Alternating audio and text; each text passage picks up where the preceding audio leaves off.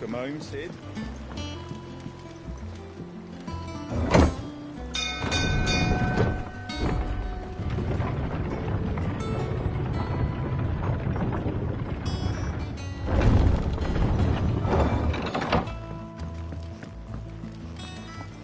What became of Kupka? Why haven't we heard anything?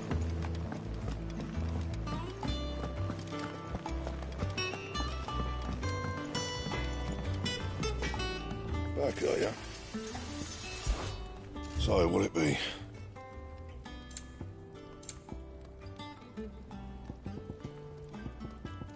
And?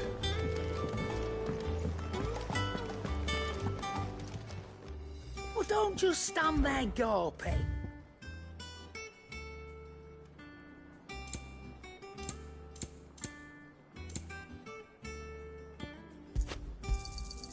You're rubbing me blind, you know.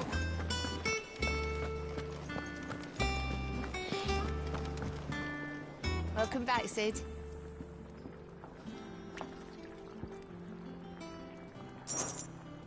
Honestly, Sid, you're too nice for your own good. Do you hear that, ladies and gents? The next round's courtesy of the realm's most benevolent outlaw.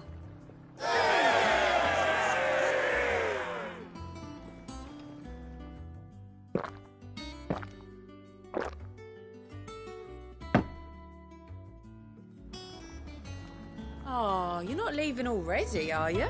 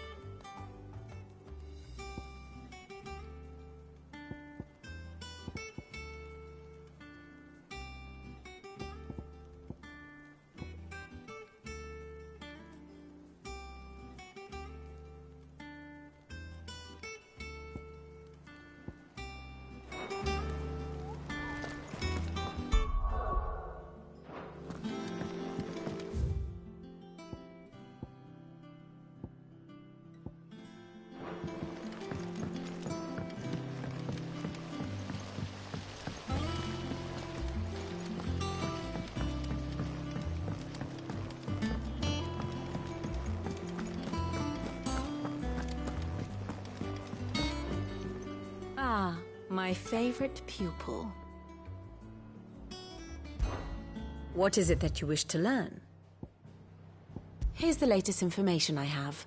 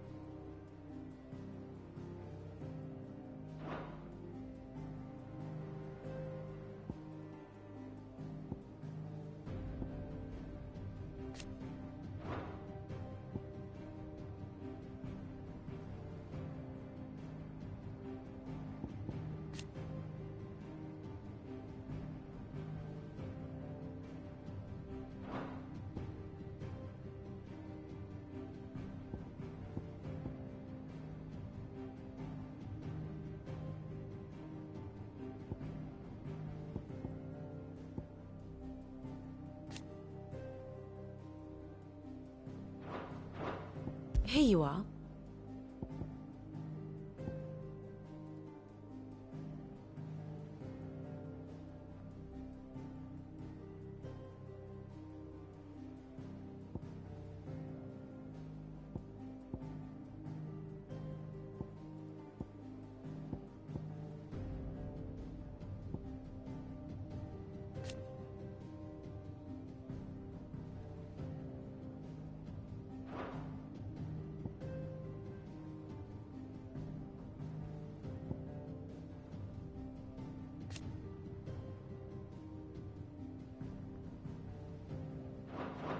Thus ends today's lesson.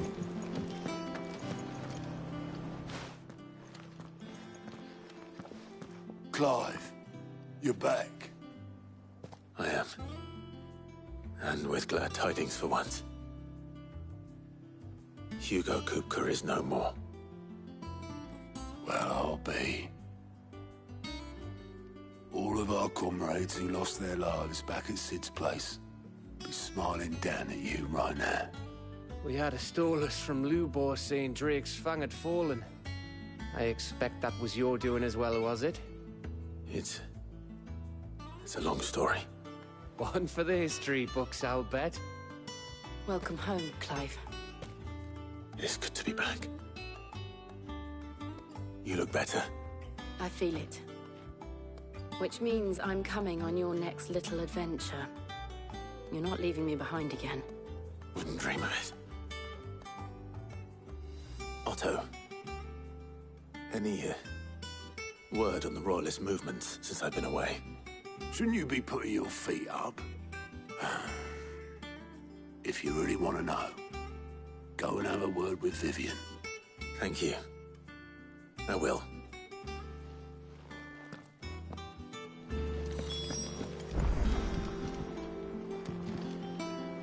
Ah, the conquering hero returns. And with hardly a scratch on him. I may have picked up one or two. Well, the fact that you came straight to me instead of visiting our resident physiker suggests that you picked up something more important. A scent. The scent of Waludas. The very same. But whatever plans Kupka was hatching with the Royalists, he took them to his grave. As did his men. Slaughtered by the orcs who'd taken over the Fang. Orcs, Vivian. I've never seen such creatures in Storm before. The Waludas must have ferried them over from Ash, but why? Why work to rescue Kupka only to invade his home, the mother crystal of an allied nation, and let both fall? It makes no sense. Do you know the tale of the blind men and the Adamantus? One can often be led astray by focusing too closely on individual details. One must instead see the bigger picture. And what bigger picture is there than my map?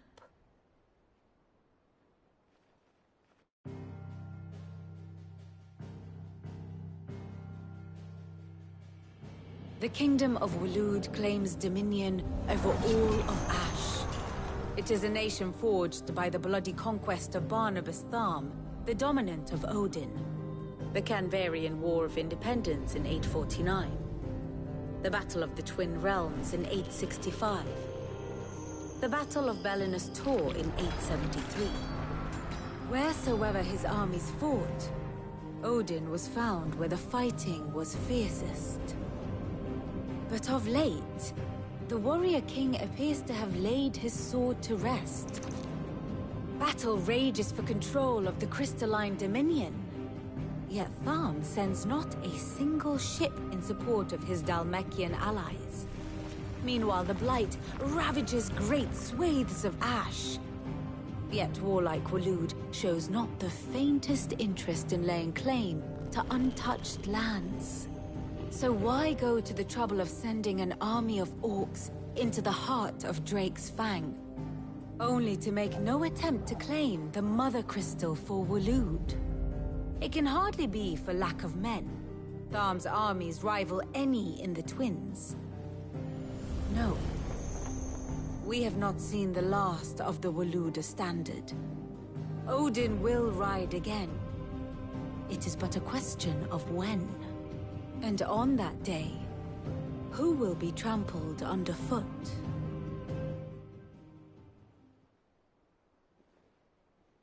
In summary, I know not to what end the Royalists betrayed Kupka. I know only that it is part of some broader scheme. A scheme tied to the ambitions of one man. King Barnabas. But there is no need to wallow in confusion. If one is to cure a sickness, one must first identify the symptoms. And your Lord Uncle has volunteered to do just that by keeping an eye on the Royalists' movements. He's really throwing himself into this. Indeed he is. Which means all that remains for us to do is await his reports. Well, not quite all in your case. The people of the Hideaway must hear the news. Justice has been done. Hugo Kupka is dead. The wounds he left that night are still raw.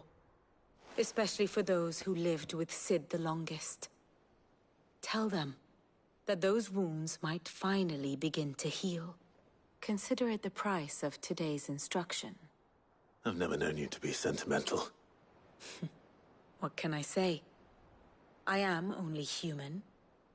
And we are, all of us, sentimental animals at heart. I suppose we are. Very well. I'll go and spread the word.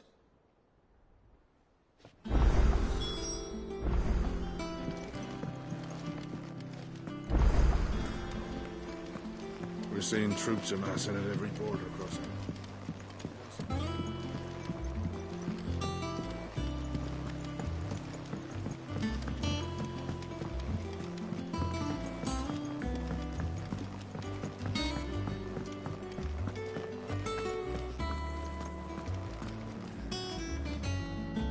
Well, someone looks pleased with himself. It's true what I'm hearing, then.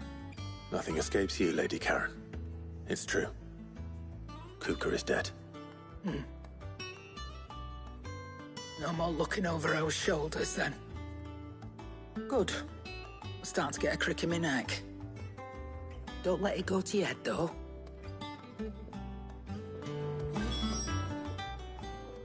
And what can I do for you?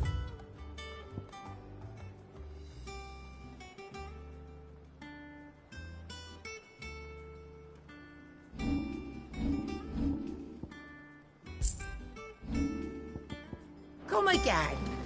Or don't. I'm not much bothered either way. Blackthorn, do you have a moment? What is it? I'm busy. I wanted to tell you that Hugo Kupka is dead.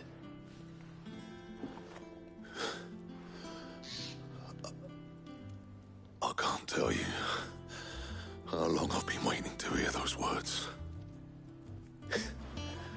This is it then. A new beginning under a new Sid. I'll try to live up to the name.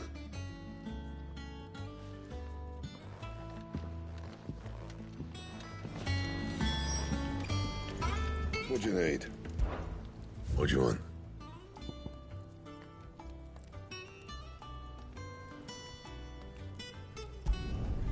Not bad, if I do say so myself. Yeah, that should do you.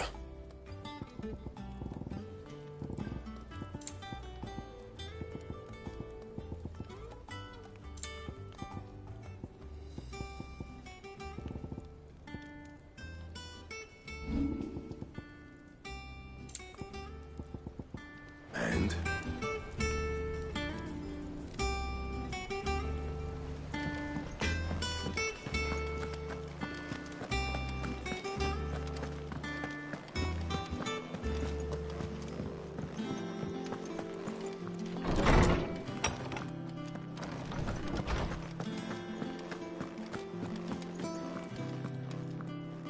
Ah, Clive. Have you come seeking the gift of knowledge? No. To share mine, actually. Hugo Kupka is dead. Oh, my. Can it really be true? Look, he's crying. He is the big baby. And with good reason, children. These are tears of joy. We must offer up a prayer to your parents that the heavens might weep with us. There shall be no lessons today, only thanksgiving and merrymaking. Go, put away your things. All right. Brilliant.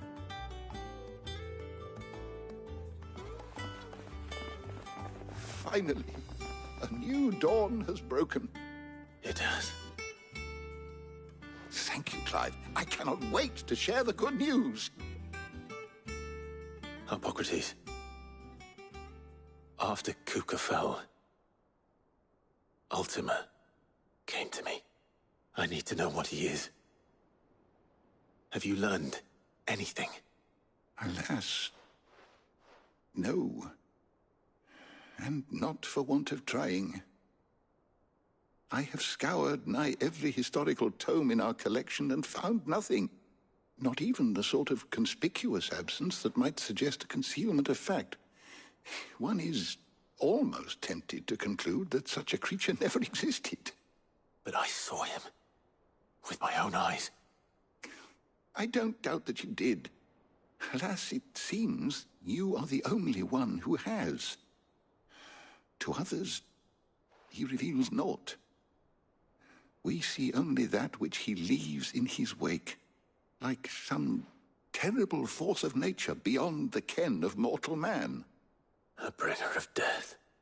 Whether the Ultima you met with was the being itself, or merely another projection of its power, I know not.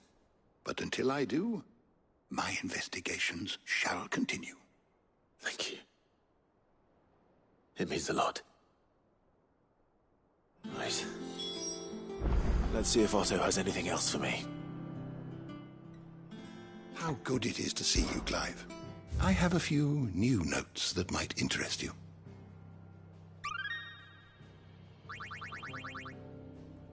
If you have a question for me, I should be happy to answer it.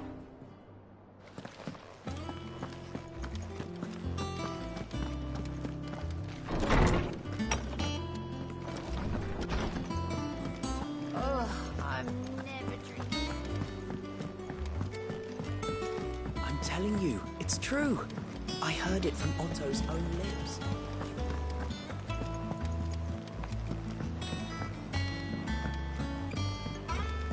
We're seeing troops amassing at every border crossing.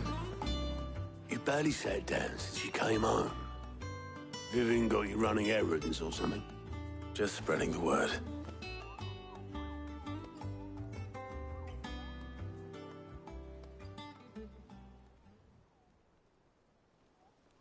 So, the Professor's got a soft side, has she? I'd never have guessed. No. She was right, though. Everyone was glad to hear the news. Ah, but you ain't told everyone. I can think of plenty of friends back at the old hideaway who'd sleep more peacefully for knowing. Not least of all Sid. You should tell him. You're right. I should. And I will. Well, when you do, be sure to take Mid with you.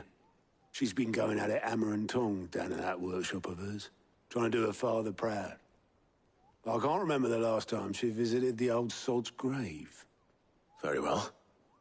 I'll suggest it.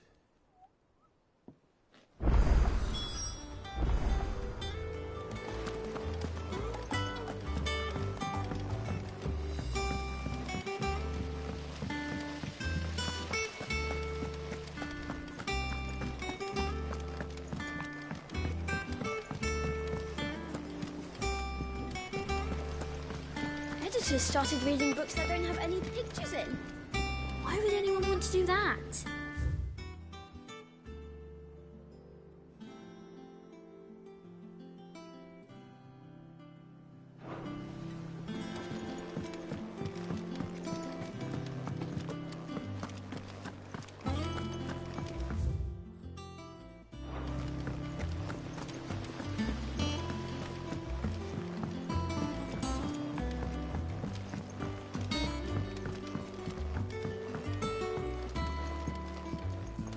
come up with something soon.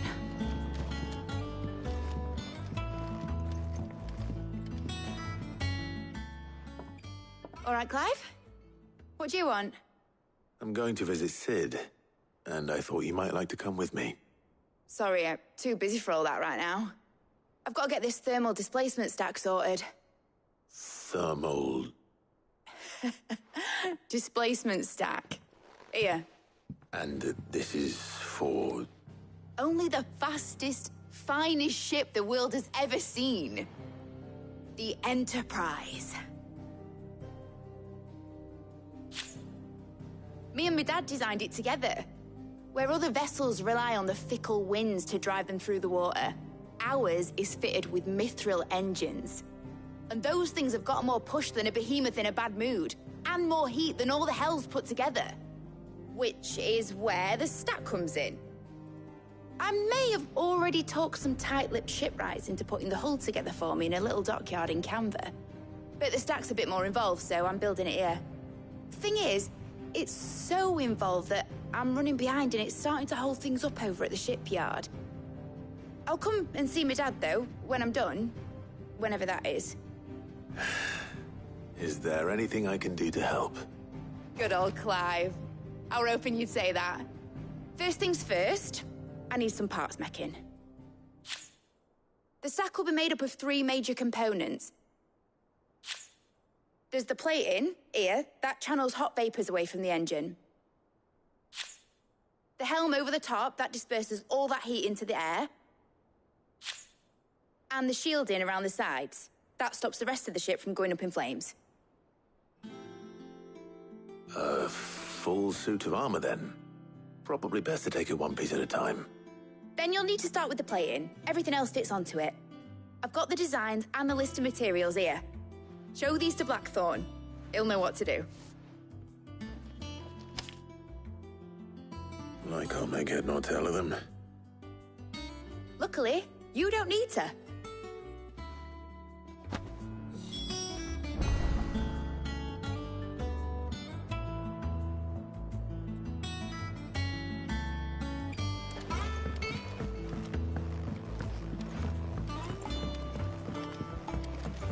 I think Mid might need some help.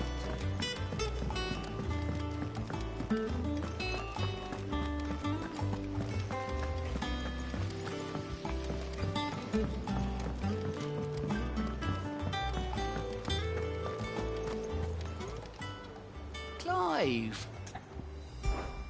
Quick look.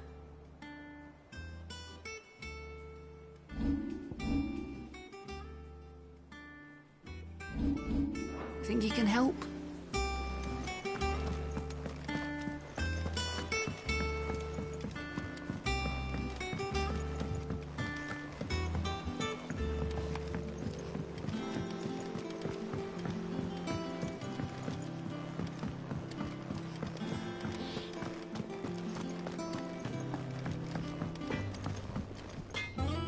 Blackthorn, can I ask a favor? Out with it. It's for Mid. This my last chance to say I'm otherwise engaged. Spare myself the arseache. Go on then. What is it this time? She said you would know. Here.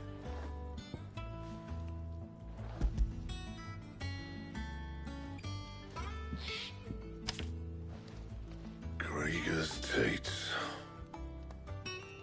Well, I don't know what the hell you'd want this for, but I can make it. Won't be easy, though. And I'll need help. Get Gabonotto in here, will you? All right.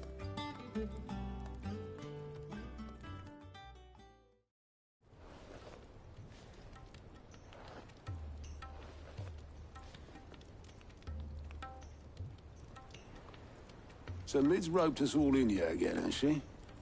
Typical. Still, if that's what it takes to get her to visit Sid's grave, I'll do what I can. And, what is it we need to do, exactly? Take a look at this. It's this plating. The usual sword grade steel won't work. We need something that can get very hot, very fast, and still keep its shape. That means an alloy. Something that won't break or buckle at the temperatures she's talking about. which is where you lot come in. I need materials, and I've got my work cut out already. You'll have to fetch them. Now, there's a special kind of sand I'm after that you can only find out in the Velcroy. Stardust, they call it. As for the rest of the stuff, my usual supply should have it in stock. It just needs buying and bringing back here. Well, we'll get it done quicker if we split up. One of us should probably give you an hand coat in the sand. And the other can go and get the rest from this supplier. Right then. Well, make your minds up who's going where, we can get this over with.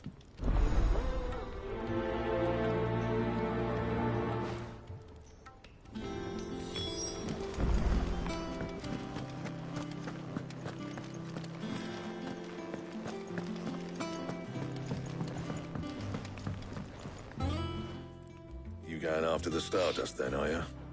Which one of these two lucky souls is going with you?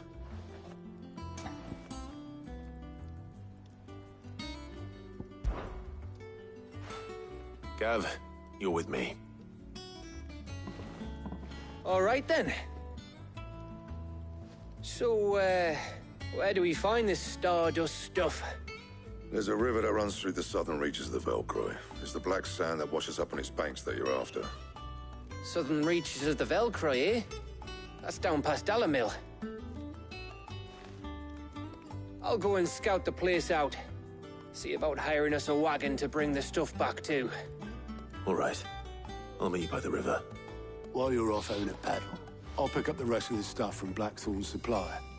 Take care. You two, eh? Don't go letting them fleece ya. Fleece me? I'd like to see him try. In your own time.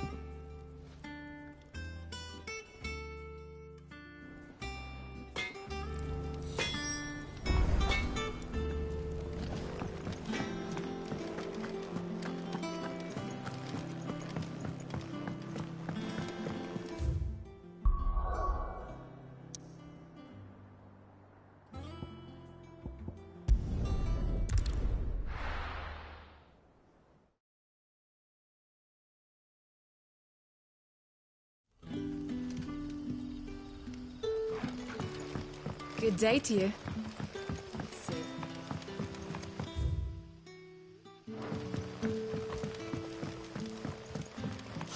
The crystals we get from the table. Are we had to dig a new cellar? Ah, Clive. Your timing is exquisite, as always. I have a concern which you may be able to assist me with. Go on. There are whisperings afoot of shadowy figures having been sighted outside the village. Rustlings in the undergrowth, suspicious noises. My people fear that they are being watched.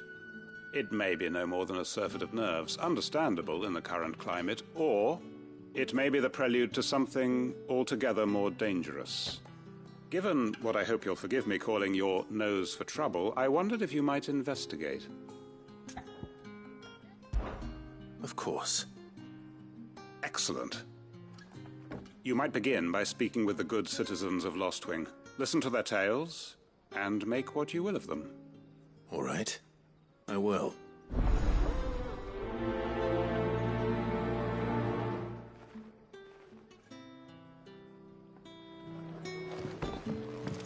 Right. Let's see what the people of the village have to say. I'd better find out if this is just nerves, or something we need to take more seriously.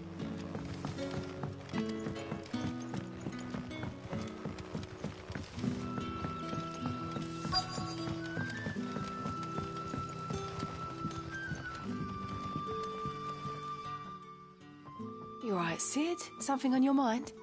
There is actually. Can I ask you something?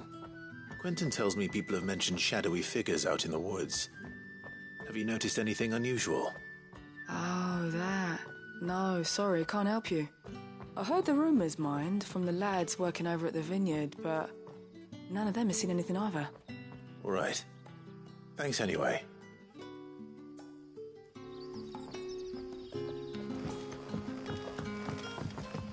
It's all but spent. The crystals we get from the tailor all but...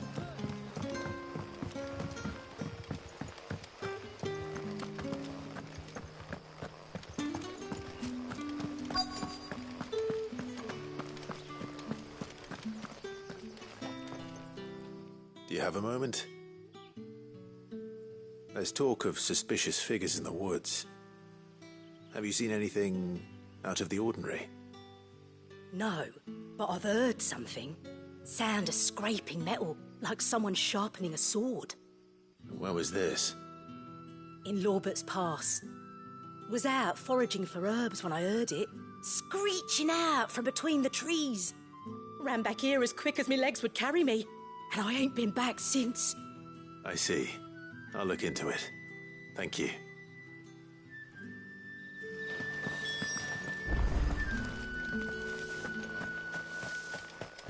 Seems Lorbert's Pass is our best bet then. What do you say, Torgal? Shall we go and investigate?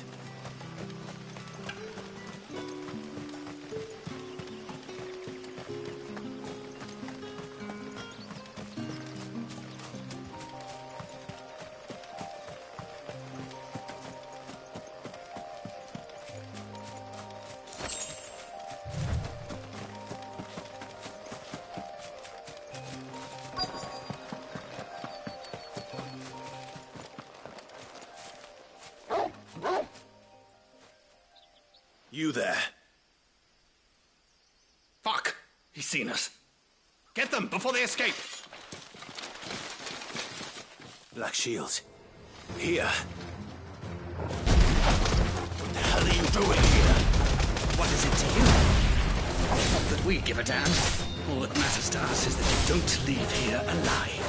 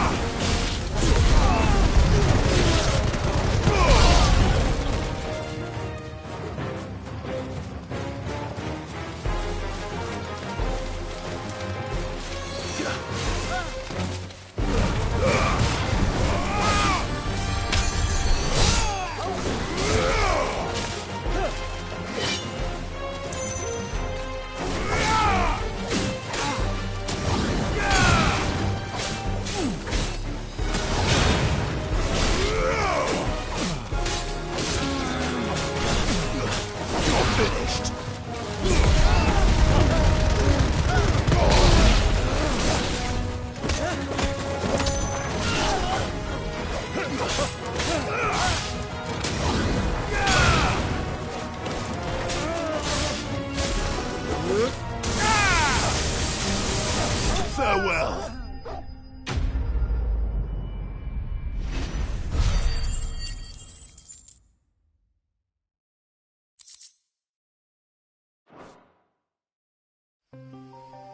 Why were they here? Are they planning an attack on Lostwing? I need to warn Quentin.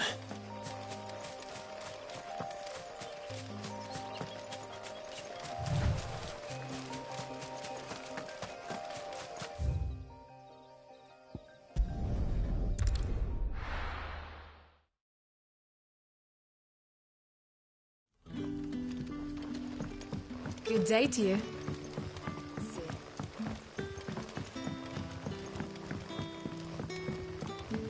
The crystals we get from it. Clive, how goes the hunt for our sinister figures? I found some black shields hiding near Lorbert's Pass. They're gone now. Black Shields. The Empress's former bloodhounds. Though they serve another master now. One who means to root out and destroy both me and those I care for. And it would appear the pack has finally caught the scent of its prey. Damn it all. I had hoped I would have more time than this. More time to prepare. But if we are cornered, we have no choice but to bite back. And bite back we shall. I'm sorry. You're going to need to explain. Who did the Black Shield serve now? And why would that person want you dead? Because I want him dead. Who? The former Lord Chief Justice of Sanbreque. All that I have built here is for him. I don't understand. Why him? Why Lostwing? I suppose it is better that you know the truth. I was a member of the judiciary once. So sickened was I by the injustice of this world, I swore to fight it. And fight it I did, in my own small way. I saw more than a few corrupt officials condemned to the very cells into which they had thrown blameless innocents. Men to whom the law was but a scourge to turn against the powerless. And throughout, it was the Lord Chief Justice who backed me, who was my one true ally in the quest to see justice done. So what changed? I discovered that he hunted bearers for sport. I was a fool to think he shared my hatred of venality and vice. His support for me was no more than a facade, a means of ridding himself of his rivals, a mask to hide the rot beneath. I filed suit against him immediately. His response, however, was rather more visceral. He had my entire family slaughtered, and he faced no punishment whatsoever. I lost everything. My loved ones, my livelihood, my position, the faith I had once held that any modicum of justice might be achieved through the courts. So I set about enacting my own. I tracked down every soul who served him, and slit their throats myself. But the man himself proved an altogether more difficult target. With money and power come protection. And so I saw that I would need an army of my own. I came here to Lostwing and began recruiting like-minded individuals. And everyone here knows this is why you do what you do. Of course. They too have lost loved ones to the bearer hunts. Seen faultless friends sent to the gallows to spare the guilty. All under the watchful eye of the Lord Chief Justice. Our wounds are the same. And our cause is the same. We are comrades. And our revenge is already in motion. We know where he hides, how numerous and well-trained his guard. What we did not know until now, however, was that his plans may already be in motion too. Quentin. Our time is short. He may move against us at any moment, unless we move against him first.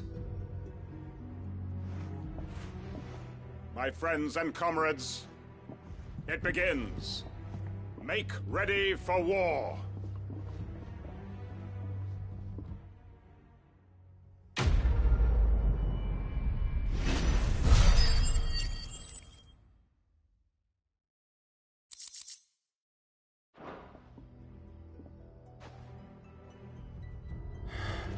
I'm not going to change his mind.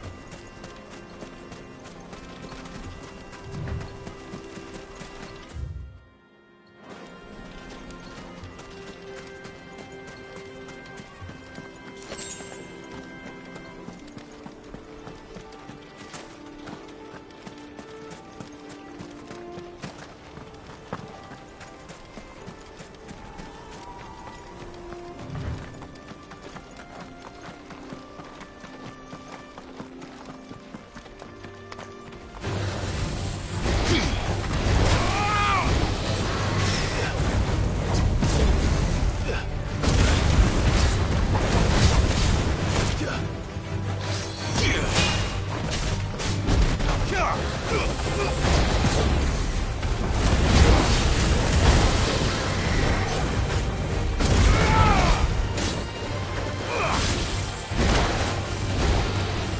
slow. Nice try.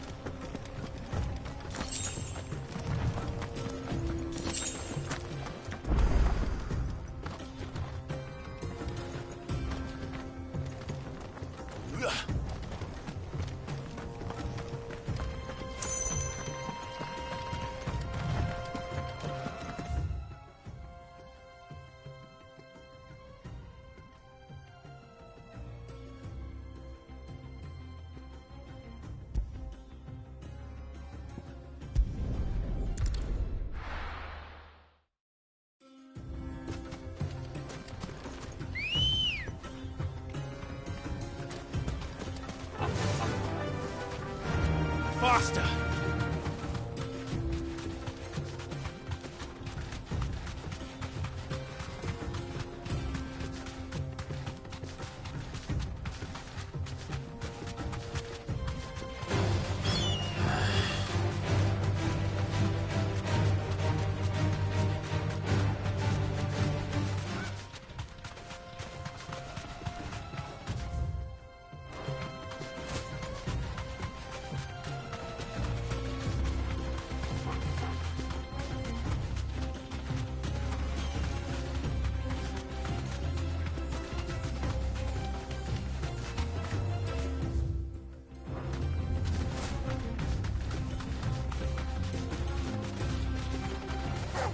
Time to fight.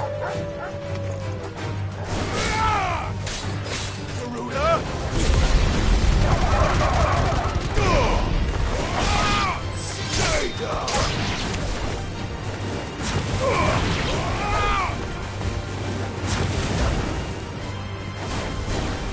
Farewell!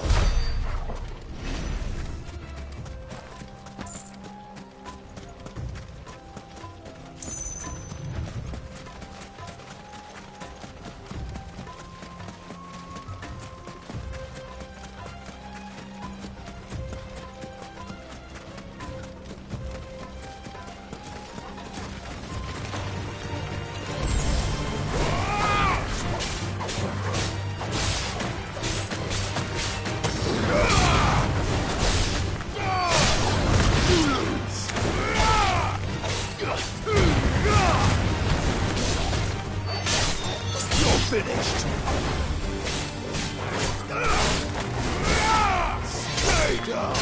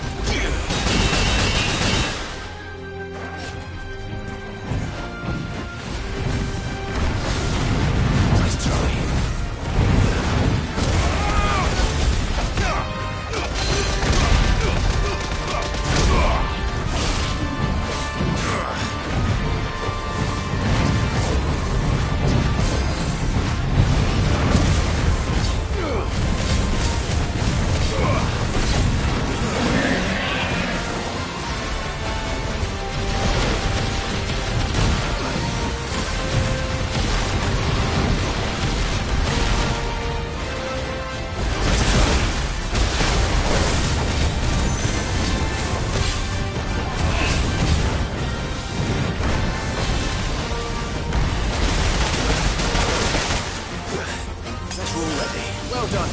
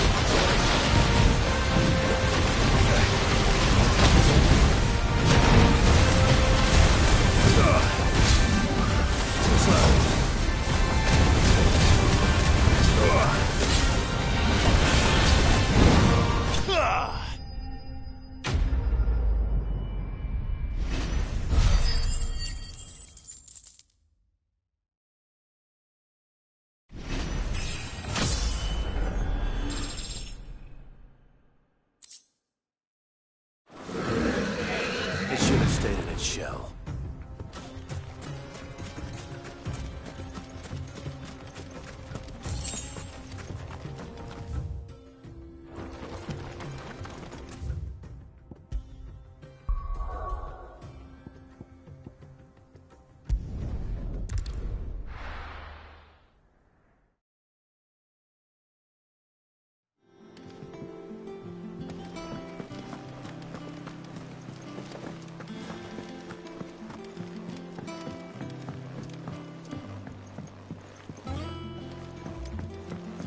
Troops amassing at every door.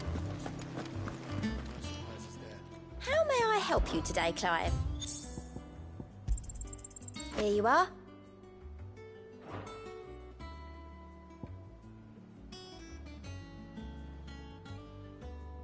Best of luck out there, Sid.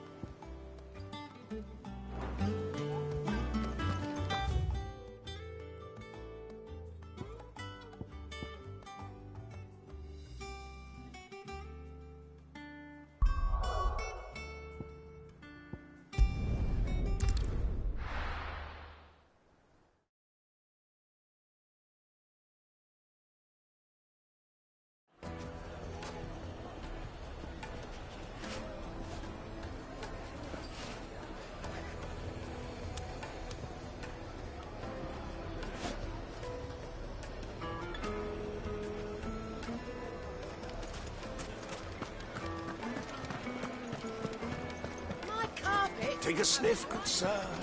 Rejoice. Gone, just like that. And without so much as a by your leave.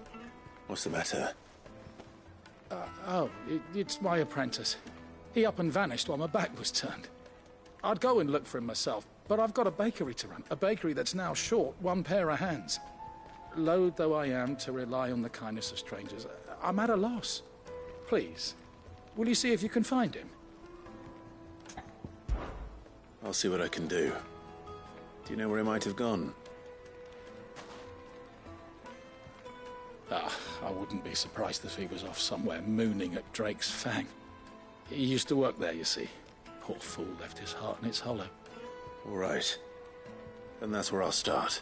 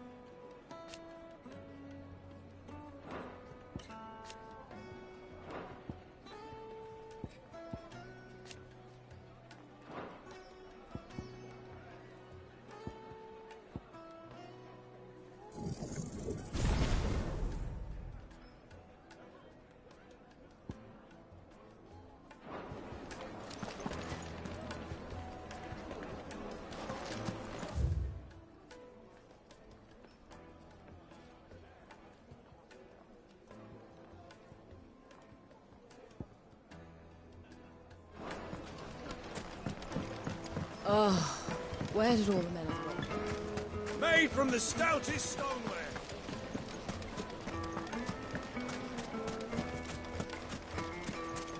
No, I'm telling you, it's gone.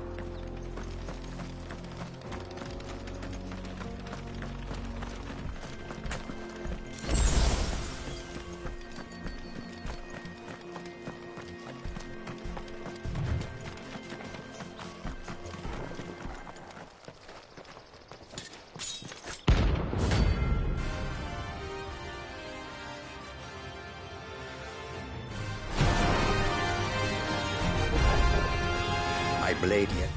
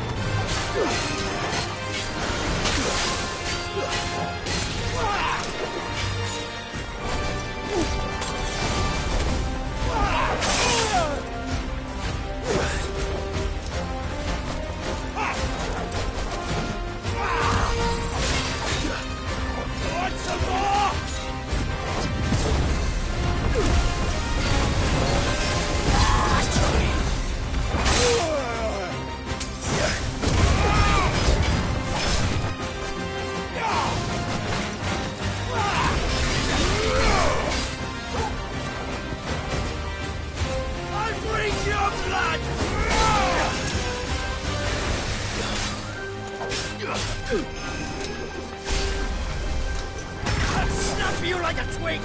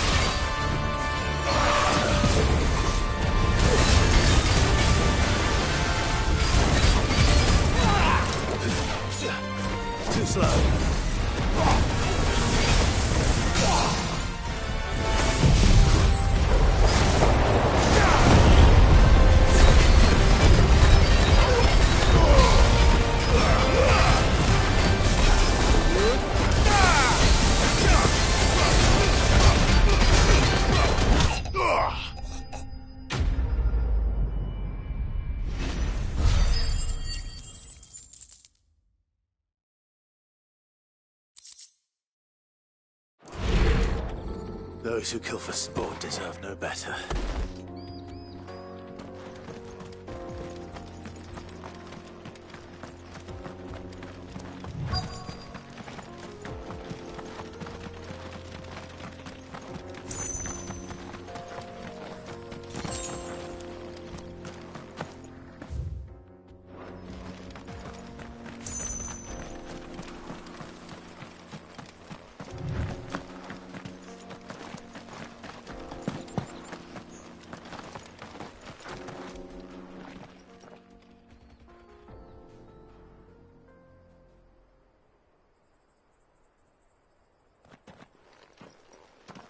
Excuse me. What do you want? The baker sent me to find you. I am a sorry, selfish sod, aren't I? Certainly not a baker. Master must have ruled the day he took me in. Time was the sight of the Fang used to calm my nerves. But now look at her. I take it you missed the Mother Crystal. I hated her, but she was all I knew. Worked her mines for years. And when she shattered, part of me shattered with her. I had to trade my pickaxe for a rolling pin, but I'm no good at baking. Every loaf I touch collapses. My bread's as hollow as I am. She was the only thing that could fill the hole inside me. Oh, I loved her, damn it. But now she's gone. She's never coming back. What am I supposed to do? I ask her. How does a shell of a man learn to live again?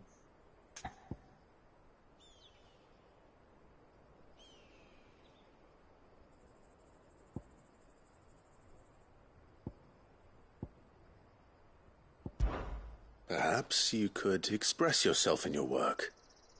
If you miss the Fang, maybe you could recapture it somehow. Recapture it? I'm a baker, not a... You know, you might just be right. What a fool I've been! I have to get back to the bakery right away. Thank you. Thank you, my friend. You've opened my eyes. Wait.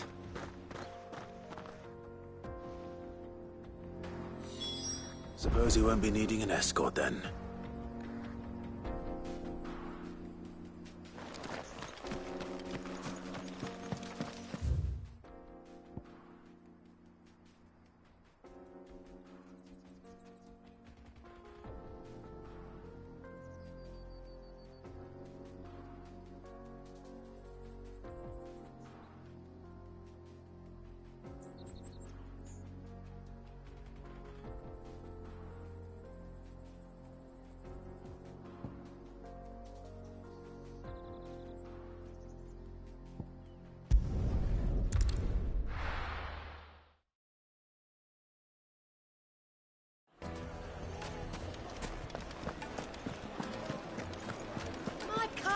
The most fragrant herbs and spices from...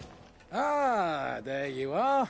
The man who lit a fire under my wayward apprentice.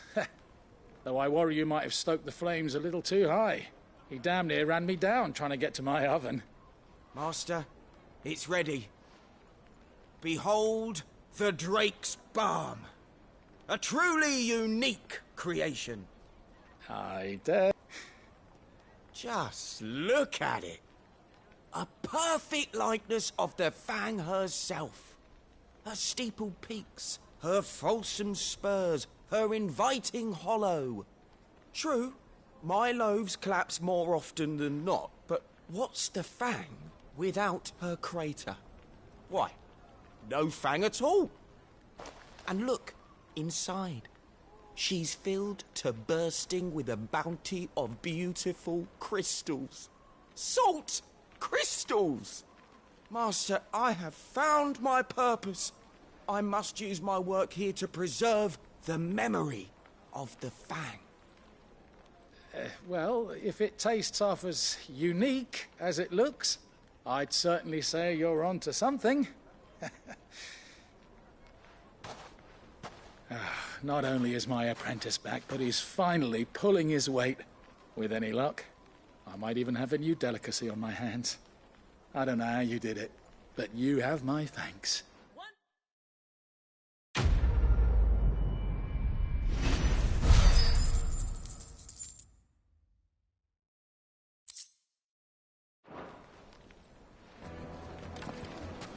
Now, I know you're king, but do you have to use the good salt? Oh, where did all the men of the rock go? Plates and pots!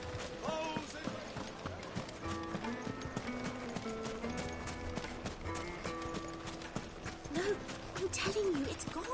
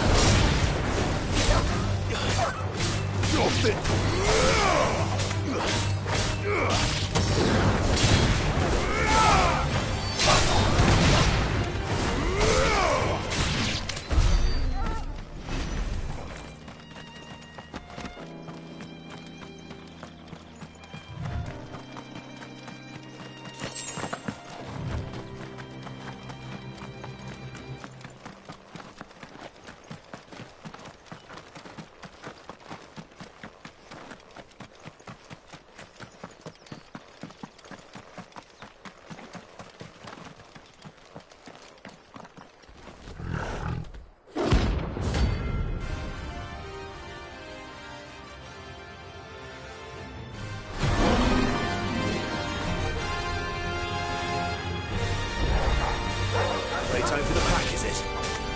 Let me introduce you to mine.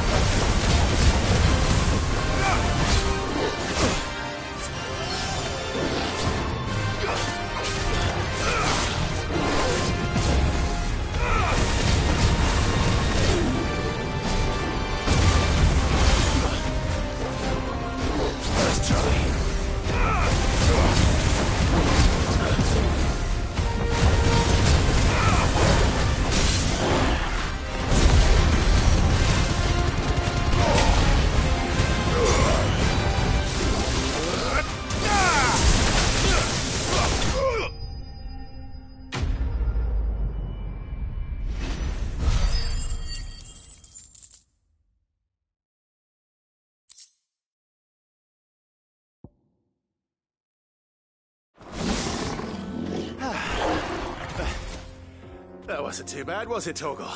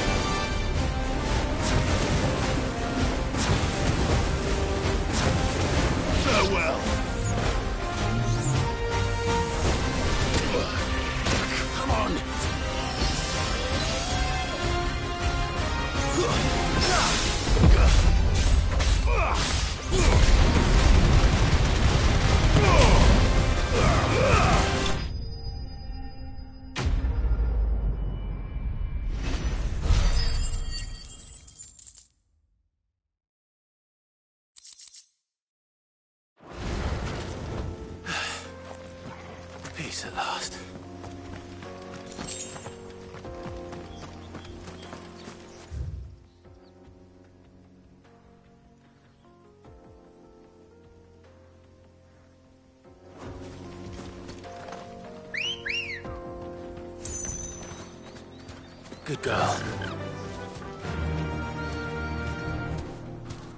Run like the wind.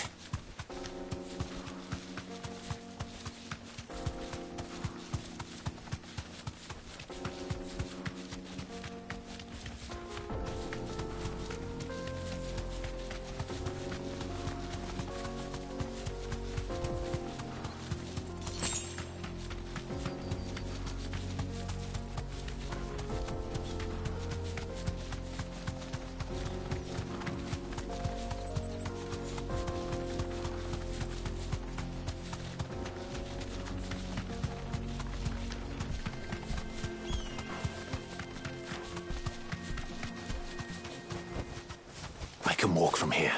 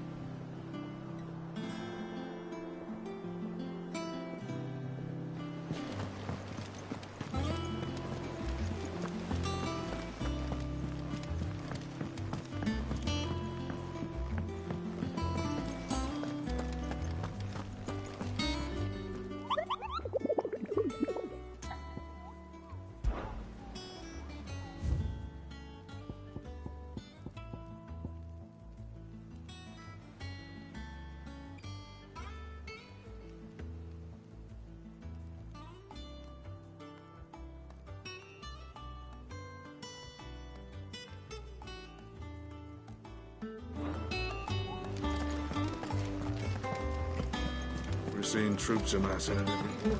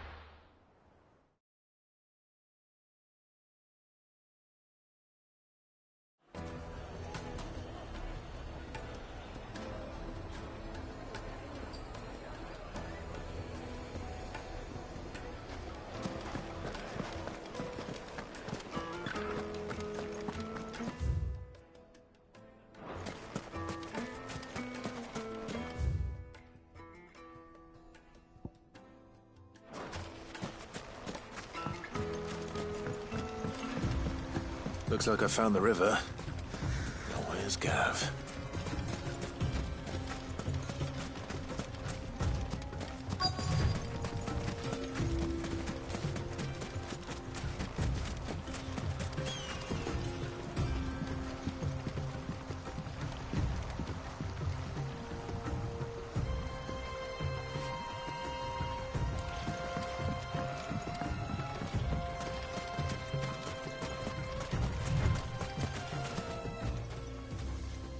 Sorry to keep you, Gav. Better late than never. I've had a quick scout about, and I reckon round here's our best bet if we want to grab as much of this Stardust stuff as we can. Don't know what Blackthorn's planning to do with it, though. I asked over in Dalamil, and they seem to think it was worthless. But if Stardust is what Blackthorn wants, Stardust is what he'll get. There's plenty of this stuff lying about, just begging to be bagged. Then let's get bagging, shall we? We shall. Race ya.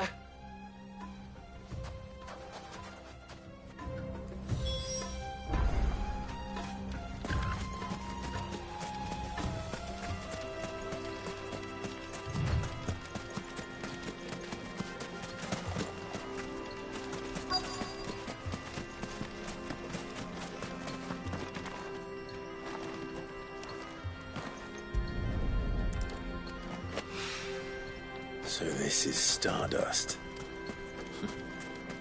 It just looks like black sand to me.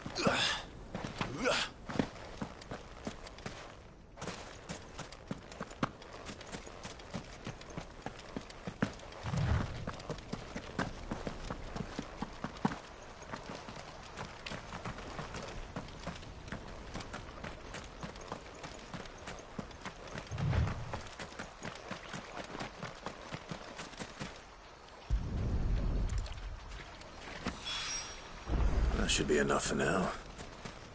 Let's see how Gav's getting on.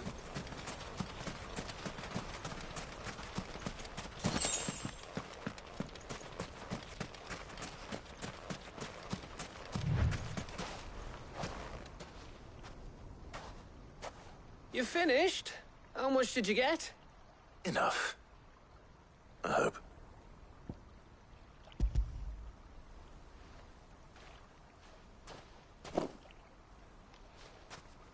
Oh, you win. That might even be enough for old Blackthorn. Hey, before we go, do you mind if we have a chat?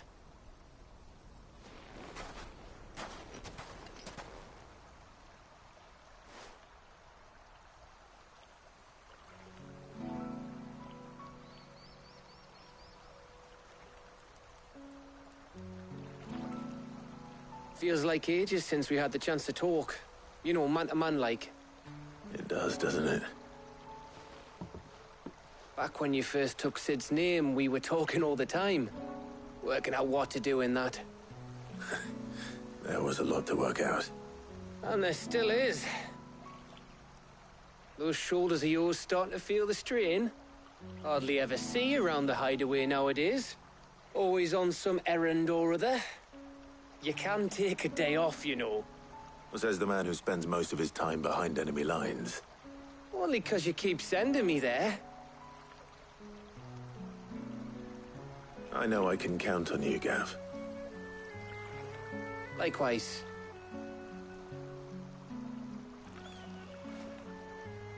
So you keep sending me wherever you need to, and I'll keep going. Safe in the knowledge that I have a home to come back to. Thanks to you.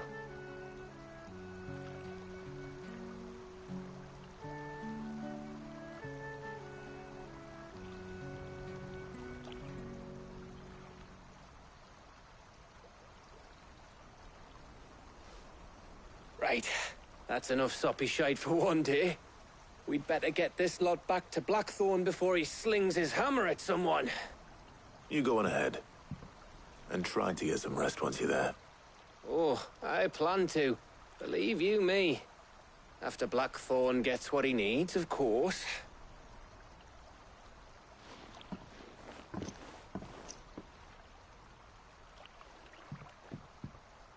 Right. Ready to go home, boy?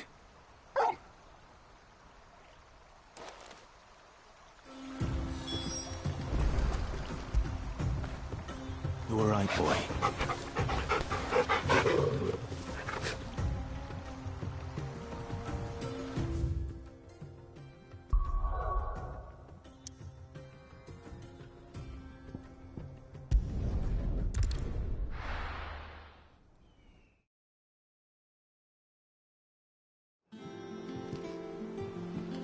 Let's hope this is all Blackthorn needs.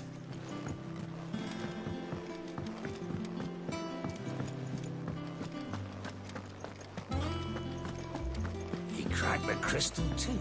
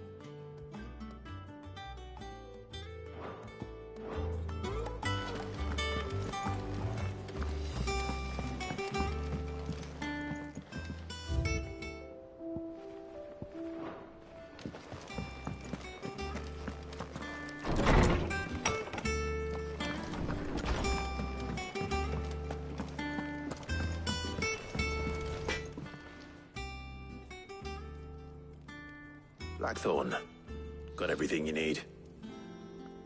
Yeah. Yeah, I do. Cheers for the Stardust. Should be enough to be getting on with. We should go out on maneuvers together more often. You know, it beats sneaking around on your Todd all the time. I'll make a start on putting this thermal plating together then. It will take some time, mind. So if you've got other things to be getting on with, I could do without you breathing down my neck. Thank you, Blackthorn. I'll let Mid know construction's underway.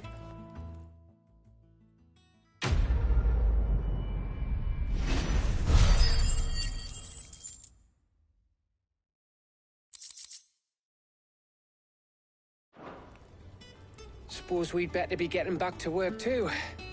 Give us a shout if you need anything.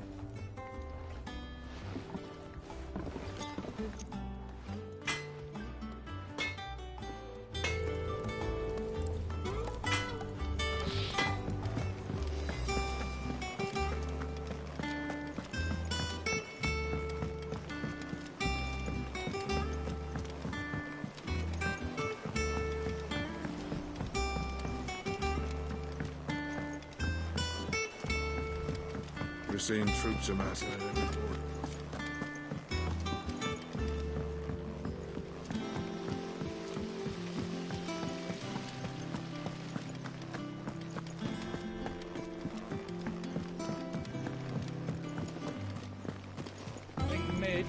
some help.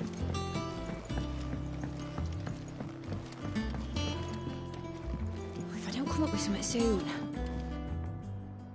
You'll be pleased to hear that Blackthorn's started work on the plating. Excellent. 1 down, 2 to go. So, what's next? The helm, of course. For this, we'll be repurposing fallen scrap. Salvage from the ruins? I thought that material was all but impossible to work. Ah, but we don't have to. I'm sorry? Just so happens there's one particular ruin that's broken into exactly the right shape and size pieces for what we need. What's the name back there? I'll give you all details. What's her name? Right.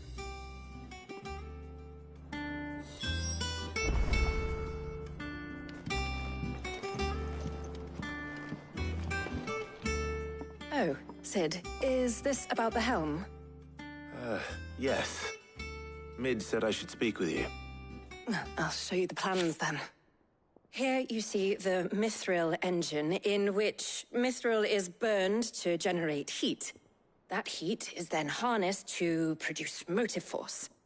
Excess heat is dealt with by means of the thermal displacement stack, which disperses it into the surrounding air. Now, were we to rely on thermal plating alone to achieve this effect, the rate of excess heat buildup would far exceed the displacement coefficient of the plating. In other words, the reactor would overheat and eventually explode. This is where the helm comes in. It connects to the plating, you see, and serves as a sort of thermal sink to absorb all that excess energy. Our experiments have shown that fallen ceramics are remarkably thermophilic. They can withstand and absorb levels of heat far above anything we are able to make today. And not only that, they're also waterproof and immune to rust, making them the perfect material for our protective hood. Why, if sea or rainwater were to enter the reactor proper, it would vaporize instantly. The forces produced would tear the ship from stern to... You can stop there. I understand. Mid said we might be able to use parts of a fallen ruin. Where would I find it? Ah, yes. It's in Lorbert's Pass, near Lostwing. The thing is, well, I probably should have arranged to have the pieces we need brought here sooner. You see, a certain unwanted visitor has taken up residence there. It's no longer a matter of just walking in and taking them. It's, going to be considerably more dangerous than that. I see. Then I suppose I'd better deal with this unwanted visitor for you. Would that help? Oh, very much. Thank you, Sid. I'll gather my team and head there right away. We'll meet you outside the ruins.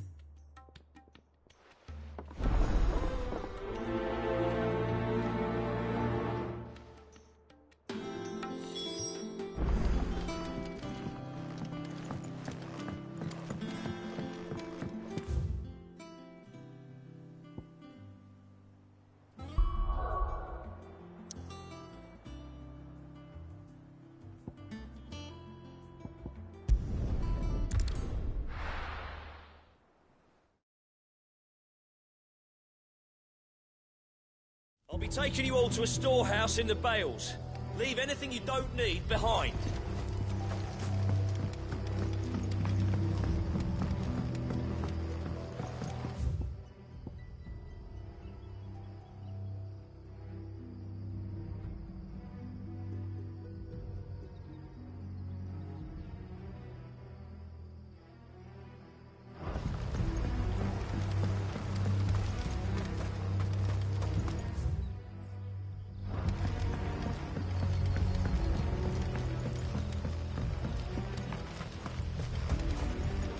If you're ready, we leave at once.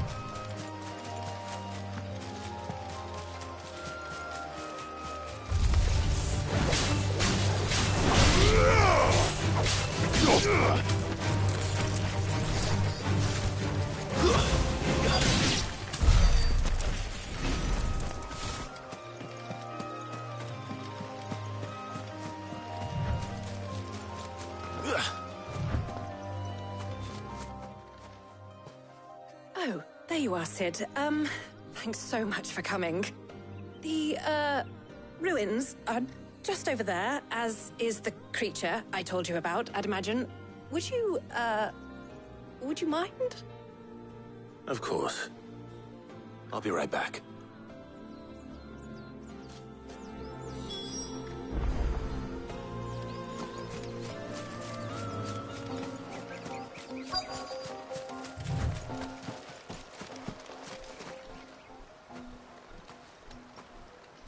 Anybody home?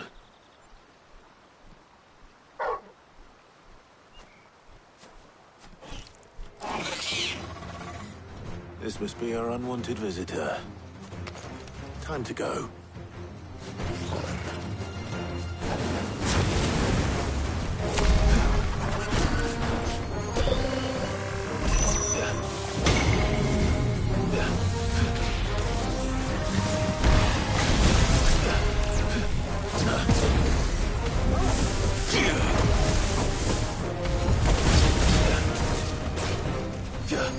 Too slow.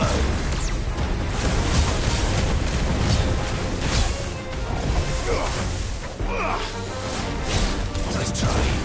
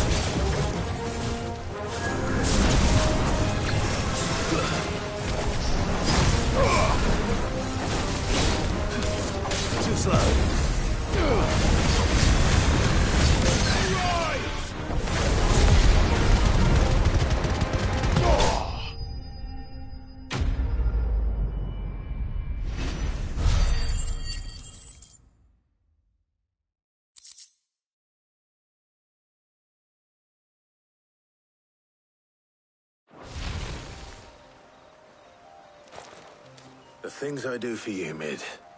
Sid! Oh, thank goodness you're safe. You shouldn't have any trouble now. Indeed. Well, don't let us keep you. We'll, see that everything is transported safely back to the hideaway. All right. I'll let Mid know you're on your way.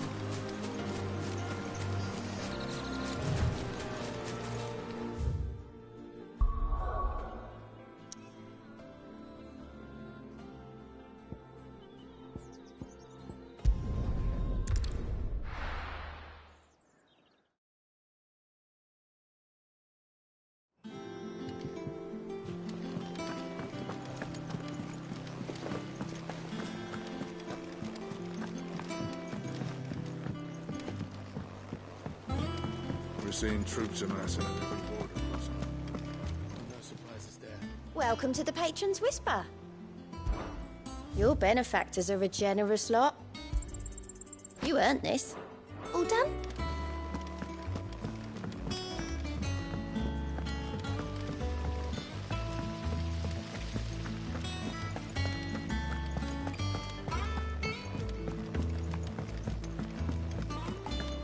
I think Mid might need some help. If I don't come up with something soon. Mid. Helena has recovered the material for the helm. She'll be along shortly. Excellent. Another job well done. And just one remaining. Right. Right, the shielding. This one's a bit of a bugger. How so? The plating's enough to stop the engines going pop, but those things will still be spitting out enough fire to set the rest of the ship ablaze. Which is why you need proper shielding. A prism for the dragon's breath that's blazing away inside. I thought a triple thick layer of tempered steel might do it. Or more of the stuff that the Fallen use, but they'd both be too heavy. The helm and the plating are bulky enough as it is. Add any more weight and the whole ship would be at the bottom of the briny before we'd even started. I need something light.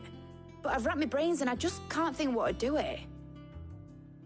Well, if I were in need of obscure knowledge, I know whose counsel I would seek. Harpocrates. Tomes?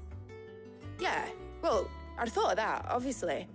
I've got all the details written down here. Can you take this to him, see what he makes of it? Right away.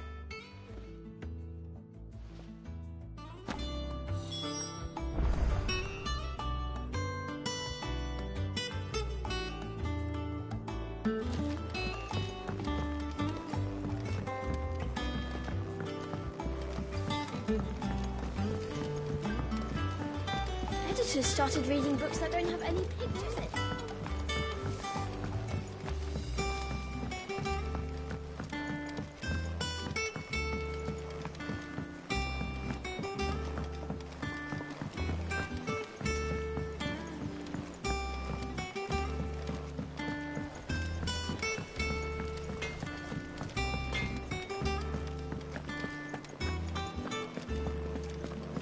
Thanks to Sid, the man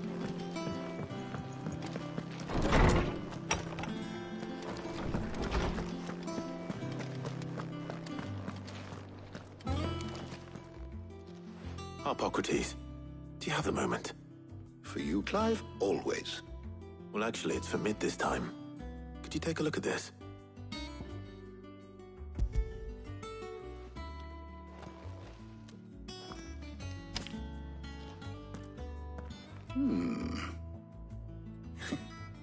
Shielding for a mithril engine? Whatever will that girl think of next? And what are these notes around the edges? She has some specific requirements for the materials. The shielding needs to be able to resist extreme heat on the inside, and yet remain cool enough on the outside not to set the ship alight, while also being light enough not to sink it. As you can imagine, she's struggling to find anything that meets her needs. I see. I wondered if you might know of a solution, or if you might be able to search the records for one. Perhaps it is not a different material she requires, but a different approach. What do you mean? Consider the lake we have made our home. Its blighted waters eat away far more quickly than fresh water or even brine, at timber and steel alike. And yet, we have made a home here from those very materials nonetheless. We have. But Bardolph must varnish every board twice over to keep it from rotting. And Obelisk complains that without a constant supply of pitch. I see. Early Gregorian histories speak of a preparation known as moondew. It is said to be able to resist even the most ferocious flames. Before the dragoons tamed the worms and wyverns of the realm, nobles would daub their castle walls with it in order to guard against dragon fire. So if we could recreate it... It might be applied to some material or other in order to provide the protection it requires. As to how best to apply it and to what material, perhaps Bardolph and Obolus might be of assistance. I shall speak to them and see what wisdom they might have to offer. If you would be so kind as to procure the necessary ingredients, I shall discuss the specifics of how it might be most effectively put to use with our two friends. The knowledge of the past may yet prove useful to we of the modern era. Thank you, Hippocrates. And since you're asking others to help you, perhaps I should too.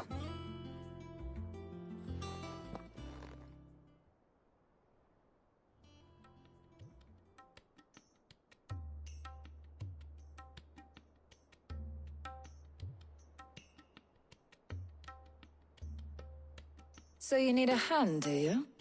We do. I'll be heading to market for the ingredients we need. I could do with some help. And some company, too. The other can assist me in researching how best to prepare the shielding itself. Can we count on your aid? Always. Well, if Jill's game. Thank you. I am sure either of these fine young minds would prove indispensable in my research. I leave the decision as to who will go with whom in your capable hands, Clive.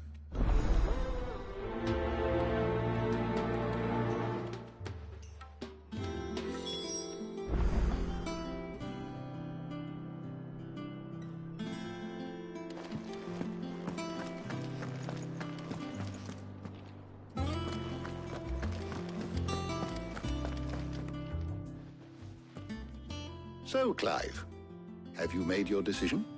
Who will accompany you on your little excursion?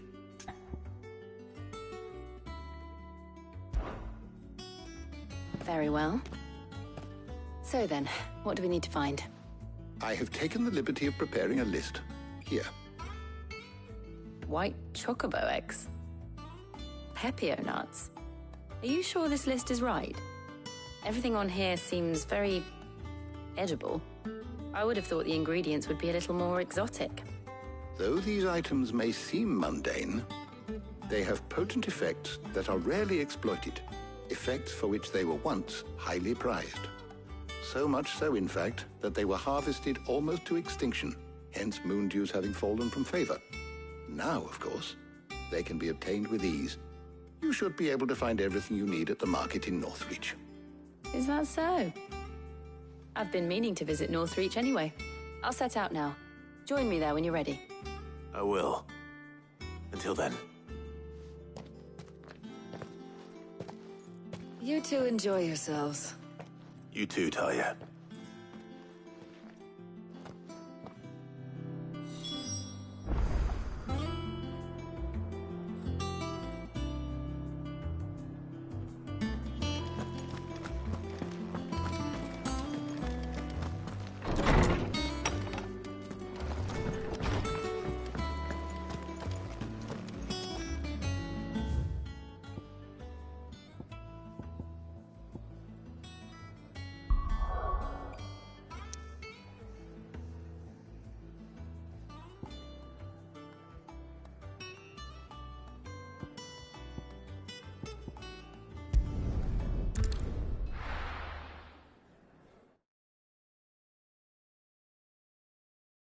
Now, where's Jill?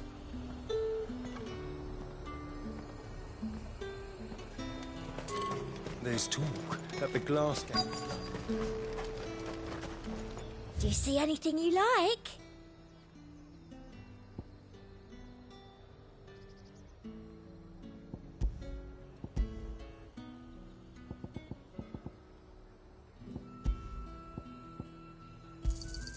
I do like a customer who knows what he wants. Keep them pilchards nice and chilled. I won't have use. Are those Pepio nuts? How goes the hunt for ingredients? I've only just started. I'm sure everything we need is somewhere amongst all these stalls, though. Why don't we split up and see? We'll take a couple of ingredients each. All right. What am I looking for? How about you look for the Pepio nuts and some garlic? I'll find the other things we need. We can meet by the gate when we're finished.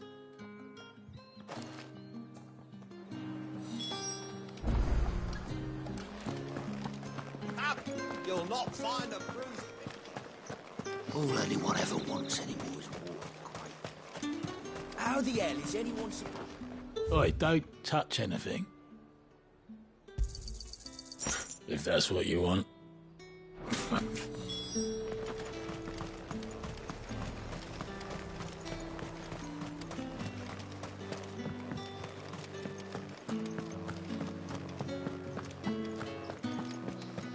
Fresh cuts! Come and get them before... What can I interest you in today? I trust it's all here. You're always welcome here in Lockspring. Let's see how Jill's getting on.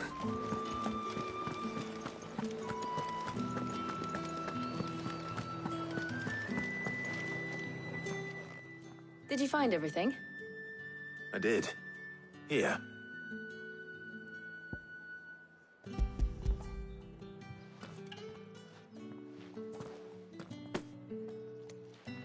Garlic and pepio nuts. Perfect. Now all that remains is for Harpocrates to somehow turn all this into what Mid needs to keep her engine cool.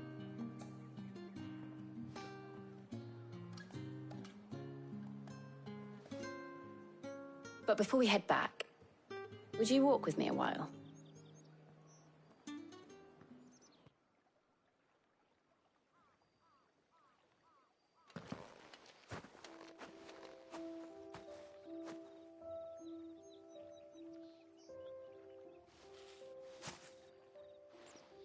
Thank you for asking me to help you today. It makes a nice change. It does. It's good to get away from all the battle and bloodshed for once. Just being here reminds me of when we were children. Do you remember? Walking down Market Street in Rosalith, taking in the sights and smells.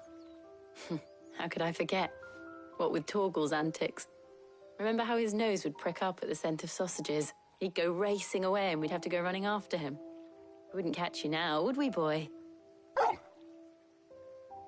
Was there anything you wanted to buy for yourself while we're here? There was, yes. Well, sort of.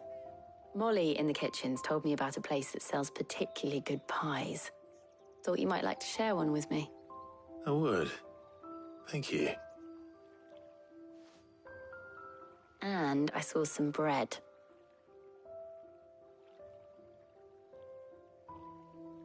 Big white cobs like the baker back in Rosalith used to make. What do you think?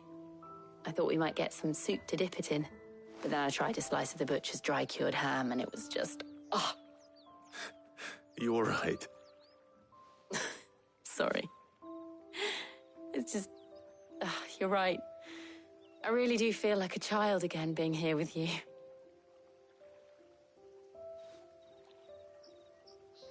Clive. Is it wrong of me to enjoy this? No, Jill. This is how life should be. And it's how our lives will be when our work is finally done. When we can live on our own terms. I hope so. Thank you, Clive.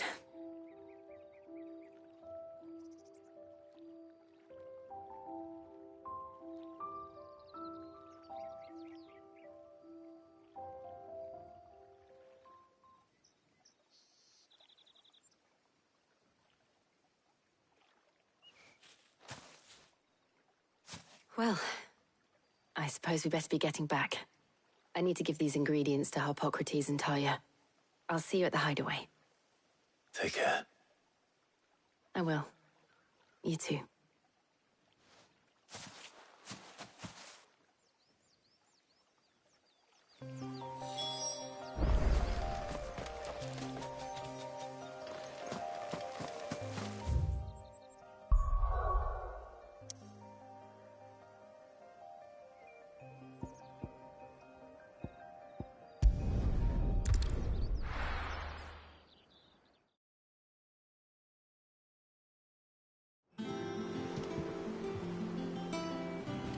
I wonder how Harpocrates is getting on with the moon dew.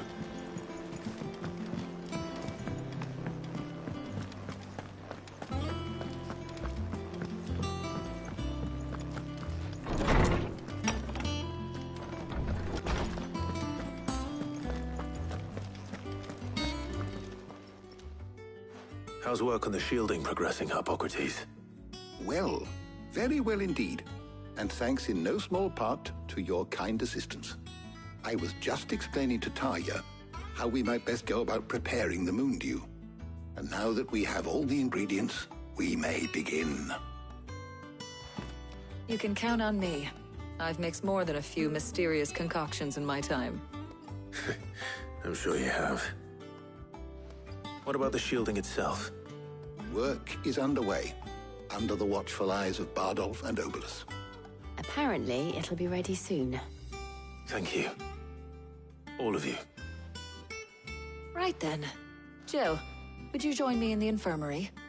Many hands make light work and all that. Of course.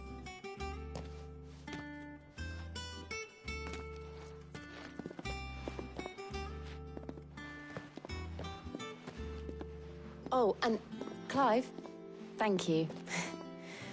It was nice just being with you.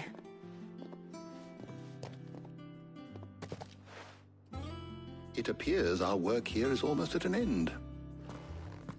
A shame. I was enjoying playing the man of action for once. When both the shielding and the moon dew are ready, it will merely be a matter of applying the one to the other. Followed by a rigorous process of testing and retesting, of course. Perhaps someone ought to warn young Mid of that.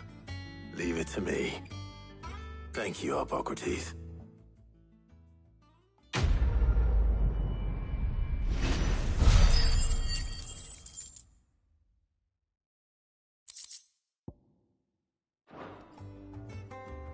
Well, I'd better go and give Mid the good news then.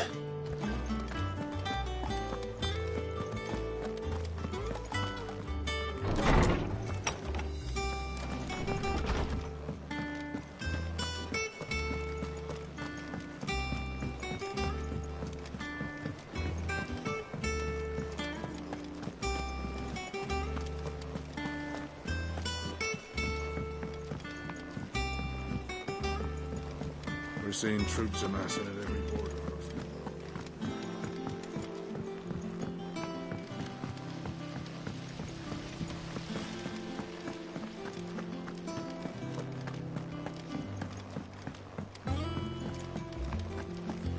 I think Mid might need some help.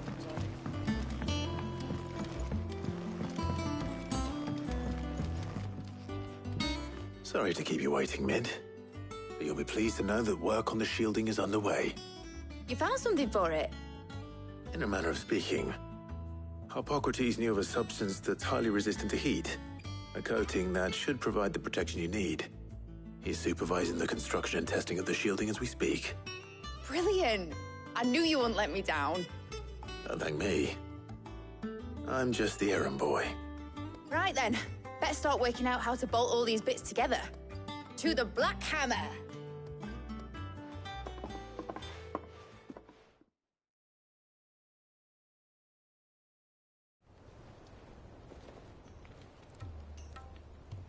You know, when I got into the smithing game, I thought I'd be making swords and shields, not thermal bleeding didgeridoo-dahs.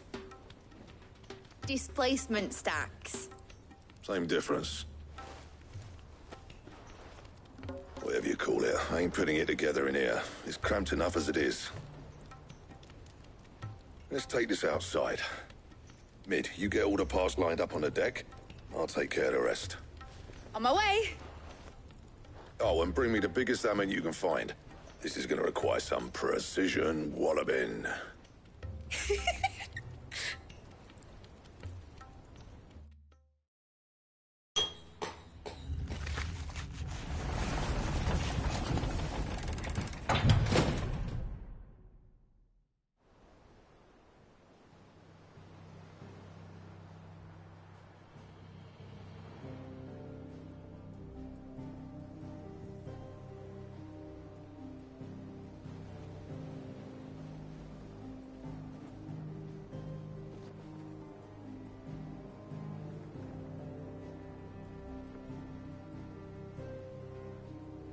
It's finished! It's finally finished! Thank fuck for that. I'll be feeling my hammer arm for weeks. Thank you, Clive, Blackthorn, everyone. That's 1 down and just 3 more to go. I'm sorry. Oh, didn't I tell you? The Enterprise has 4 mithril engines, and we'll be needing a displacement stack for each. You don't mean... Don't worry. Now they've got a finished one to work off, my gang in Canva can build the rest. Good luck to them, I say. Right, I'm off to get a sling for this elbow. Any other work comes in, keep it to yourselves, eh?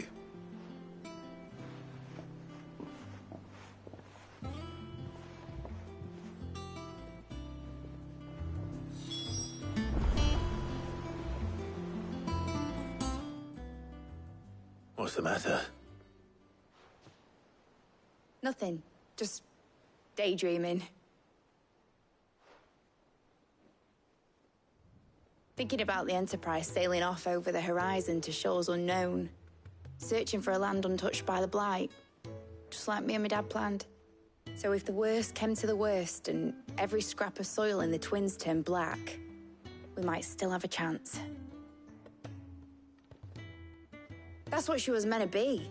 You see, one last chance just in case we needed it. But now she's so close to being finished, I've realized I don't want it to be that. I don't want it to be just a lifeboat for us to cling to if things get desperate. I want people to sail aboard her by choice, not from the lack of it. In a world where we're not just trying to survive, but where we can actually live. I'm working on that.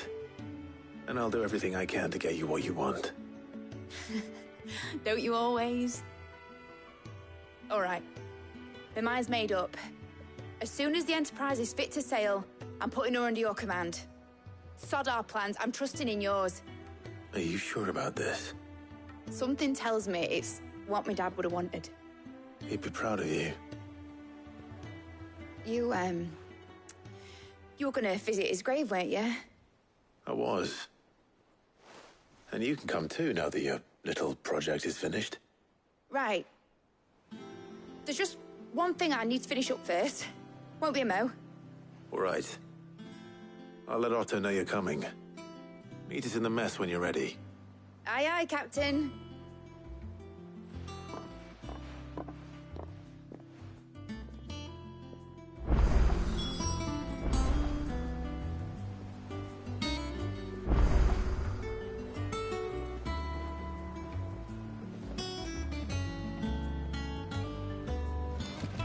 Mid told me she was building a ship.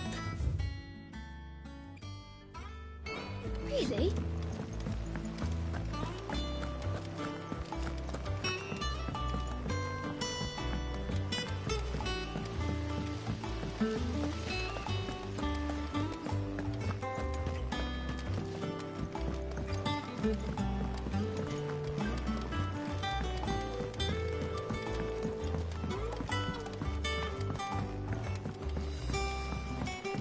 Well, that's it. Here, Sid. Reckon you might be just the man to help me out of a bit of bother, if you've a mind to. Let's hear it. Well, it's about this alembic the Chief's got me making. Lovely bit of kit it is. Bung in a solution you want splitting, and it'll separate it out, just like that. Problem is, it won't always get rid of all the impurities. And with some of the stuff we need it for, that ain't good enough. Which is why I've been looking for something to filter the liquid we'll be cooking off.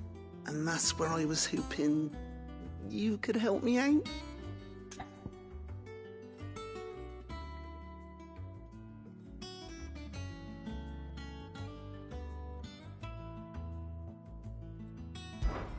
I imagine Ty could get some use out of this alembic too. Distilling medicines and the like. All right. Why not? Proper job! So what exactly do you need for this filter? Nothing but bomb ash'll do, says the Chief. Gave me a sample she'd obtained from the university stores. Couldn't believe my eyes. You pour the blackest blight water through it, and it comes out clear as a mountain stream. So, I did a bit of reading about where I might be able to get hold of some. And do you know what I found out? It's only the blimmin' bones of a bomb king. They leave them behind when they die, see? I take it that's where I come in. If you wouldn't mind. I saw a billet on the hunt board for one just the other day. Would have gone myself, but, well, fighting dirty great balls of flame isn't exactly my forte. You, on the other hand... All right. I'll see what I can do. Thank you kindly. And a good hunting, eh?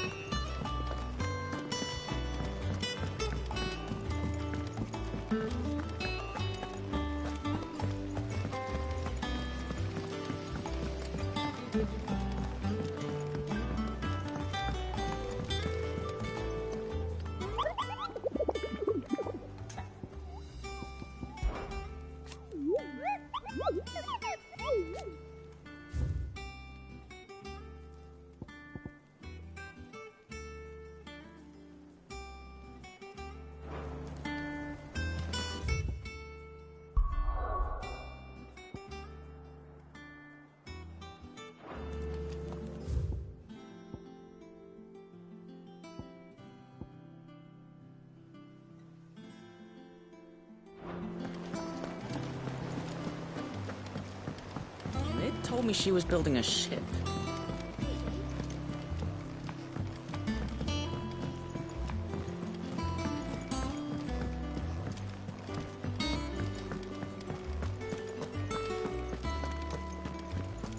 He cracked the crystal too.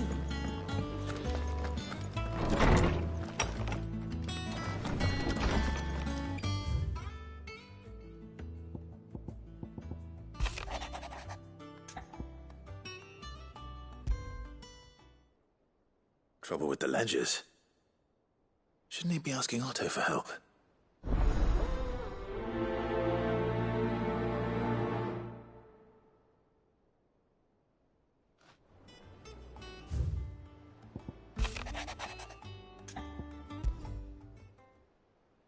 What could be wrong with Torgor? He seemed well enough when I last saw him.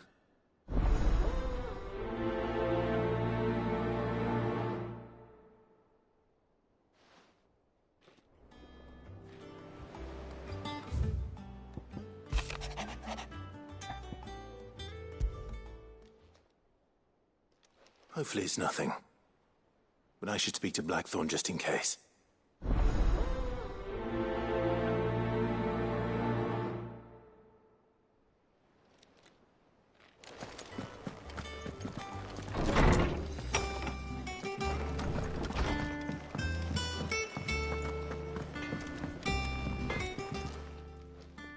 Blackthorn, do you have a moment? Not really, no. This won't take long. I just wanted to ask how you're getting on. August was worried about you, and you might still be doubting your craft, even after learning the trick of that cuirass. Is there something else weighing on your mind? Perhaps sharing your thoughts might help. That bastard's like a dog with a bone. Still, he's got a keen eye, I'll give him that. He's just, well... Karen showed me something. Something I've never seen before. And that was? A sword. An odd-looking thing with a single-edged blade. The metal itself wasn't anything to write home about, but fuck me. The edge on it. You could slice a man clean in two with a weapon like that, and he'd be halfway home before he even realised he'd been cut. So that's what's troubling you? Nah. Not troubling me exactly.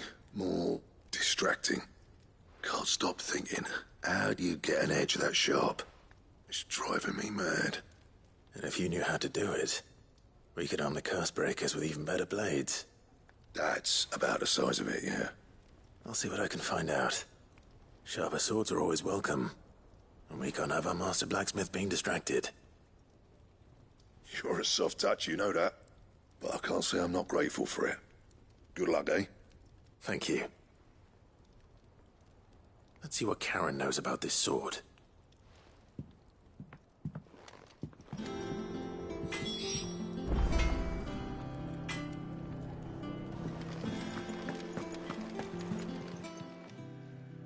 I got your note. You think something's wrong with Torgal? So you can read. Congratulations. But I didn't say I were wrong with him. I said something weren't right. He's not been eating me treats. He used to love cracking the bones from Molly's boiled brown, but now he won't so much as look at them. Didn't like him. Which is why I'm of a mind that his mind's on something else. You've not been working him too hard, have you? No harder than usual. Is that it, boy? Do you need a rest? What was it you said he was? A frost wolf? That's what the lawsman seems to think. Then maybe this all has something to do with whatever it is that's woken inside him. I suppose things have been different since Rosalith. Perhaps Hippocrates knows something. Instead of everything, you mean? Perhaps.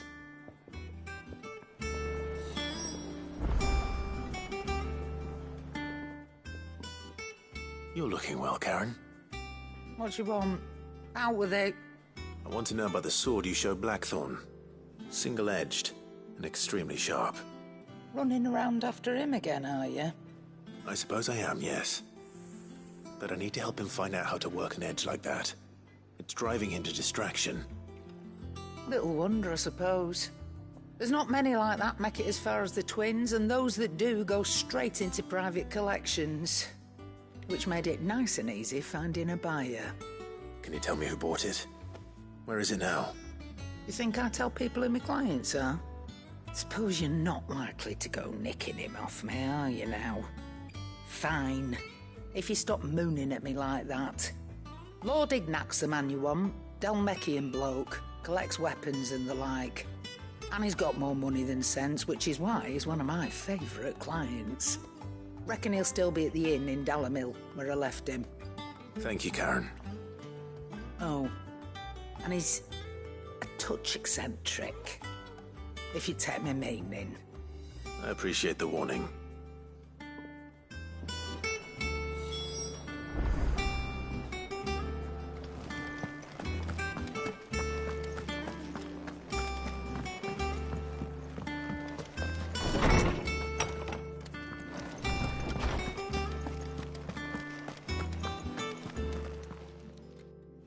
Lawsman, I need to ask you about Torgal.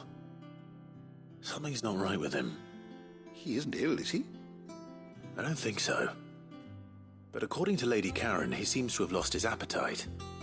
Which is certainly a new development. She says he's hardly been touching his bones of late, and she believes it may have something to do with what happened at Rosalith Castle.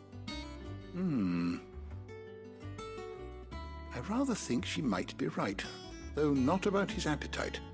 All canids are instinctively inclined to crack open bones for the rich marrow that resides within, and I see no reason why a frost wolf should be any different.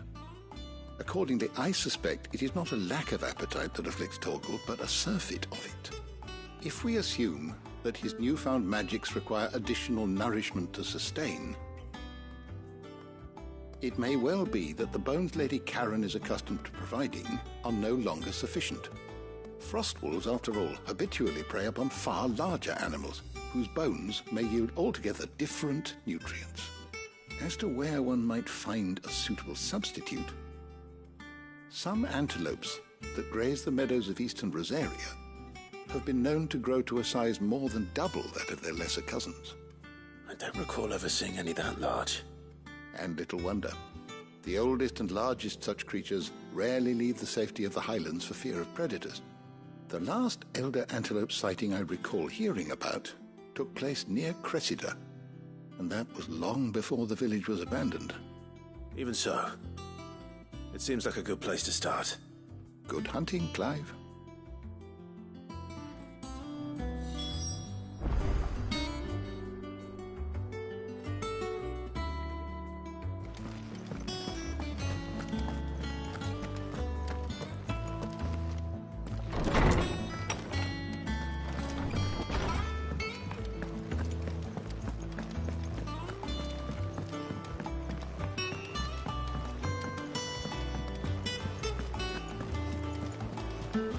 Is that the thing Tomes helped him with? Mid told me she was building a ship.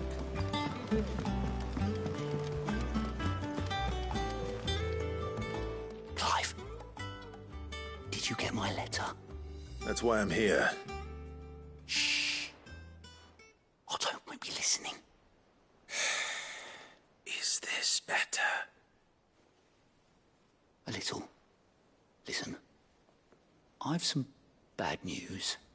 It turns out the Hideaway may be slightly behind in its payment to certain lenders, and it may be my fault. But I swear to the goddess, I thought I had the numbers square. Sadly, that square turned out to be more of a circle. 0, you might say. I can straighten it out, I swear, but it's going to take some time, and I'm going to need help keeping it from Otto. Bit late for that, I'd say. There you are! What a surprise! So let me get this straight.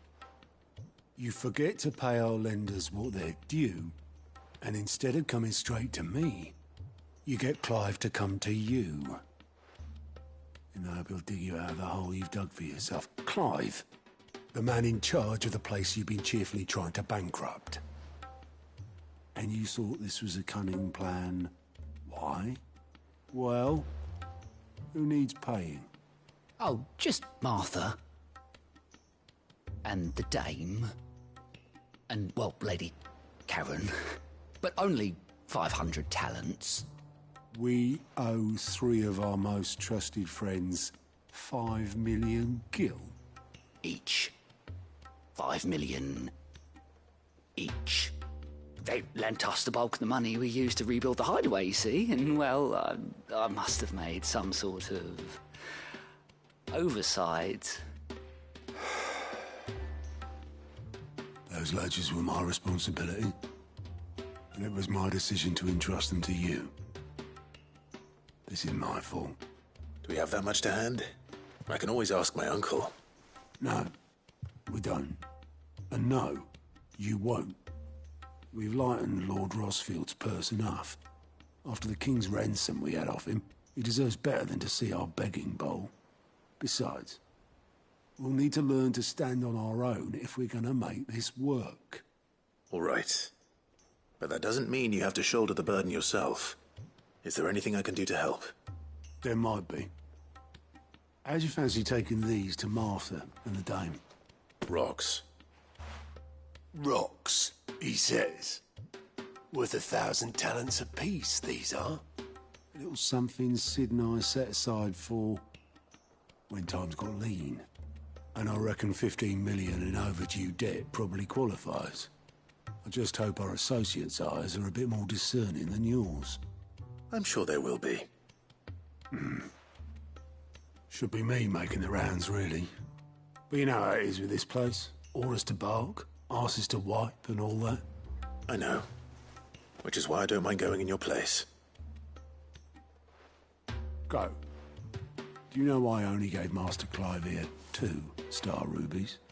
Because you'd rather Lady Karen killed me.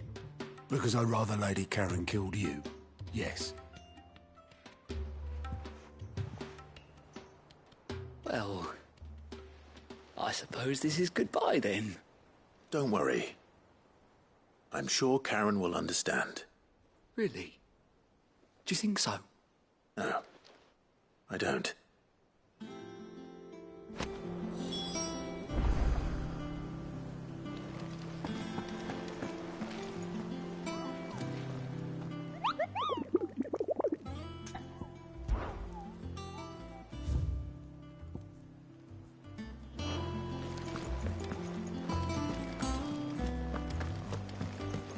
Mid told me she was building a ship.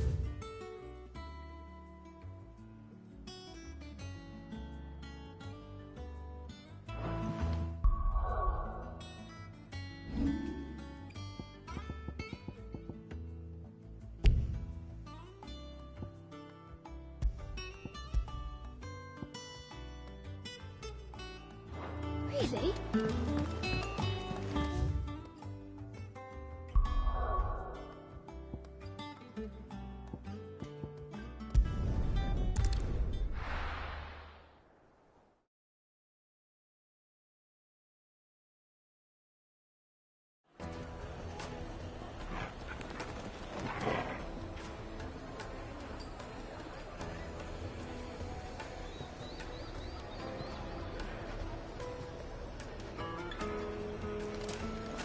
People take notice of wealthy men.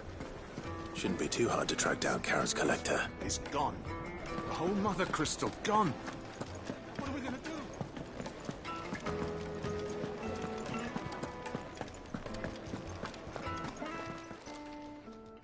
My reputation will be ruined! Ruined! Calm yourself, Lord Ignac, I beg of you, before you do yourself a mischief. Pardon the intrusion, but... Out! Get out! I paid for these rooms so I wouldn't be disturbed. Leave me be! Please, allow me to apologize. His lordship is going through a difficult time, and he's never been fond of guests arriving unannounced. Radim! Get rid of the filthy oaf this instant! Very good, Lord Ignac. Would you mind stepping outside for a moment?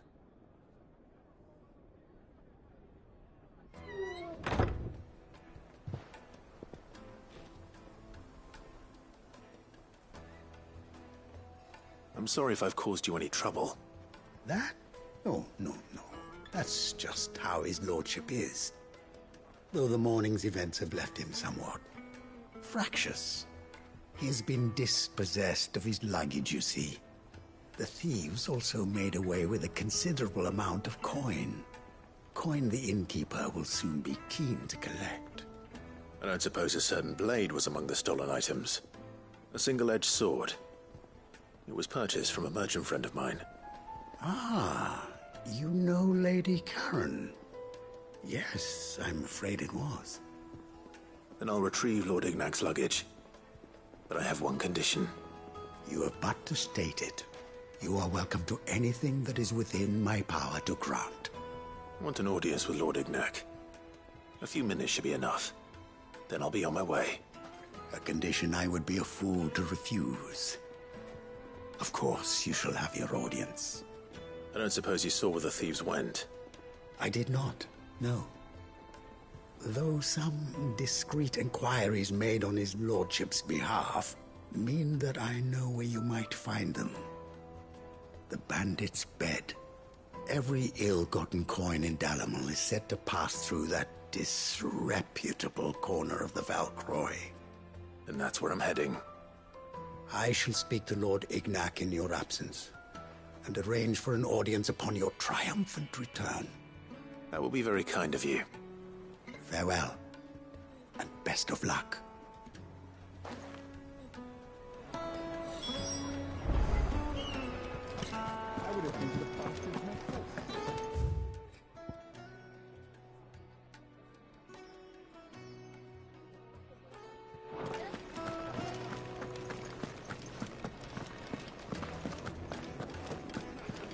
The same Drake's fang is gone.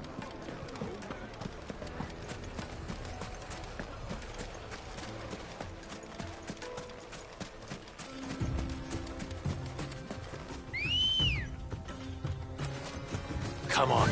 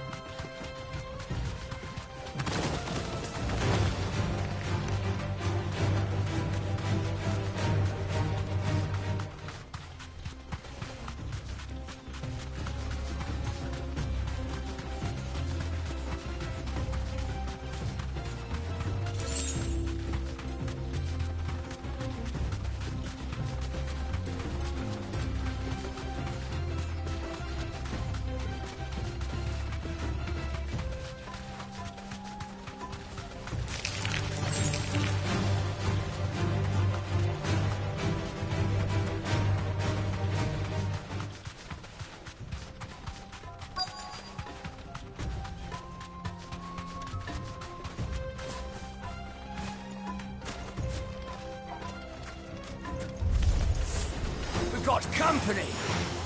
Come on, lads, let's tear the bastard's head off!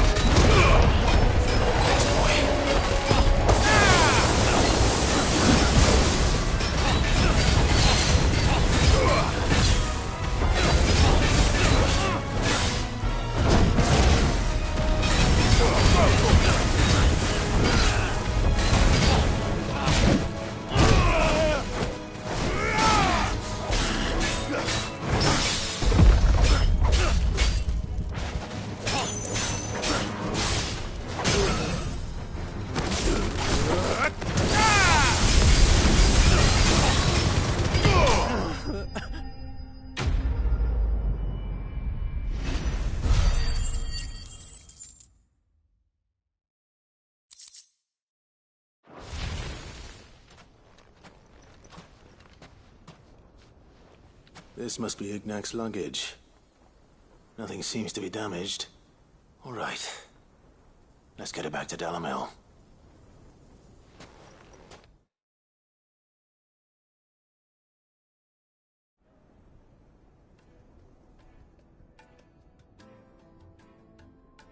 I hear I have you to thank for the return of my effects. What shall I call you, my good man? Wyvern. Glad to make your acquaintance. A formidable name indeed. Well, Wyvern, I appear to be in your debt. Redeem here tells me you wished for an audience. Is that all? A few moments of your time should suffice, yes. You're a peculiar fellow, Wyvern. All right, speak. Master Wyvern was wondering if you could tell him about a certain single-edged sword you recently acquired. Oh, a true work of art, that one. Karen drove me hard on the price, but I would have sold her Radim here to get my hands on that sword. It was made in the Outer Isles, far beyond the Twins, and is used exclusively by the practitioners of a unique school of swordsmanship. They believe no combat should ever exceed a single strike, and hone their blades to such perfection that none ever does. Each sword is made for that one perfect stroke, and for that stroke only. They crack upon a second blow. There's a brutal sort of beauty to it, really. But how do they hone such an edge? Fine question. Why, they use a whetstone, of course. Whetstones, rather. A whole array of them, ranging from the coarse to the fine. 10,000 licks with the sharpening stone, then 10,000 more. But it is the final stone which lends the blade its legendary sharpness. A mineral quite foreign to this great realm of ours. And that is the key. The secret ingredient. Wyvern, it occurs to me that my little lecture is hardly equal to services rendered. Take this, together with my regards. The very stone of which I spoke, far rarer among collectors than even the blade itself, and a far more fitting payment. Thank you. Pardon the intrusion, my lordship. However, it is long past time we prepared ourselves to depart. So it is. I am locked in bitter competition with a rival collector of curiosities. I am one step ahead of the unscrupulous scoundrel, but he is hard at my heels. Are there many other collectors out there? Too many to count, but only one do I consider my nemesis. Lord Byron Rosfield, and is a perennial thorn in my side. I can imagine. Farewell, Wyvern. May our paths cross again. Radim, we mustn't dawdle.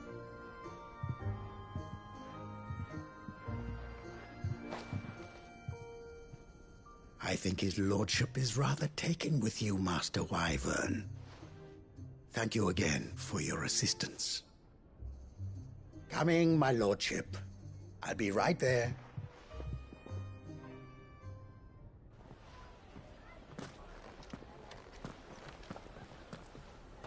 Trust Uncle Byron to find such an interesting rival. Now, let's see what Blackthorn makes of this whetstone, shall we?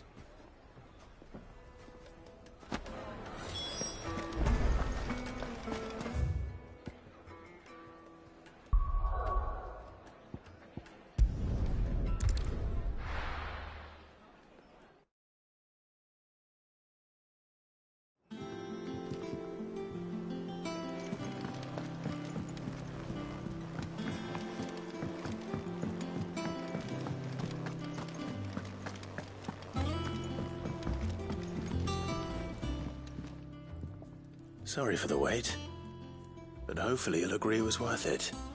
You learned something about that sword, then? I did better than that.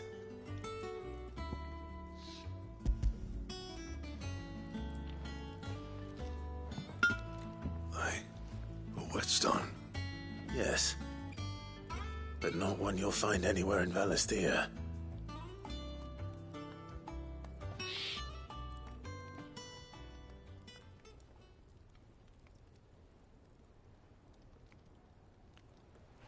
No wonder I couldn't get the same finish on the grinding wheel. One hit and all done, eh? Might not be so bad if all you ever fought were duels. Good luck on the battlefield. Your second opponent would be your last, no matter how good you were. Even so, is there some way it could be used to give the Cursebreakers an edge? I think so, yeah. With this whetstone and the right kind of steel, I could probably even make a twin of the blade that rattled me. But there'd be no replacing this little rock once I worn it down to a sliver. I reckon we get a dozen swords from it, if that. Swords that the Cursebreakers wouldn't know how to wield properly, and that would see them through a single fire piece. Nah, no point trying to copy that thing. Be about as much use as a wax anvil. But finishing our blades with a whetstone this fine, now that's something to consider. And what's finer than fallen masonry, eh? Or more hard-wearing, for that matter. Just imagine it. Good Valisthean steel with an edge as sharp as any found in the Outer Isles.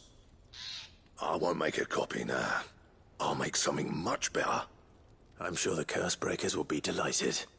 Just don't push yourself too hard. Don't you worry about me, sunshine.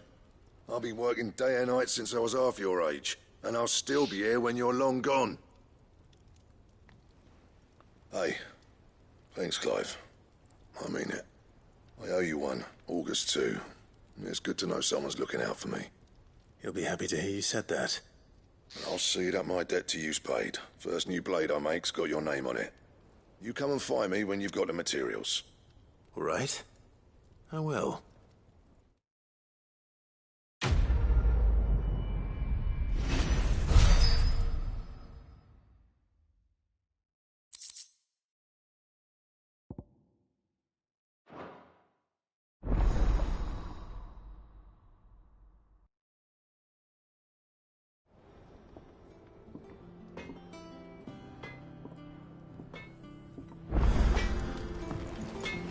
What do you need? What do you want?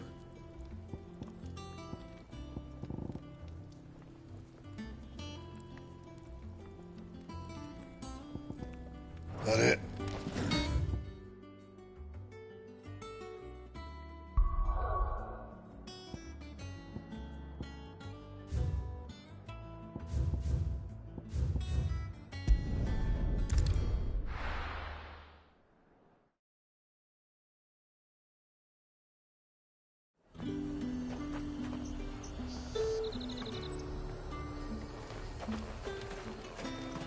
There's talk at the glass gate.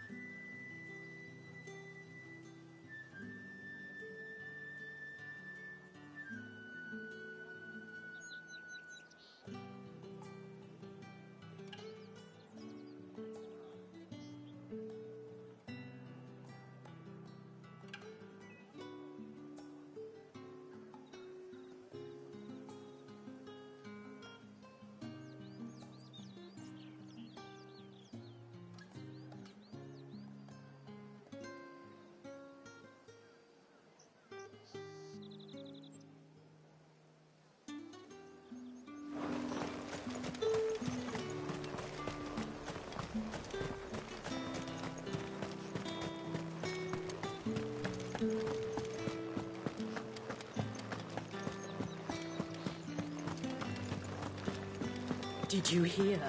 The gates to heaven. I want to see you. What am I going to do without Sweetwater and oil of talc? Milady, I come bearing gifts. Gifts? Whatever is the occasion?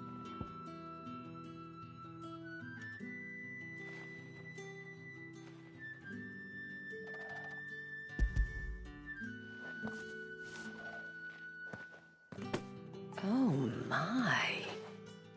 Clive, you really have outdone yourself. Otto asked me to give it to you. To settle the Hideaway's debt with the Veil. And to compensate you for the time it took us to do so. You disappoint me, Clive. I thought you might finally be warming to me. Tell Otto he can keep his baubles. I tried to tell him as much the first time around.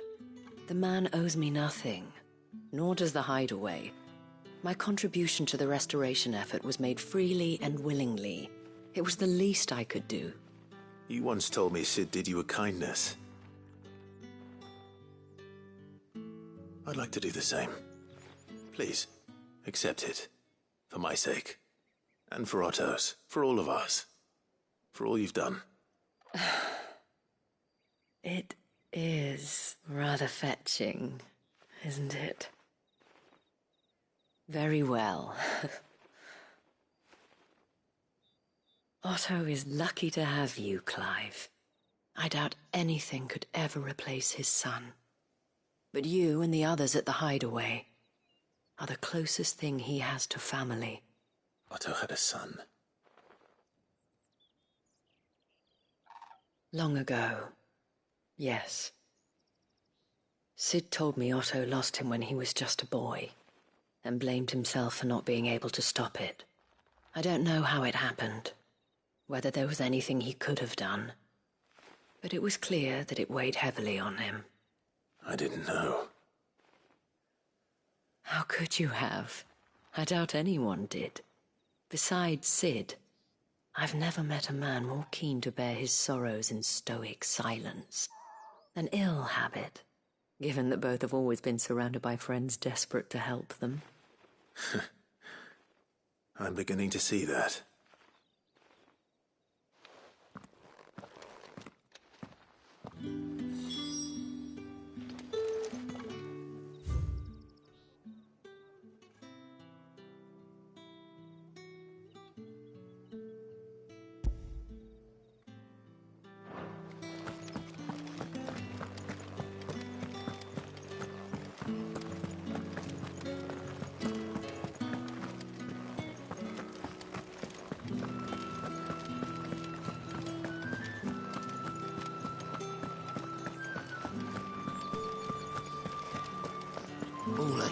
Fresh cuts! Up! You'll not find a bruised pippin in the water.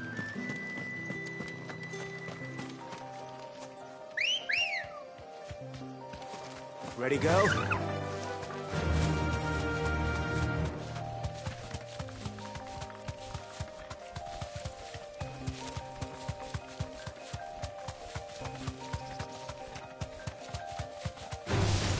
Time to fight.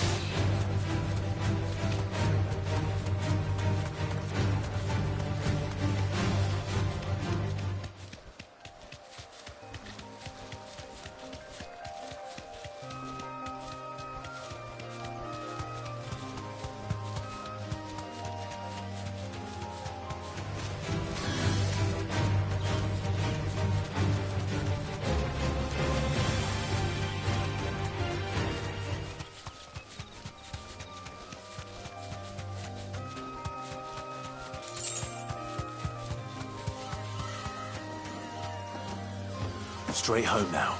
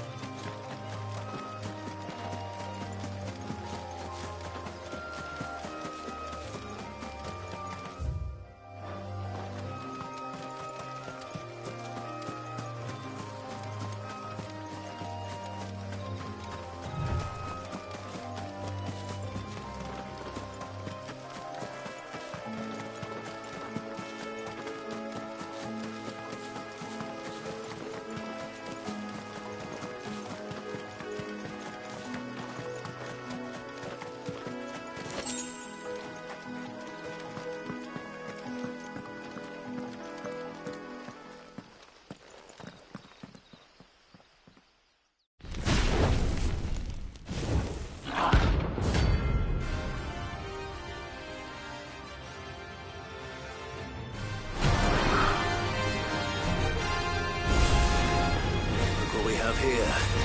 Greetings, Your Majesty.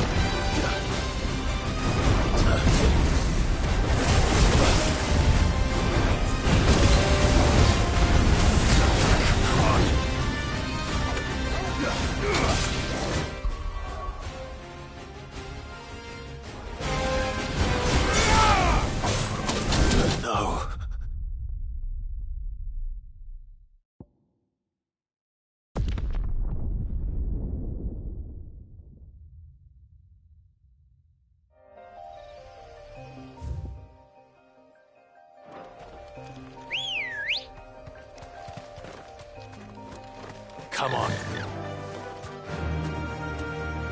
Yeah!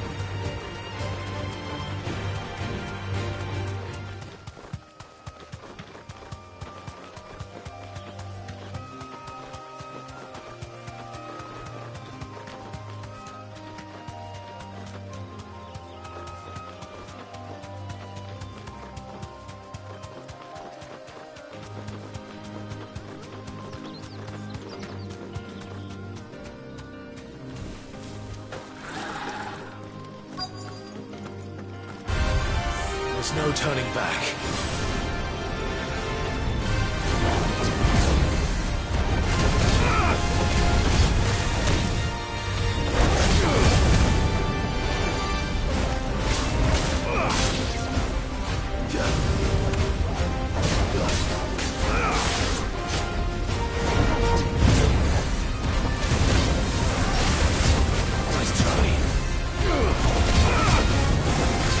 Awaken!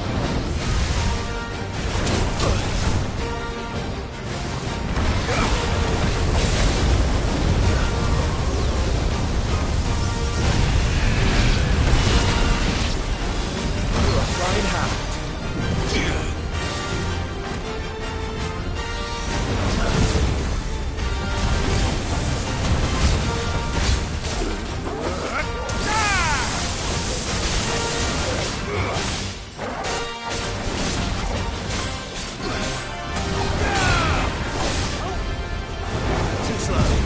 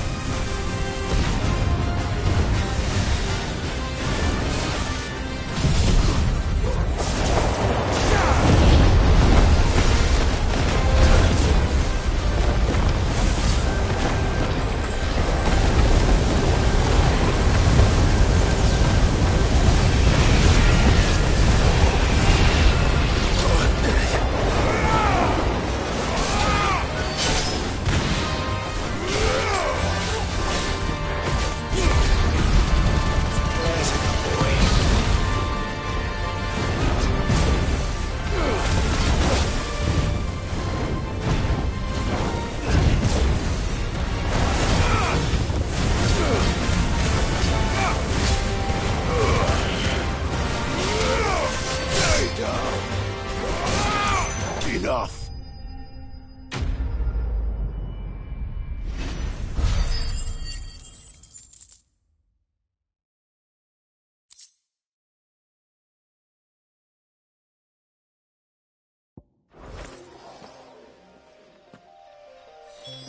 Your reign is over. Now to collect the ash. This looks like the stuff. Let's see if there's any more.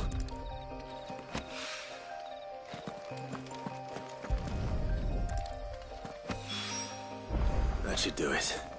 If the wine needs more than this, he can fetch it himself.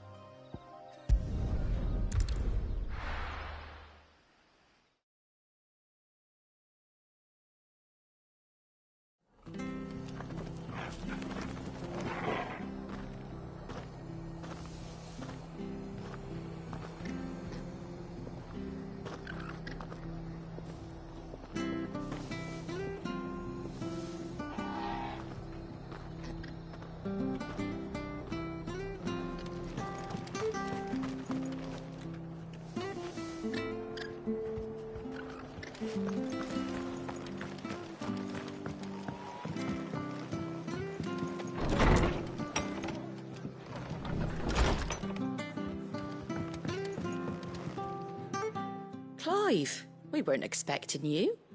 I wasn't expecting to be here, but it seems we still owe you a considerable amount of coin for your help with our rebuilding efforts. And though I doubt it's what you were expecting, we were hoping you'd take this as payment.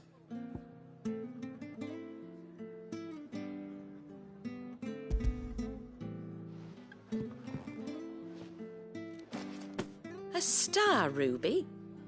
I can't accept this. It's worth at least twice what you owe me. More if you can find yourself the right buyer. Think of the difference as interest. Interest? If word got out I charged that much, no one would ever borrow from me again. Anyway, why are you the one here asking me about this? I'd have expected Otto. Bit much sending the Lord Marquis out to settle your debts, isn't it? The old goat working himself to death again. Something like that. Most days I think he's the only reason the hideaway's still standing. Same as always, eh? Back when the place was nothing but a twinkle in the eye of a recently retired Lord Commander, word is he was the first one Sid reached out to. Probably knew that without his strong arm and level head, the idea would never get off the ground. Sid may have been the face of the hideaway, but Otto's always been the backbone. And when Sid passed away, we were all worried that would be the end of it. That Otto would just give up. His death was hard on everyone. But it must have hit Otto hardest of all. But he didn't give up, did he? Quite the opposite, in fact. If I recall, he was the one who nominated you as Sid's replacement, and rallied the rest around you. I reckon what he saw in Sid, he saw in you too. And don't we all? Doesn't hurt that you're half as stubborn and twice as handsome, neither. That, and you keep good company. I suppose I do.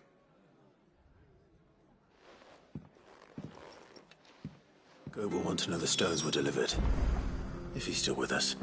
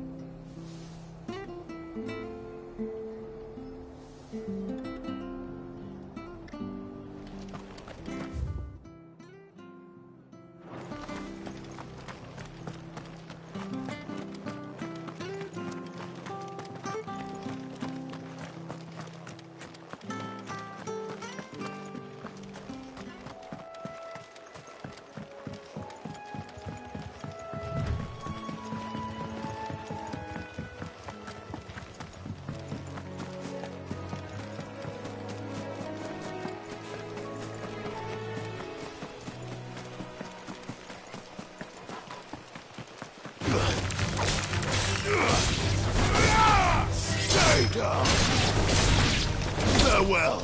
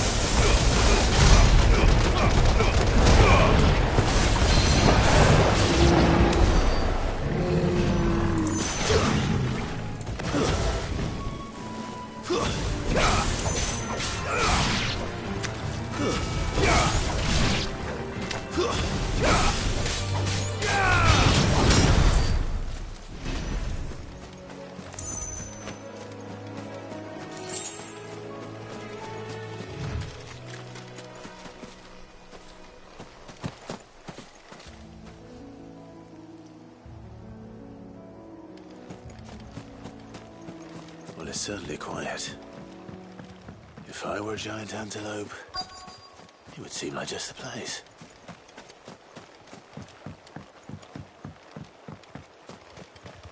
I doubt we'll find one bigger than that. You hungry, Torgal?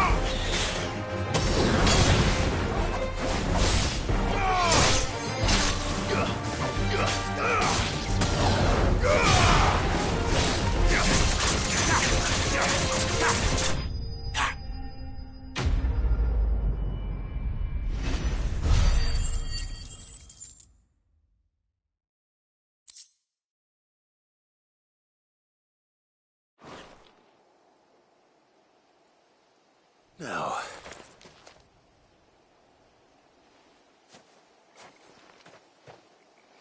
Will it be enough, I wonder?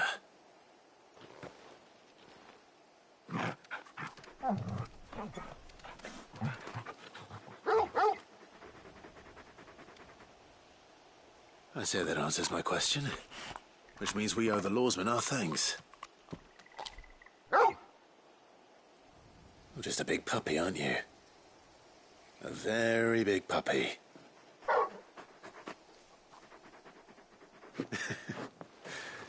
You do know you can take that with you, Torgal. Lady Karen will be relieved to hear you've got your appetite back. Come on, boy.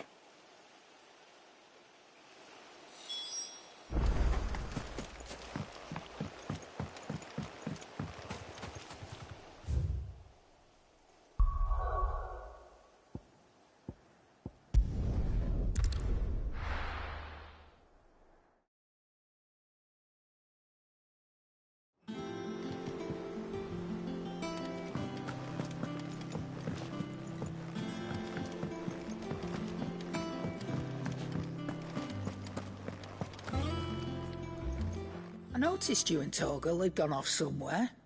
Take him for a walk, did you? You could say that.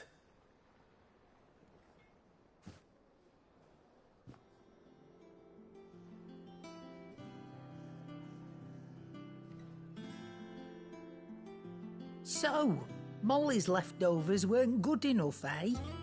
That'll teach me for treating you like you're still a pup. All right, no need to shout. Now we know what you're after, I can see about getting some in. Speaking of which, I brought one for later. Can I leave it with you?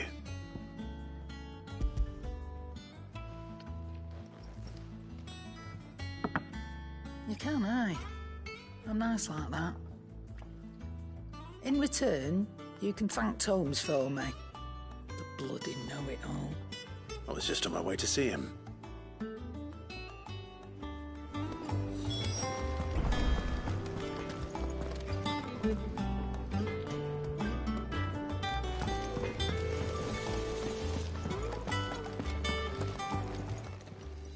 Is it business or pleasure?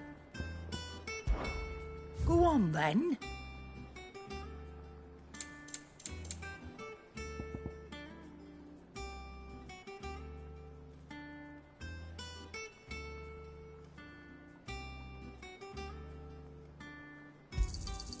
You're rubbing me blind, you know.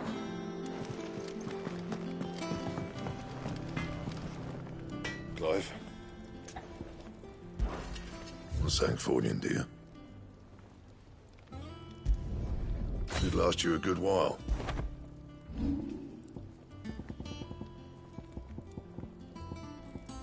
Anything else?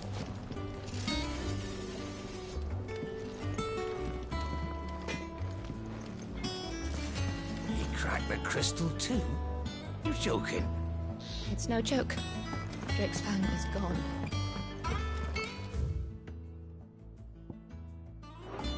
Rita.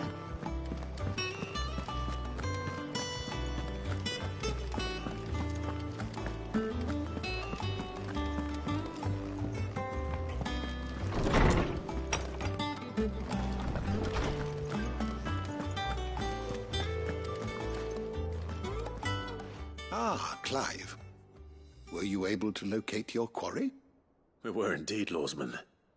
You pointed us in exactly the right direction. And Torgal's been a very happy hound ever since.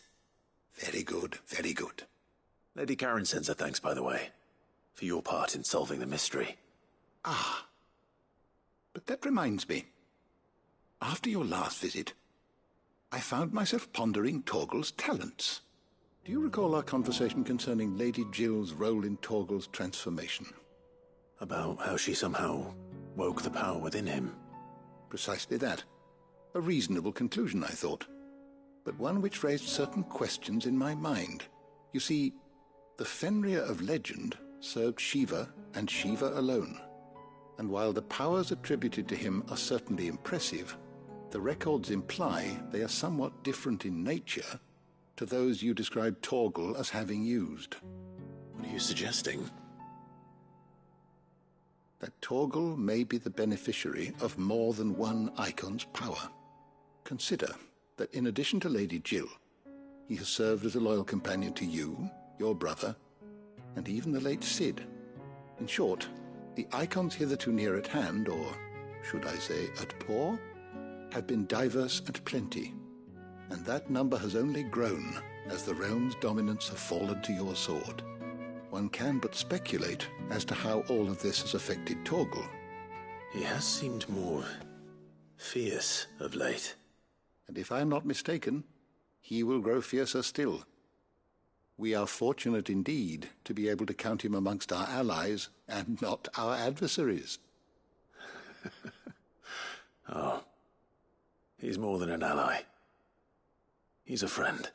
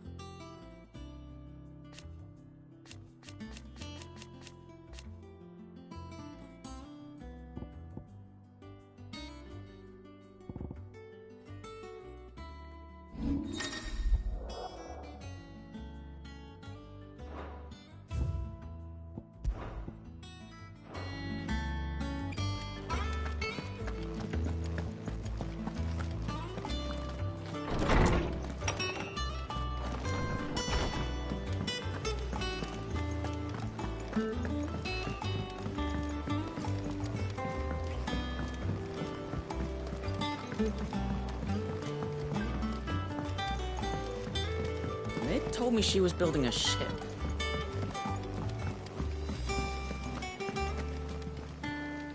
Goat. Still alive, I see. So Lady Karen accepted the ruby. Ah, about that. I tried my best, but she was just too stubborn to take it. She threw it right back in my face, in fact, and told me I could stick my stupid stone where the sun don't shine. Karen refused payment. I hope it wasn't something I said. I'm sure you were as tactful as ever. Let me see what I can do. Oh, wonderful. I hope you have better luck than I did.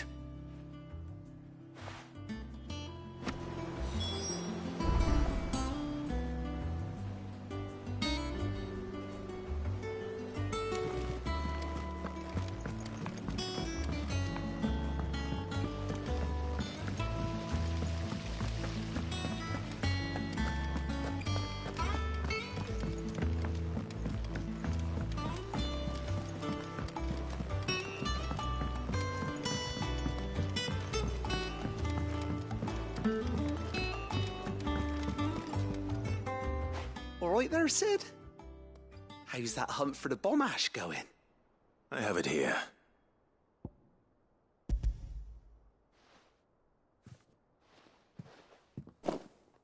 That's the stuff. And plenty of it, too.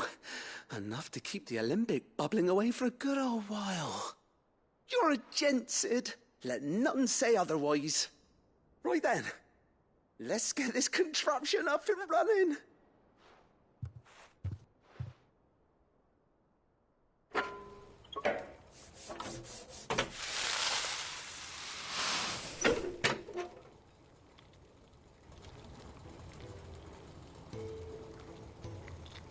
There we have it.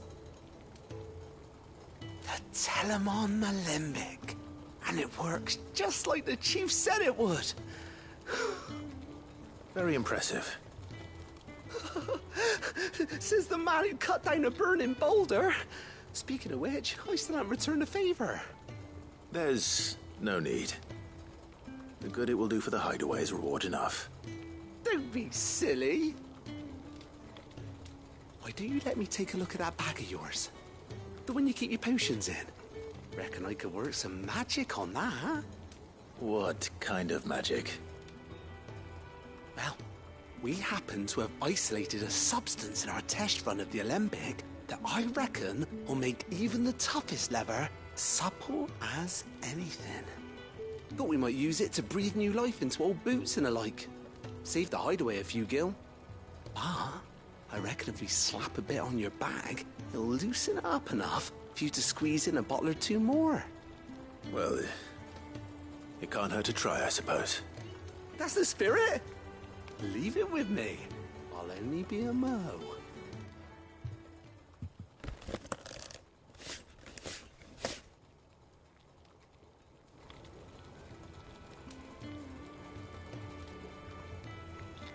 Well, what do you reckon? It certainly feels more flexible. Right? Told you. Thank you. I think. No.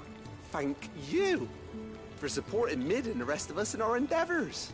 Without you, we'd never have been able to discover wonders like that stuff I rubbed on your bag. And I'm telling you, there's plenty more where that came from.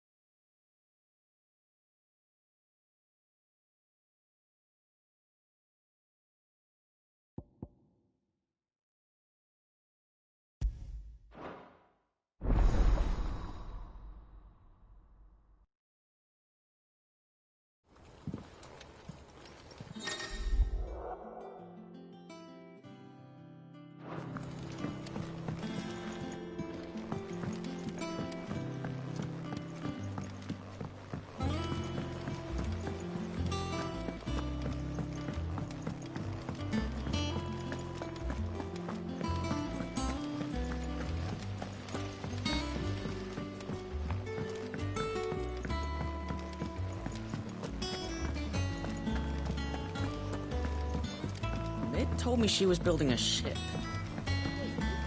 Is that the thing Tomes helped to build?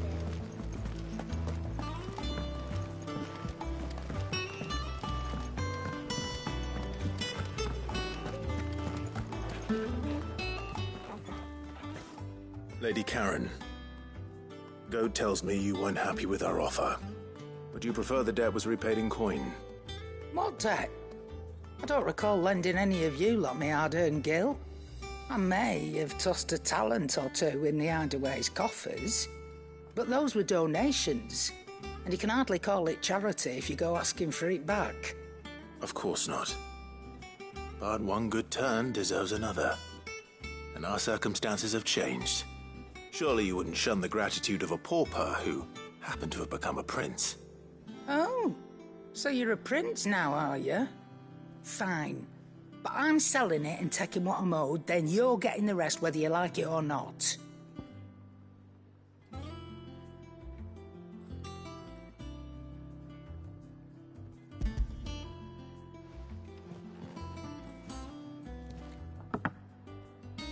Where'd you even get this?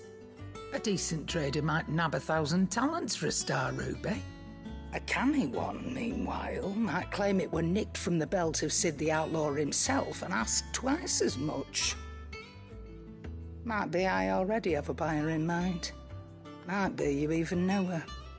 A fine continental maid whose beauty's only eclipsed by a guile in commerce. You wouldn't mind, would you? Not at all. Just be sure to tell her that it's always a pleasure doing business.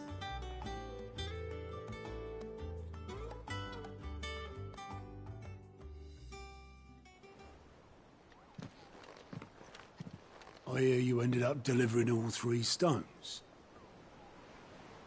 Thanks to this lump. I sometimes wonder what I pay you for. Speaking of which, I still haven't been paid last month's wages. Oh, so you remember what's owed to you then?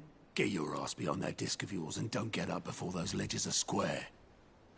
Right away.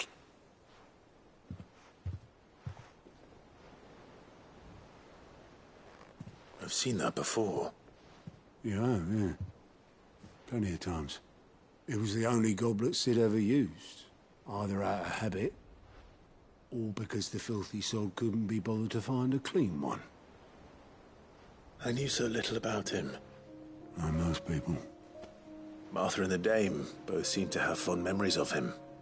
I bet they do. How long did you know Sid before he...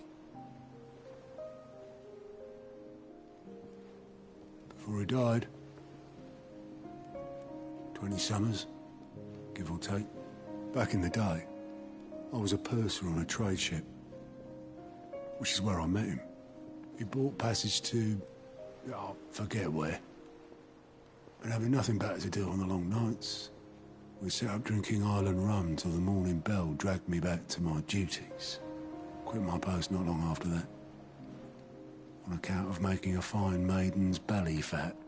But me and Sid stayed close. Promising we'd one day sail the seas again. That was... before fate stepped in. And said she was having none of it. The magic woke inside my son soon after his first name day. And there was no hiding his knack. Couldn't you and your family have... My family were the ones who summoned the constable. Wanted the monster taken away. I couldn't turn my back on him. Forget what I felt. And I couldn't for the life of me understand how they could. Luckily, Sid was of the same mind as me.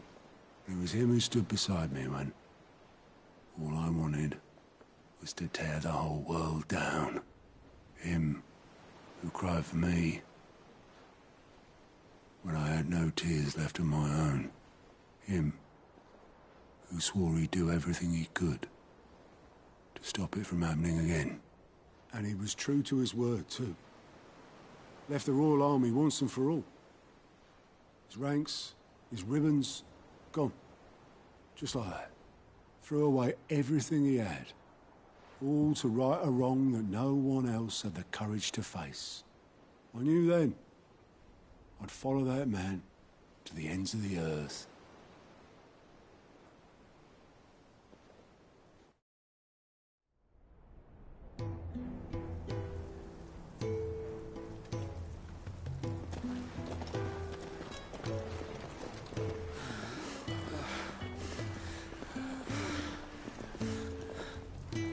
He was always too clever for his own good, was Sid. Saw the world for what it really was, while the rest of us were content to go along with the lie we were shown. And it can't have been easy, bearing that burden alone.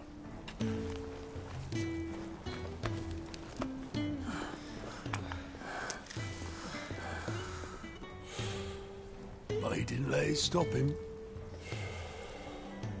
He never lost faith in what he believed was right. And that gave us faith in him. Faith he'd steer us true. So I swore to myself that I'd always be right behind him, ready to catch the stubborn sod, if ever he should fall.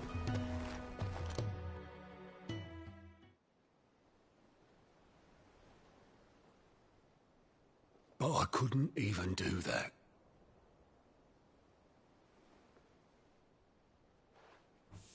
Ignore me. Just the ramblings of a tired old man. Leave that lot. I'll tidy it up in a bit.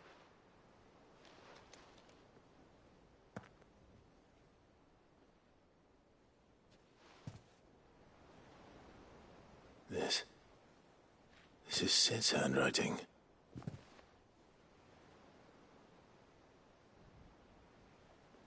Dear Otto.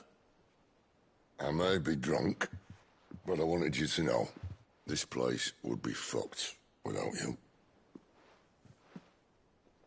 I love you, you grumpy old sod.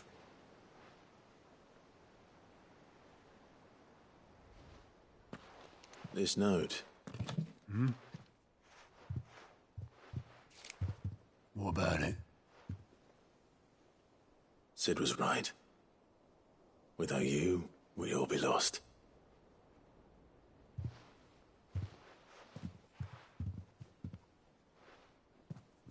He should have bloody well said so then. Just once. Before he went. then why would he? Him or anyone? I'd only have told him to piss off.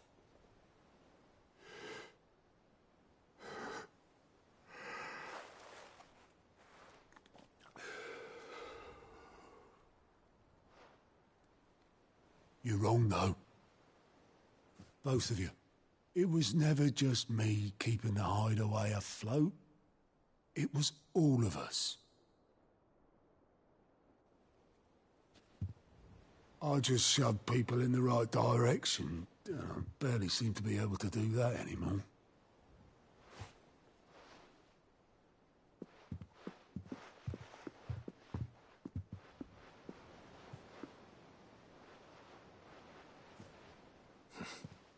Would you rather goat were at the helm? Well, maybe I've got a few more years left in me. I'm going to hold you to that, Otto. Before you go, Sid would have wanted you to have this. But that's... This'll do me just fine.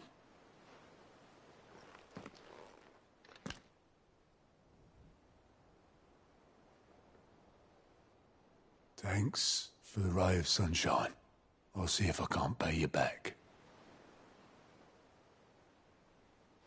Already have.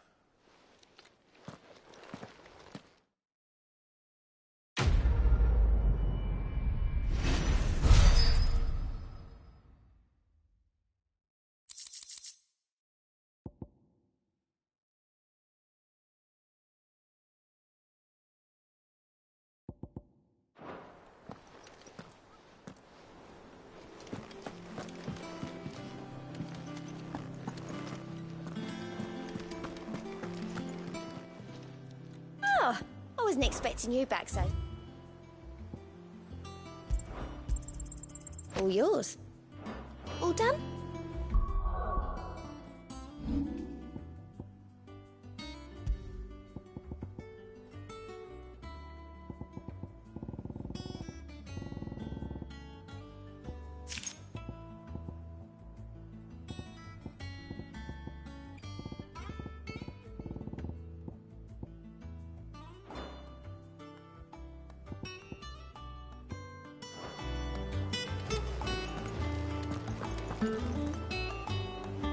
All right, Clive.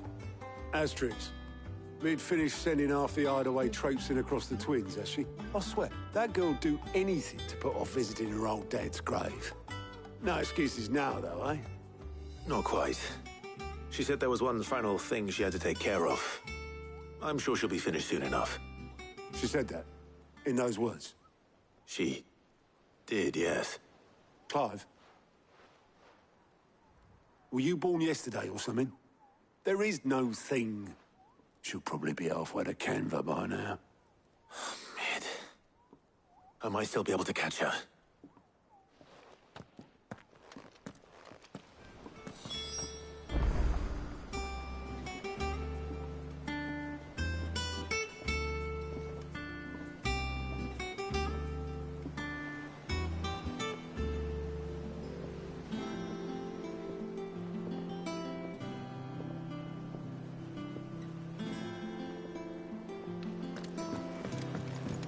Mid told me she was building a ship.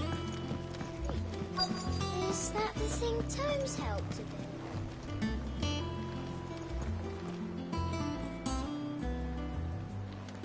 Obelith, have you seen Mid? Yep. In a boat, going that way.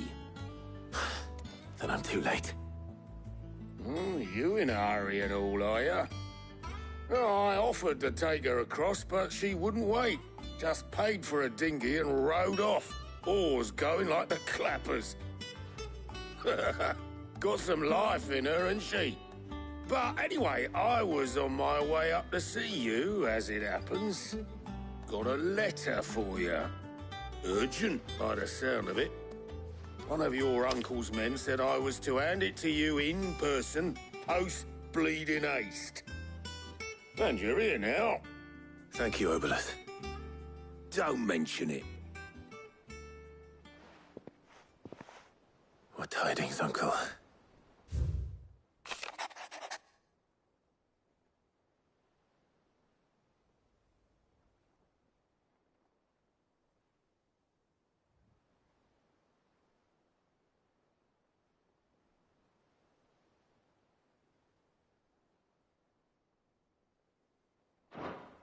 Trouble in Canva.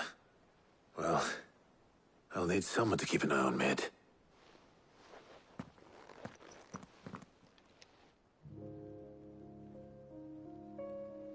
So what? Mid got us to do all the dirty work and then just sailed off into the sunset? It, seems that way. Well, nothing we can do about it now. But next time you plan on visiting Sid, you might want to tie her to something before you suggest it. Ah, don't be so hard on her. Got to admit, the dirty work was kind of fun. Everyone pitching in, all that bollocks. Just like when we built this place. You're right. Anyway, we all set to head to the old hideaway. I could do with getting to Canva pretty sharpish. Wouldn't do to keep Lord Rosfield of the Seven High Houses waiting now, would it? Not after he asked for me personally. Gav will be leaving with me. Will you mind the place while we're gone? You can count on me. Just be sure to give Sid and the others my regards. All right. Oh, by the way, Jill will be joining us too. She's got some things to take care of, but she'll meet us there. I hope she's telling the truth at least.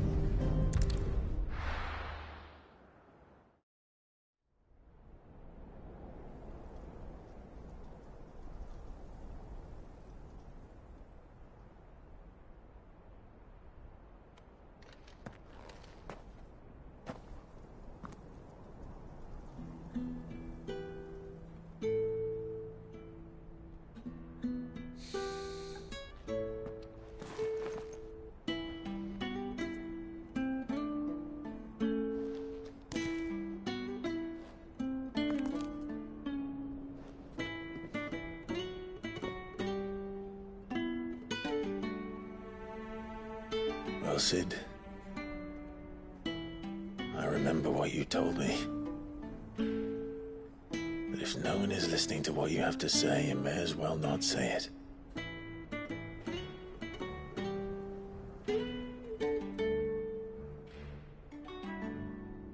But I will say this, old friend.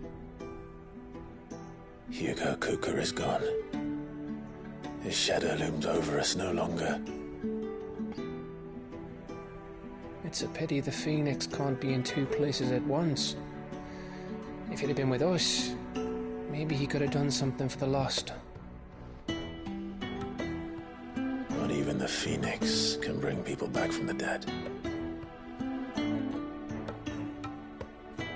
Life has a beginning and an end.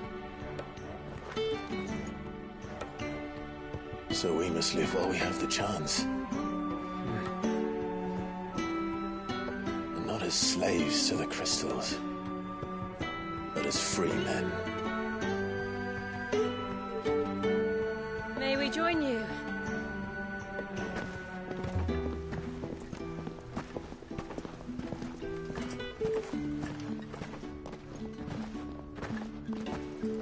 Lady Karen, what a pleasant surprise. I thought I'd drop by and see how you were all doing before heading off to restock my supplies.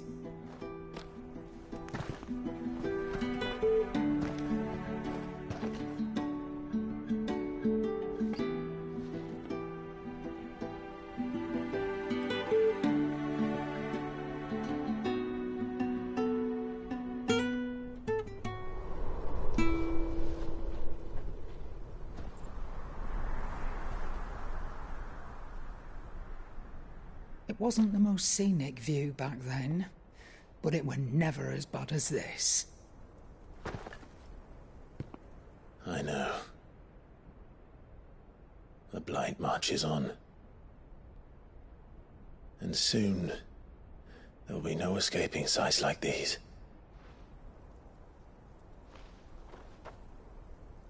So our mission remains unchanged. We cannot stop until every Mother Crystal is gone, and their thirst for ether with them.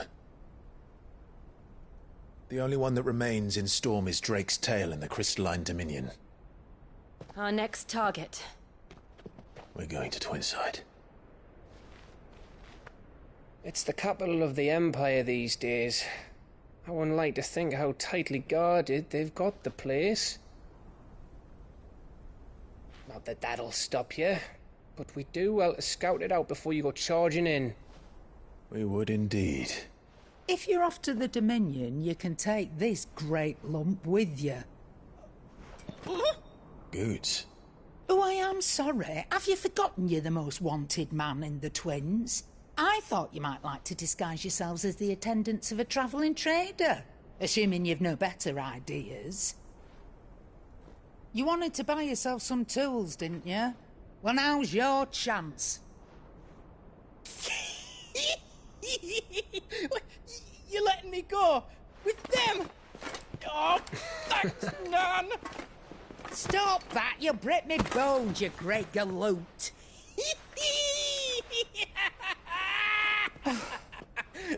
There's a caravan that runs back and forth between the Dominion and the Bocklad markets. It's managed by the Merchants Guild. Just show them Goots' traders pass, and you'll be on your way. It'll be a damn sight less risky than footing it the length of the Crystal Road. That's for sure. Thank you, Karen. And glad to have you with us, Goots. Okay then. I'll get me things, and I'll meet yous there. See yous down in Bocklad. Get off! Me poor fingers! Jill, you're with me. Understood. And Gav? Already on my way, Captain. Be careful. Aren't I always?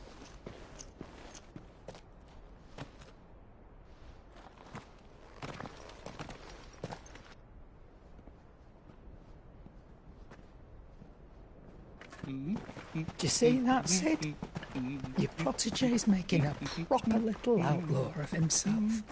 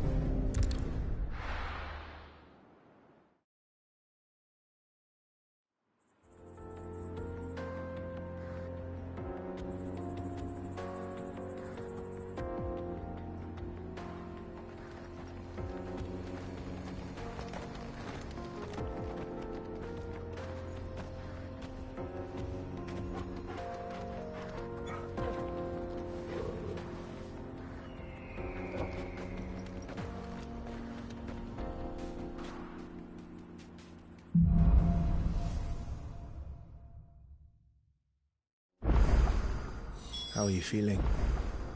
Better. Thanks to Taya. I'm glad to hear it. And Torgal helped too. The new boy.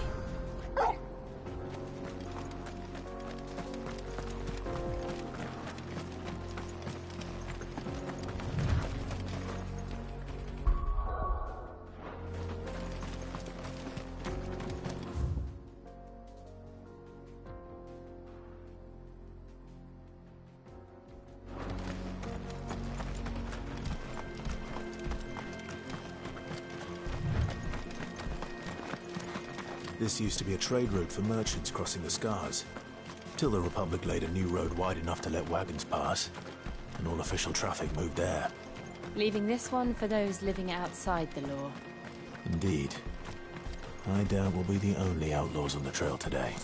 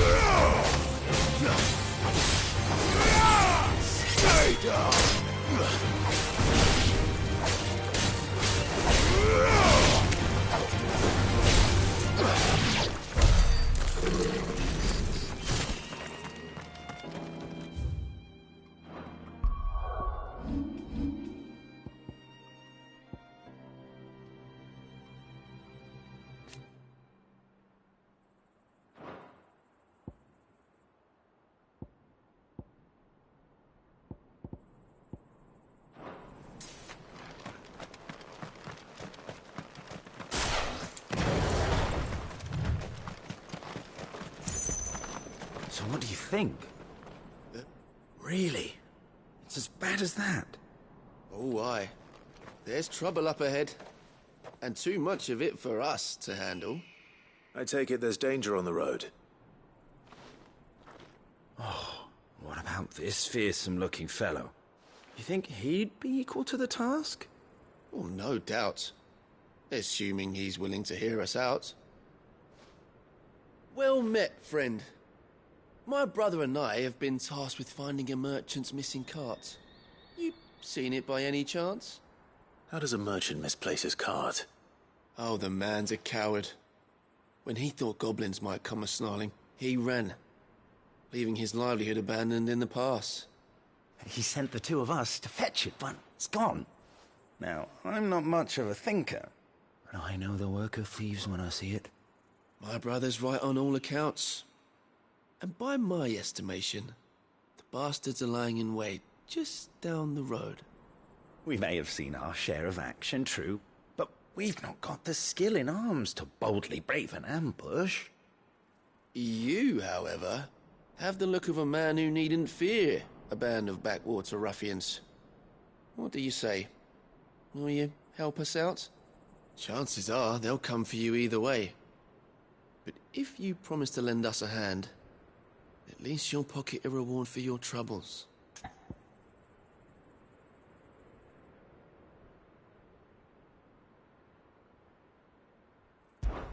Well, if I'm going to have to deal with them anyway. You've clearly got a fine head on those broad shoulders.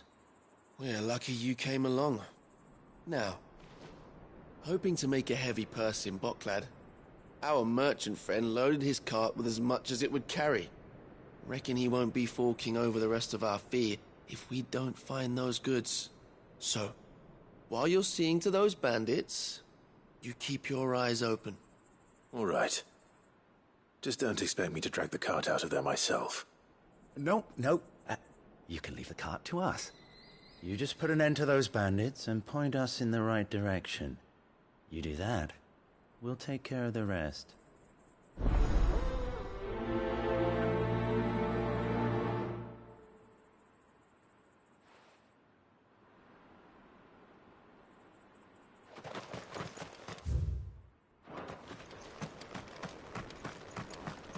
I'm not sure I trust those two. But if there are bandits lying in wait, I should probably take care. Look lively, you lot! We've got guests! These must be our bandits.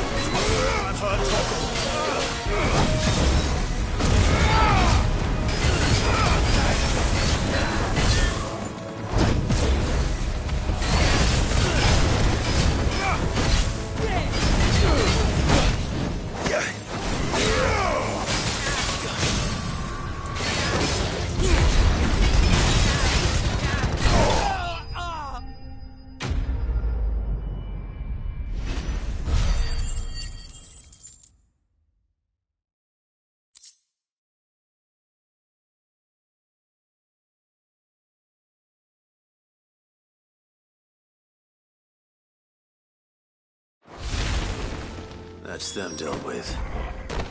Now, where's that cart?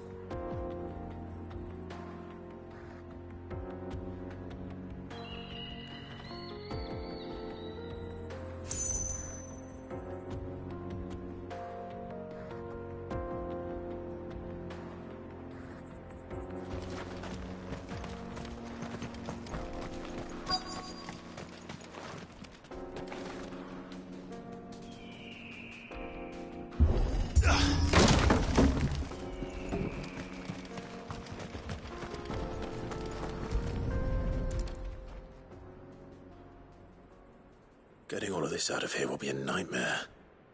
Seems we've found ourselves the right man for the job, wouldn't you say? Found the cart and didn't leave a single bastard breathing. Our merchant friend will be delighted. And how exactly will he be getting his goods out of here? You leave that to us. After all, it'd be wrong to make such a fine warrior haul cabbages to market. You've done your part. And that's all you need to worry about. Here.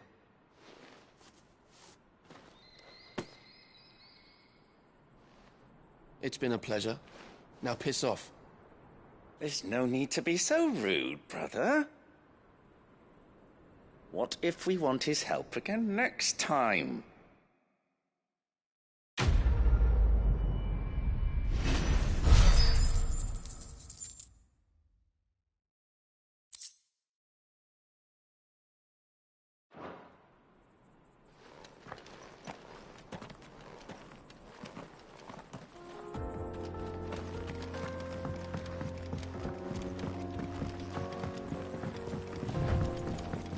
I see the Dalmex lag behind Rosaria when it comes to bridge building. The fallen ruin should hold, at least. The path continues on the other side.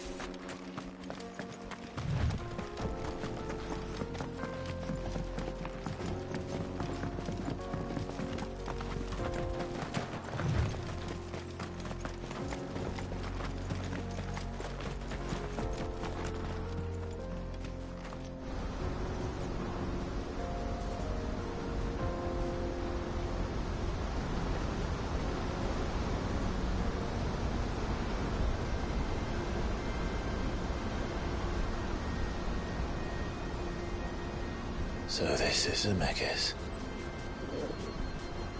The land of the gods. It's even more impressive than I imagined. I remember being captivated by the story as a child. Long, long ago, man was overcome by avarice and challenged the gods in a bid to win their power. The final battle took place here, at these falls. Or so the legend goes.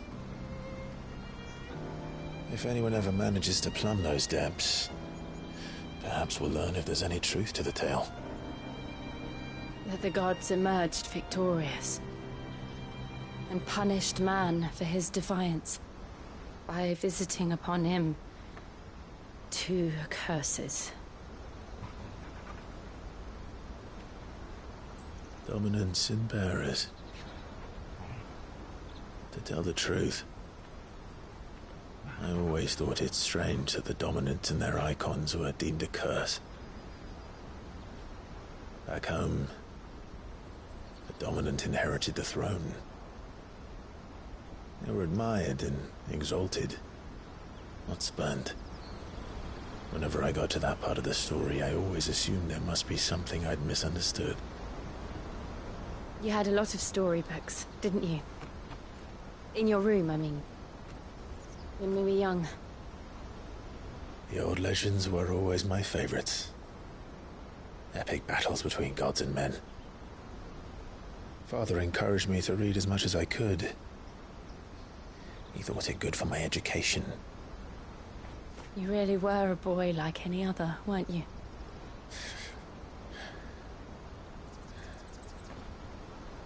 Just look at this place. It's enough to make you believe the legends are true. I know.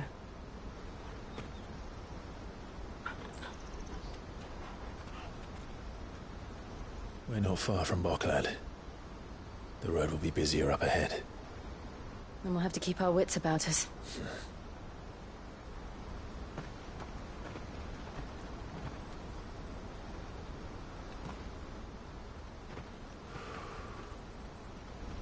Clive? Something wrong? Nothing. It's nothing.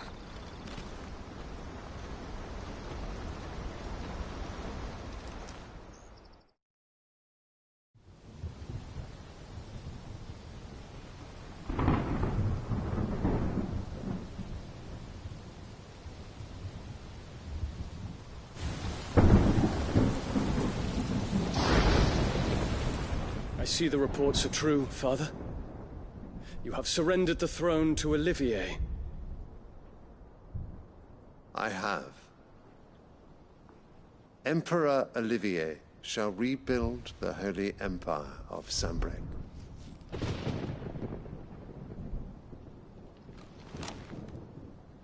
How is he to rule an empire? He is but a boy. I shall advise him until he comes of age. Father, please. Or for as long as I am able. The empire we seek to build needs young blood to rule it, and I can think of none better suited to the task.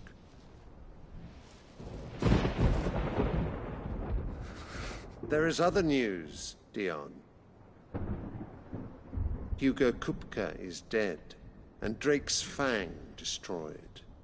The pillars of the Republic have fallen. Ere long, the Imperial banner shall fly over every city in Storm. And then, Valisthea. All shall bow before their Emperor. Father, these are the words of a tyrant. They are the words of a god. The Emperor whom I gladly serve. Great Greeker, made flesh.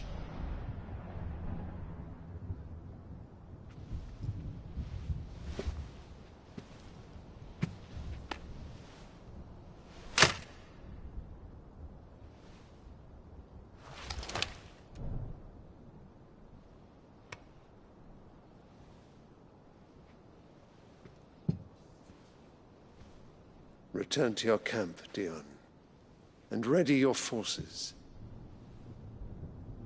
It is time to show the world the true power of Sanbreque. Father. I find you much changed. Is this truly the path you wish to tread? Or are these the ambitions of another? Of Ultima, perhaps? What nonsense is this? I speak my mind, and my mind only. Though I do owe Annabella thanks for reminding me of certain truths regarding the nature of nations, of rulers, and of the divine. You would trust the words of this traitress? She betrayed her country. She slew her husband. You have ever been an invaluable servant to Sanbreque, Prince Dion. I trust you will continue to serve your Emperor in the wars to come. The canker! Silence! Insolent wretch! You will bend the knee. All else is heresy. Sire, forgive me. This audience is over. Come, Your Radiance. The Rowena Syndicate awaits your pleasure. Oh, not another meeting with silly old men. They're so boring. I'm hungry, Father. Can't we have luncheon instead?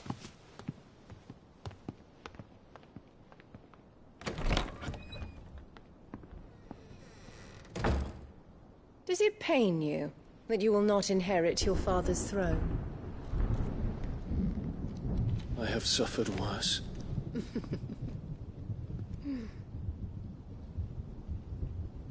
Count your blessings, Dion.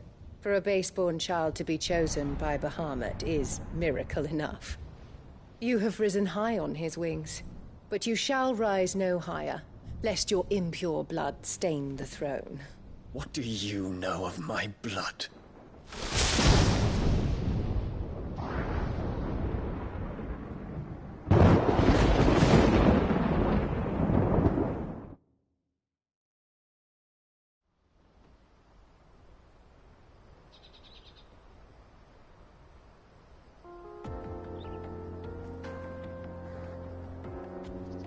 The Boklab markets are to the north. We just need to hug the coast.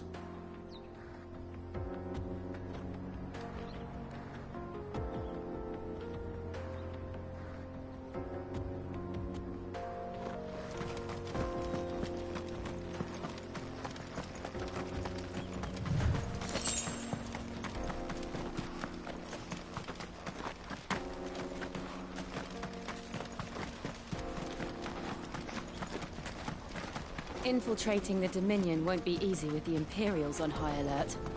No. His Radiance has lost one capital already. We can be sure Sylvester will do everything in his power to hold on to Twinside. His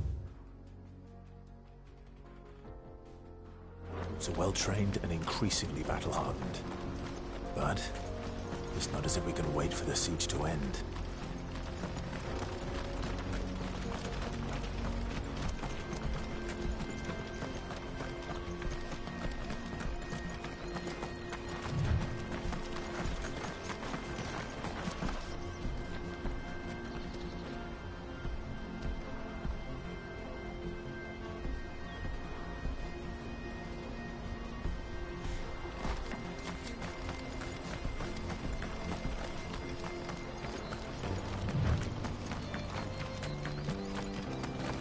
More refugees. And they're all making for the Crystalline Dominion. Because they don't know how to guard Crystal's blessing.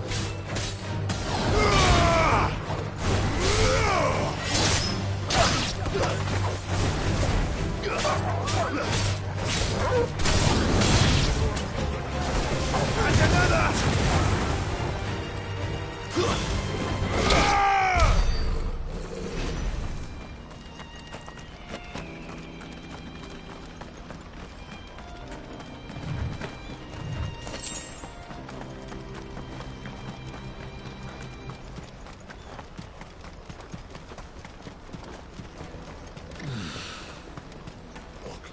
There are no crystals here. This is where we're supposed to meet Goots, isn't it? That's right. He said he'd wait for us here after replenishing his supplies. I dare say he'll have finished by now.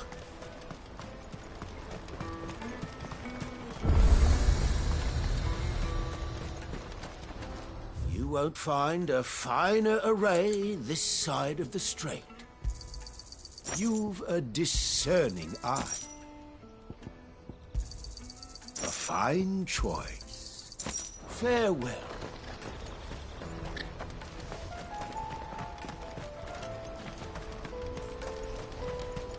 Out of my sight, wretch.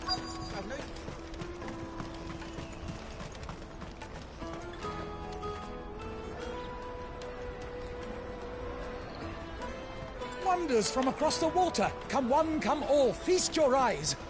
Good sir, can I interest you in...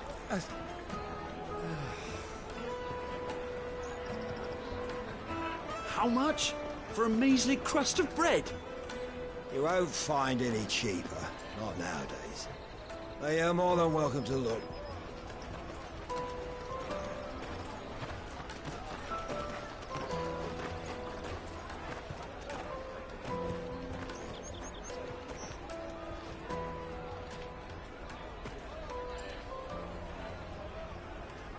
The Empire's unlawful and illegitimate occupation of the Crystalline Dominion is still in effect. Only those whose business in Twinside has been officially approved by the Republican Army will be permitted to cross the border. All who seek entry are to form a line and ready their documents for inspection. Looks like we aren't the only ones who are eager to leave. And they're checking everyone. Can't you make an Not for the likes of you. We won't get through without that pass. Let's go and find Good, shall we?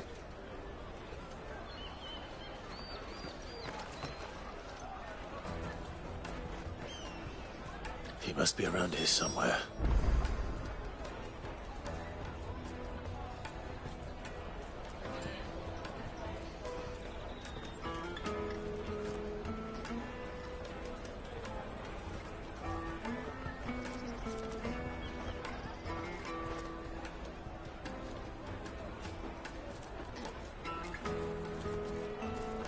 Taste my peaches!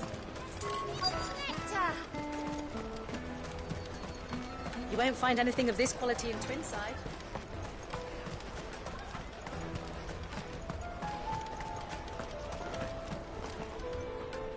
Ah, Good. There you are. Clive, I'm so sorry. Don't tell Nan, will you? Slow down, Good. Just tell us what happened. It's me trader's pass. It's gone. We cannot ride the caravan without it. We won't even be able to get through the flipping checkpoint. Do you remember when you last saw it? It was in my pocket a minute ago. Then a bairn bumped into me and... Yeah. You don't think that they might have nicked it, do you? It wouldn't surprise me. A busy market like this is prime territory for pickpockets. So, to get the pass back, we need to find this child. Where would we even start? I know where! I've got a pal in Bocklad who might be able to help us. No one knows more about what goes on round here than she does. Where do we find her? She's the owner of the Crimson Caravans, up that way. Sign's got a red chocobo on it. No time like the present. You two go on ahead. I'm gonna check the rest of my stuff, make sure naught else is missing. Right. We'll meet you there.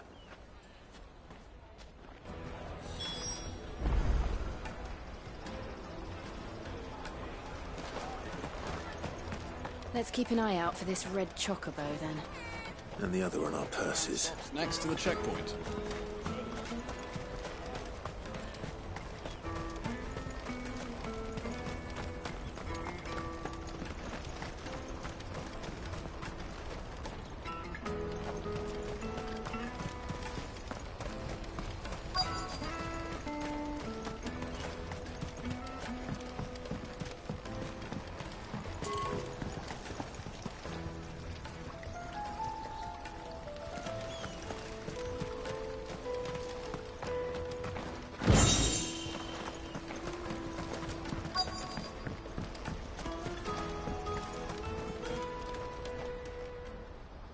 Looking to hire a coach? It's 10 million for a two-birder to the Crystalline Dominion. Take it or leave it. Oh, we're not here for that. Then I bid you good day. Oh, wait! Don't go, El. He's me mate. As I live and breathe. Goots, what are you doing back in Bocklad?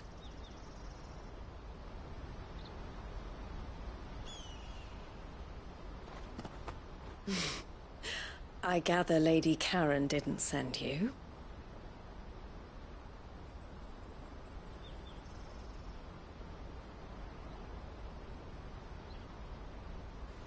So what trouble have you got yourself into this time? It's me trader's pass.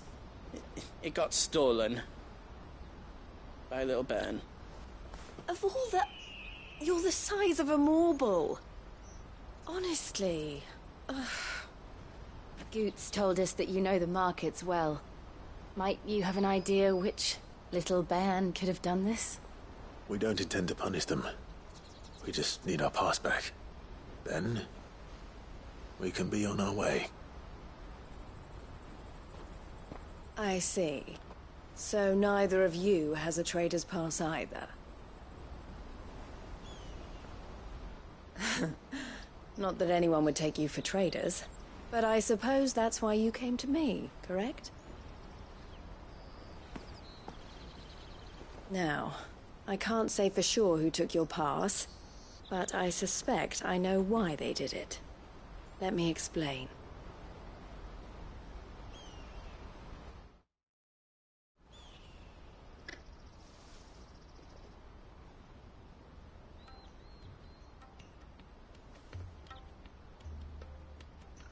Ever since the Fist marched on the Dominion, the Republic has been clamping down on any commerce that might aid the Empire more than it does us. Which means traders' passes have gone from being merely a way of easing one's progress to being essential if one wishes to cross the border at all. And with demand outstripping supply, they've become a precious commodity, leading some to seek to acquire them by less than legitimate means. So the children are stealing passes to sell on the black market? Yes, and no.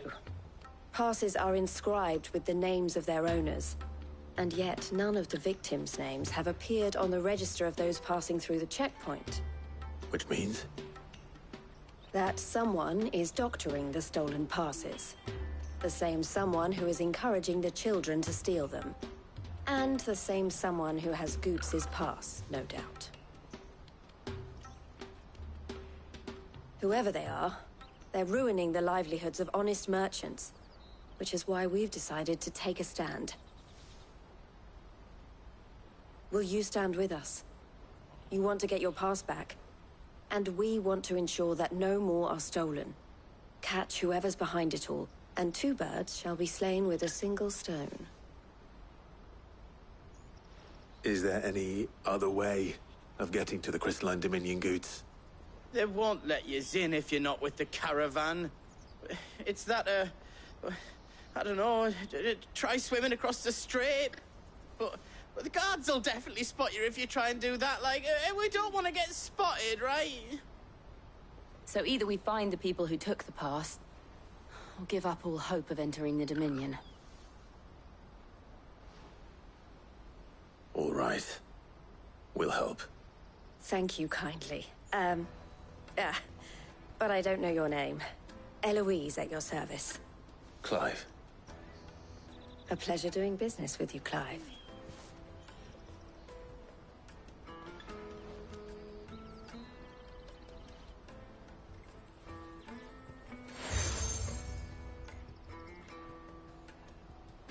The proprietor of the furniture makers by the coach stop is spearheading the search.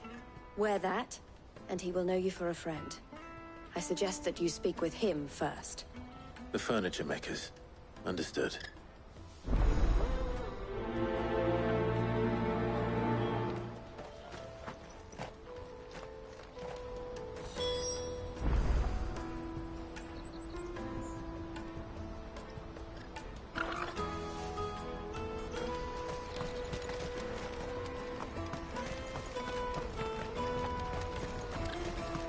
Out of my sight, wretch!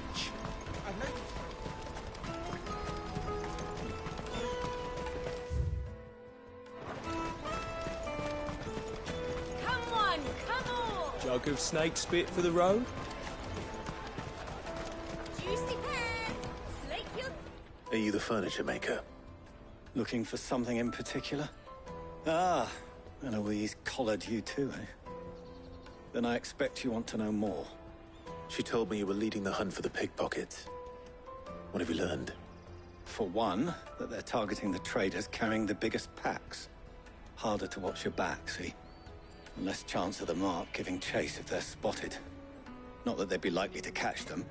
Those imps know every inch of this warren like the backs of their hands. Their eyes must have lit up when they saw Goots. The fishmonger round by the gate's been trying to track down the children involved. You should go and have a word with her. Thank you. We will.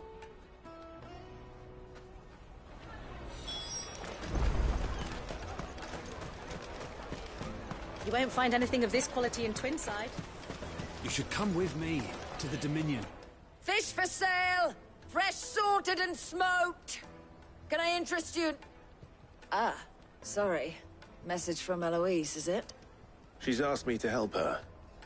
To help you find the pickpockets. Is that so? Suppose I better tell you what I know, then. For one, this isn't a family operation. All the traders say the children who stole their passes were dirty, dressed in rags. Street urchins, by the sound of it. We get a lot around here. Orphans from the wars. A few, perhaps.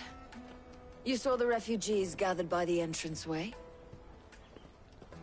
They're all looking for a new start in the Dominion and beyond. Some of them take it as an opportunity to rid themselves of unwanted baggage. The shame of it. Whoever's behind this would have to have made themselves known to the children at some point. And so should we. You should start with the children around here, then. I doubt they're the ones involved, but they might have heard something. It's worth a try. All right, then. Questioning children. How hard can that be? Different there. Come and taste my peaches! They're sweet as nectar! Excuse me. Do you mind if I ask you something? Can't stop you. I was just wondering if anyone has asked you to do anything out of the ordinary recently.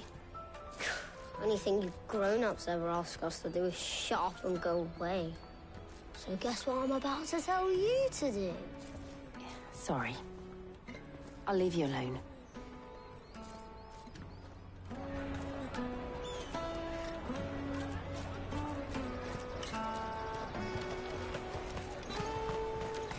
I'll take the large one.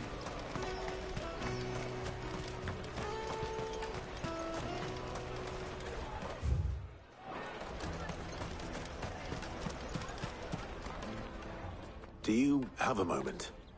What do you want? What I want is to know who's asking children like you to pick pockets. I don't know. Nobody's asked me. What's picking pockets? Do you get paid for it? No, you get in trouble for it. So if they come calling, you know what to tell them.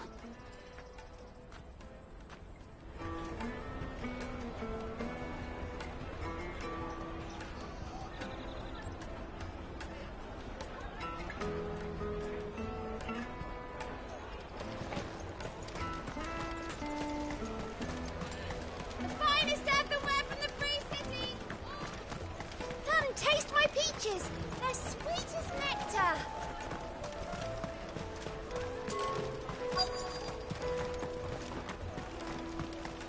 You should come with me to the Dominion. Life will be different there. You won't find anything of this quality in Twinside. The caravan stops next to the checkpoint. Jug of snake spit for the... Excuse me? What do you want? I don't have any money. It's all right. We're not going to hurt you. We just want to talk. What about? We've heard that some very bad people are making children like you steal from travelers. We need to know who's behind it so we can stop them. I don't know much about it, really. But my friend, Honza, he said he got a job. Doing something dangerous. Sounds promising. We need to find him and ask. Do you know where your friend might be? He's usually by the tents outside town. Thank you. You've been very helpful.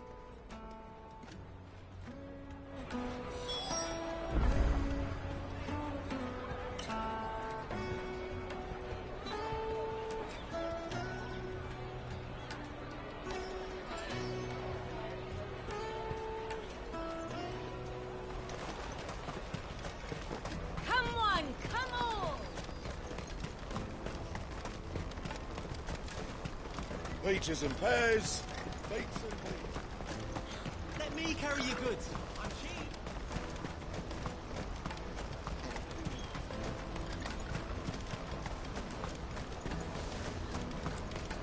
She must have meant the refugee camp. Let's hope he's still nearby.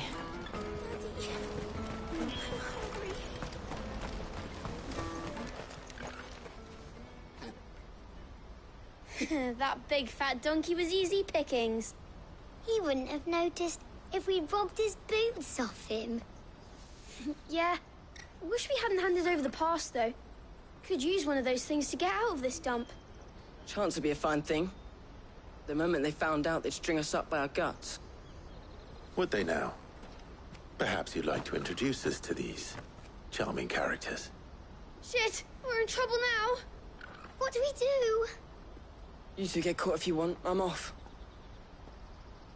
Hunter! Where are you going? So that was Hunter, eh? Jill, you watch these two. I'm going after him. All right.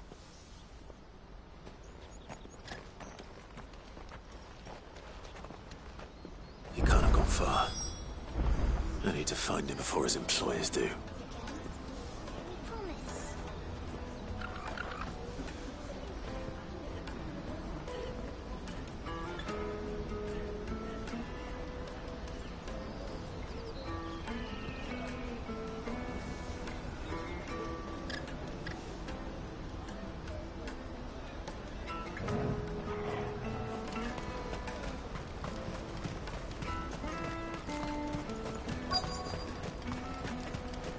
That's that, then. Did you see a boy run past? He stole something from a friend of mine. There was a boy ran back there towards the chocobo pen, but... Thank you.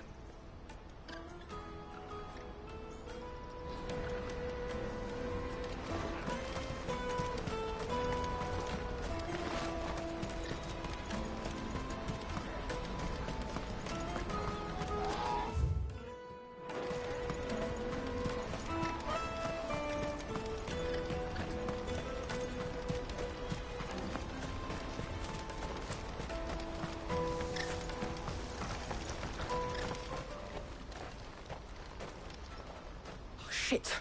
Cornered. It's all right, Hunter. I'm not going to hurt you. I just want to ask you some questions. Fine. Not like I've got a choice.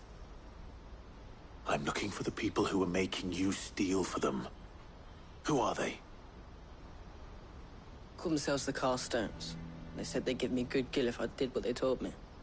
I knew they were bad, but bread doesn't come for free. Didn't come at all half the time, before I started buzzing for them. You know, if I didn't do it, they'd just pick on someone else. Someone they could push around easier. Hunter. You found him, then? Jill. Where are the other two? Eloise is watching over them. She sent Goots and I to look for you. You're... him! I haven't got your pass anymore, if that's what you're after. I gave it to the Carstones. Whatever you do to me, I can't get it back. Not that I go against them, anyway. If it weren't for their gill, me and my mates would have starved.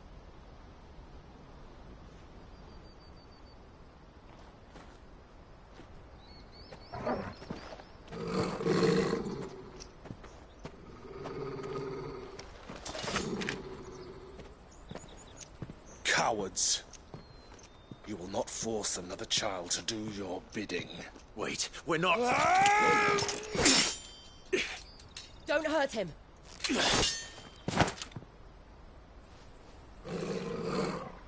You're making a mistake. We're on the same side. Like hell we are. That brooch. Where did you get it? Master Theo? Goots. What are you doing with these people? Unless you're the ones my sister was talking about. Your sister?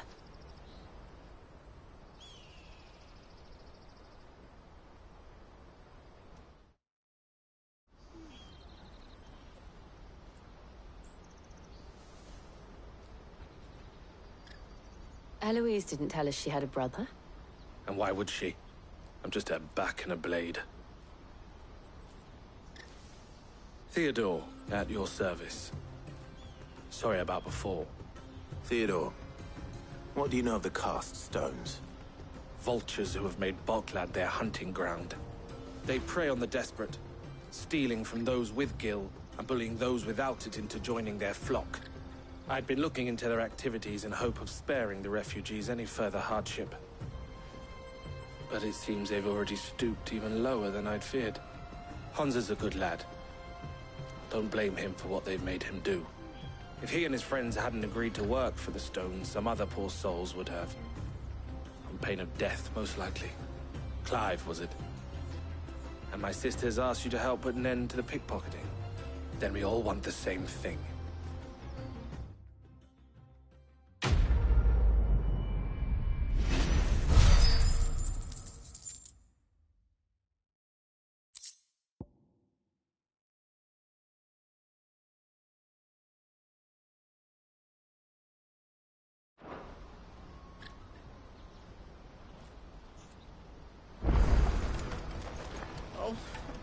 So, what's the plan?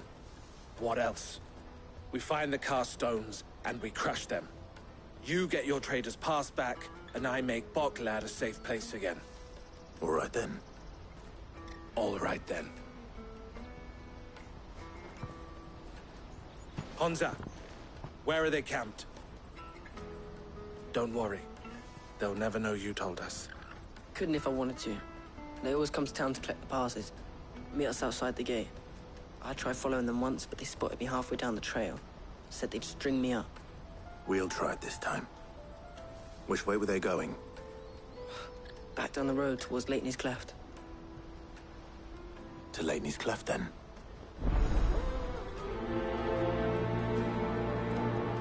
Leighton's Cleft is to the south, past the camp.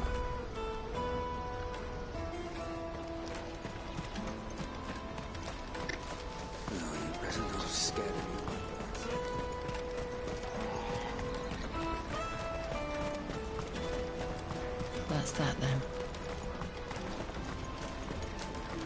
Daddy!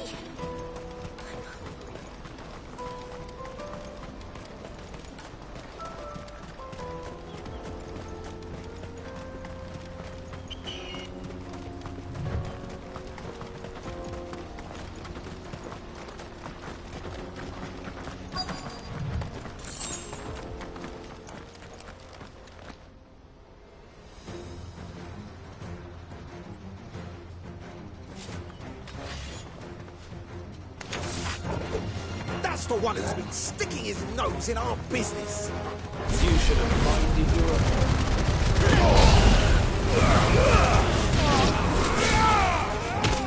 It's over.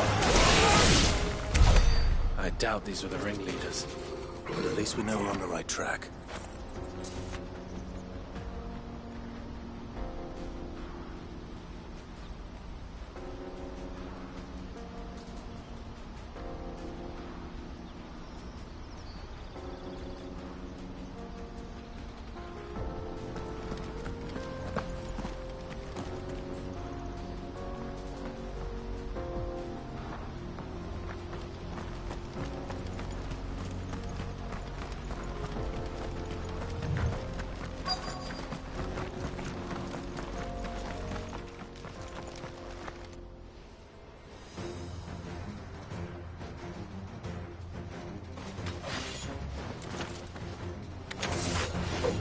We got company!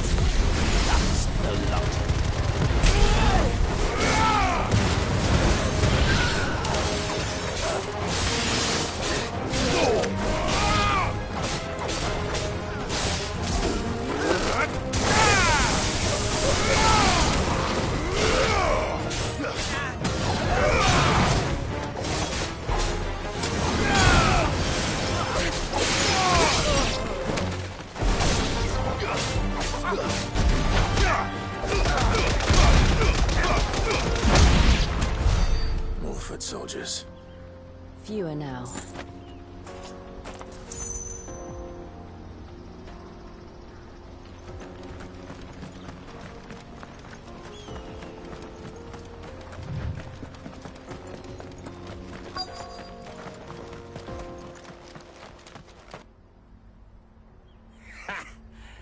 a bad haul today, eh? Aye. Some of our new recruits are natural-born ne'er-do-wells. Especially the little ones. And Hans has got nimble fingers, all right. It will be a shame when they chop them off. But till then, let's make the most of it. Scum. The leaders of the cast stones, I take it. They don't deserve any mercy, Clive. I wasn't planning on showing them any. We're ready when you are, Theodore. Oh, I'm ready.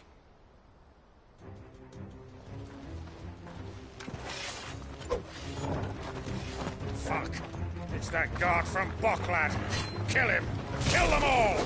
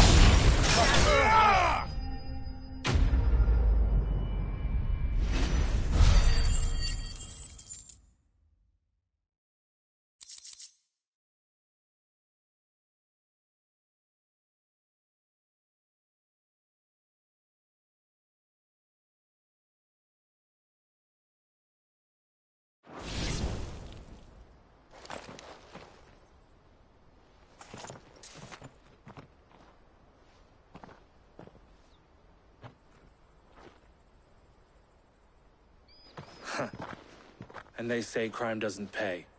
Gold chains, rings, purses. And traders' passes. Dozens of them. Have the names been changed? Not yet. I recognize some of them. No doubt Goots's is somewhere among them. Now I just need to sort through it all and return everything to the people it was taken from. We should go and give Eloise the good news. Can we leave things here in your hands, Theodore? Of course. Oh, and, be sure to tell her of the part I played, won't you? We'll be glad to.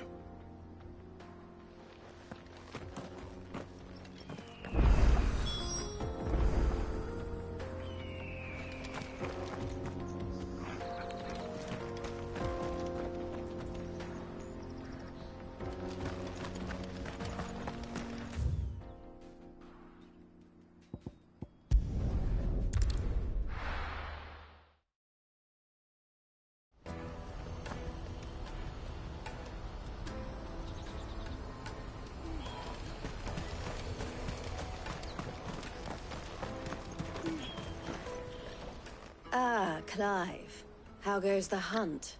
My brother isn't getting in your way, I trust? Quite the opposite.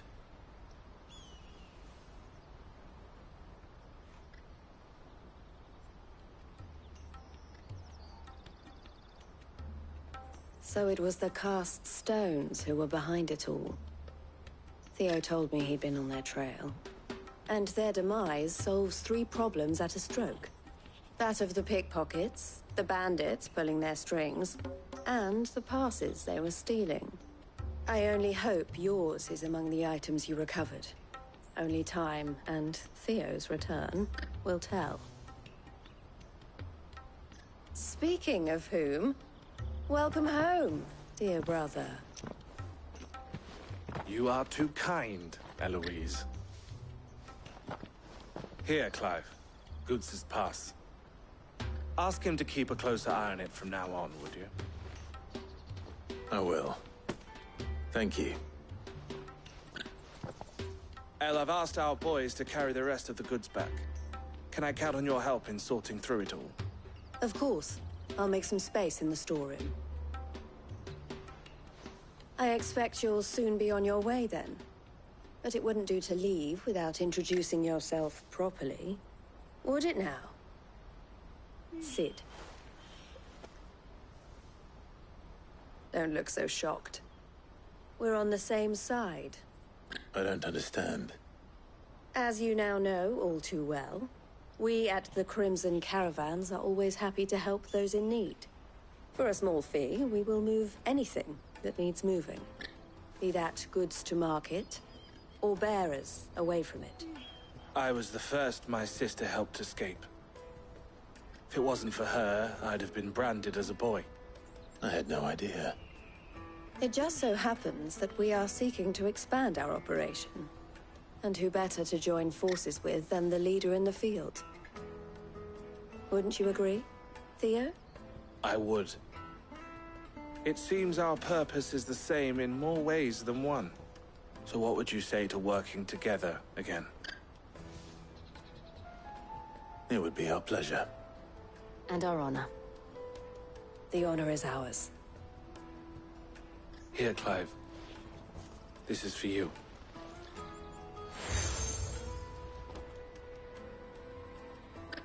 What is it? El has friends in high places, while I have associates in, lower ones. That mark is proof that you're a friend to us both.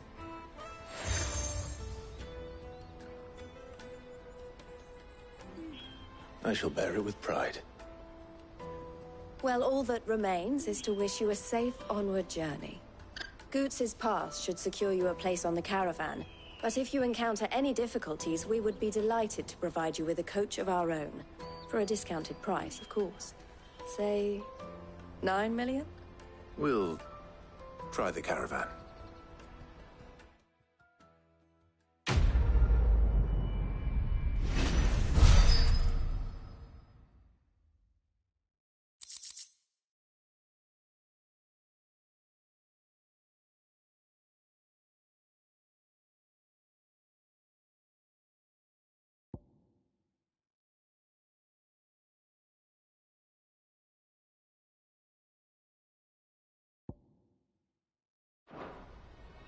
Right then.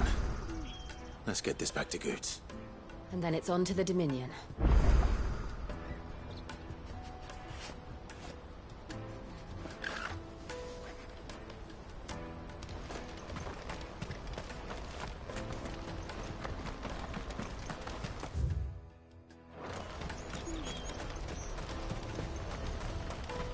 Let me carry your goods. Pardon me, but would you happen to be... that well-notched steel and impressive physique? I have need of a sword for hire, and yours looks to be a weapon well worth the coin. Might you be convinced to offer me the use of those formidable arms? How exactly do you intend to use them? Well, being something of a scholar of Zemeckis history, I wish to investigate the ruins near the city. And I require a rugged companion, lest I find myself waylaid by ne'er-do-wells or the beasts sent to roam the area.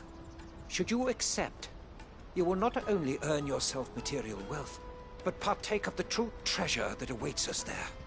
The rich and storied history of Zemeckis. Well, were you ever party to a finer proposition?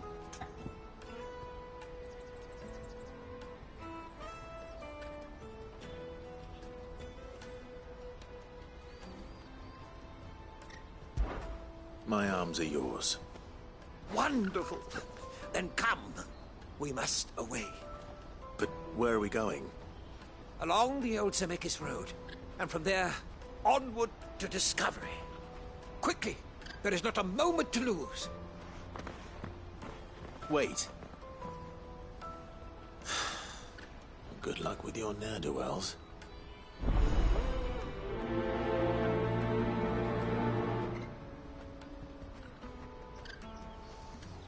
I'd better make sure he doesn't get himself killed.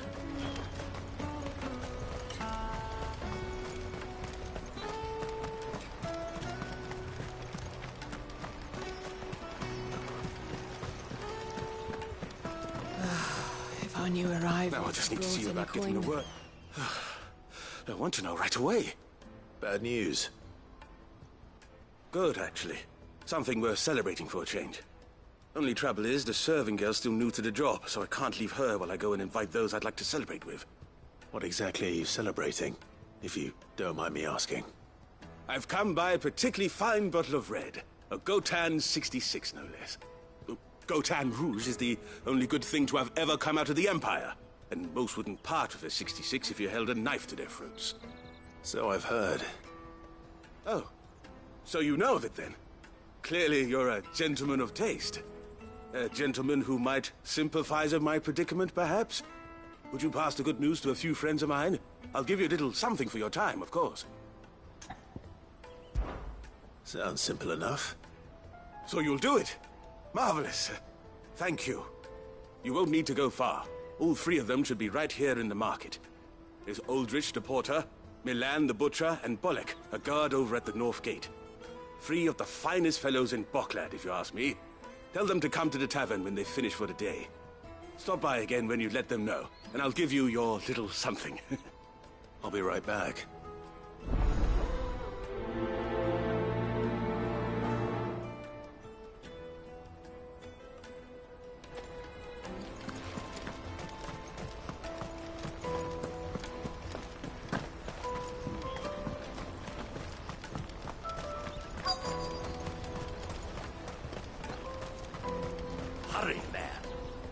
I've been asked to find Aldrich, the porter.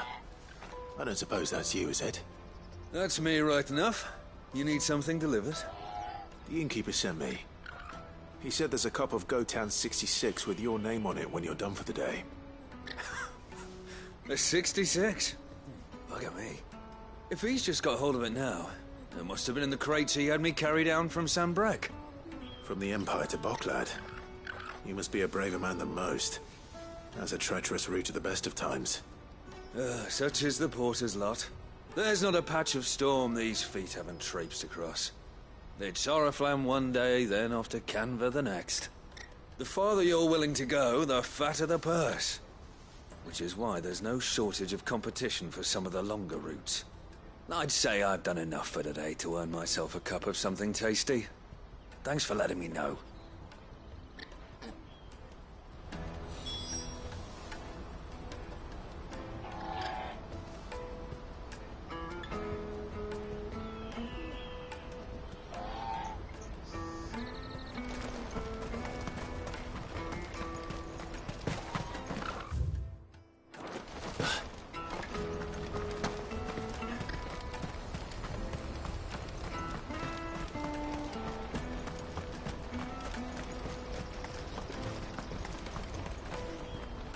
I see you've been of some assistance to Eloise. Perhaps you can extend me the same kindness? Perhaps. What would I be doing? Finding someone. You see, I've been having trouble with thieves, and despite the many pains I've taken, I can't stop them from rummaging through my packs. I was griping about my lot to a friend of mine a few days back, and he offered to track the culprits down. Now, Joseph's a sellsword, and a good one at that. But he's been gone days, and I'm beginning to fear the worst. Any idea where his search for the thieves might have taken him? The old Zemeckis Road, perhaps? He doubted they would be fool enough to linger here in Boklad. Joseph's lived a hard life. Made him grey long before his time. I just pray he hasn't been killed over a few sacks of grain. Can't imagine there are too many grey-haired sellswords around. Hopefully someone will have seen him.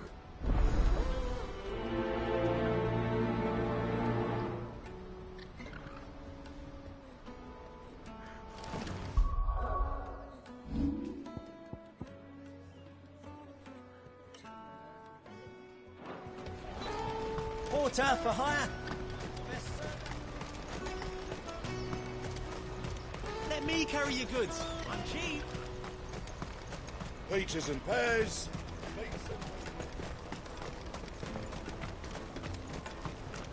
Come on, come on! The caravan stops next to the checkpoint. Are you Milan, the butcher?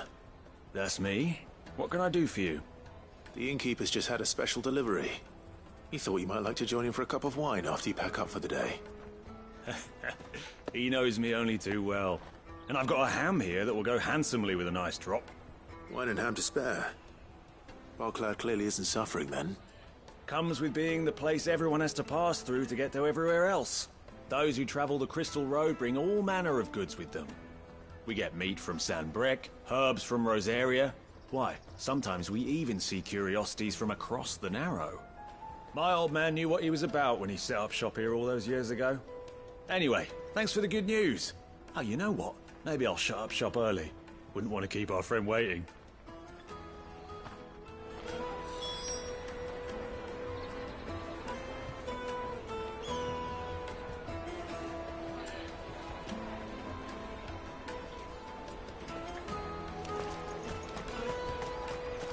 You won't find anything of this quality in Twinside. Tight-fisted. The Empire's your enemy, not us. I'm looking for Bolek. I was told he'd be guarding the gate. Well, you found him. You're not here to enlist, I take it? The innkeeper sent me. He's just taken delivery of a rare vintage, a Gotan 66. He thought you might like a cup. I've never said no to a goat hand. I'm not about to start now. Thanks for letting me know. You must be a busy man. The market would be flooded with refugees if we weren't here to stem the flow. Oh, my heart goes out to them, all right, but we've got our orders. No papers, no passage. Plenty try to slip past us nonetheless. And every now and then, one of them's foolish enough to try and force their way through. And when they do, well, things can get nasty. You know what? That wine's sounding better by the moment. Hold on. I wonder if the innkeeper might spare a cup of that wine.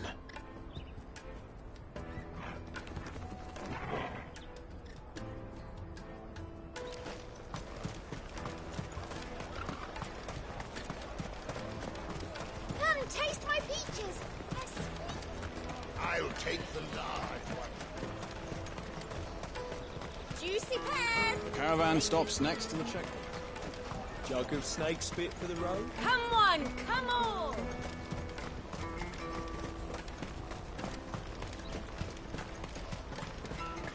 Out of my sight, wretch!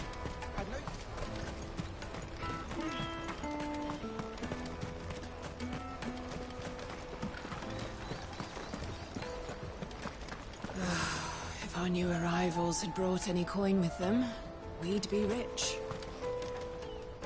I spoke to your friends. They'll be along soon. That's fantastic news. Thank you kindly. It's been a while since we all sat down together. And the way I see it, that wine is as much theirs as it is my own. How so? Well, I wouldn't be serving anything but slops without Aldrich to go and fetch the good stuff for me. And then there's Milan, who always sends customers my way. And Bolek, an even-handed keeper of the peace, if ever there was one. Those three are the backbone of Barclad. Lose any one of them, and the market would soon fall apart. And without the market, I wouldn't have a single customer. I'd say that's worth a bottle of 66, wouldn't you? And more besides. Everyone needs a shoulder to lean on. Be they world-weary innkeepers or brooding swordsmen. Right, I'd better prepare for my guest's arrival. I hear you had me carrying a bottle of Gotan 66. If I'd have known, I would have sold the thing and lived like a lord. I'll settle for a cup, though, if you're in a sharing mood. A goat and 60 bloody 6. Just as well I had something special of my own set aside. A bottle between the four of us might not be enough to drown our sorrows, but it can't hurt. Here they are, the 3 pillars of Boklad. Sit yourselves down, gentlemen. The woes of the world may be monstrous and many, but there's nothing like a few good friends to keep the misery at bay. Never a truer word spoken.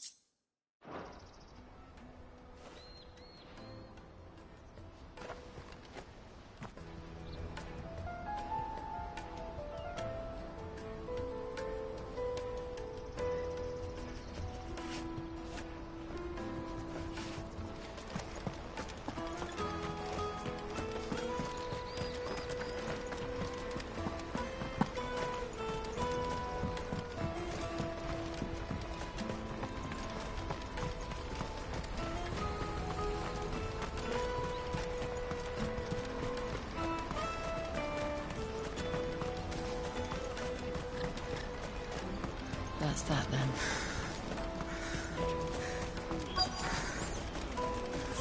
There are no crystals here.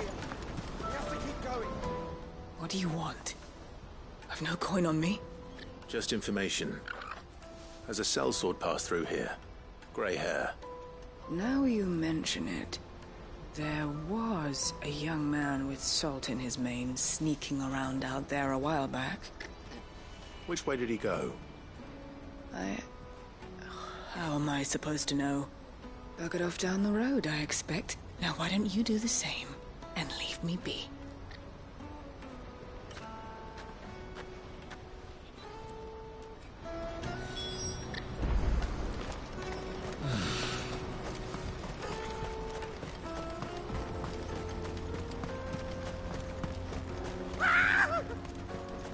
Why am I not surprised? You'll hand over your coin, you know what's good for you.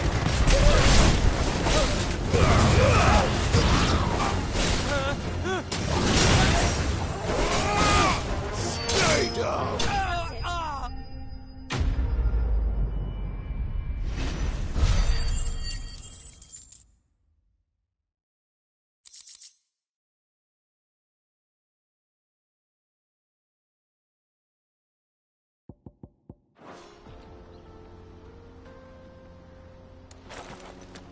Are you hurt? Happily not, good sir. Thanks to your timely intervention. More importantly, we have arrived. Now, feast your eyes upon the marvel before us.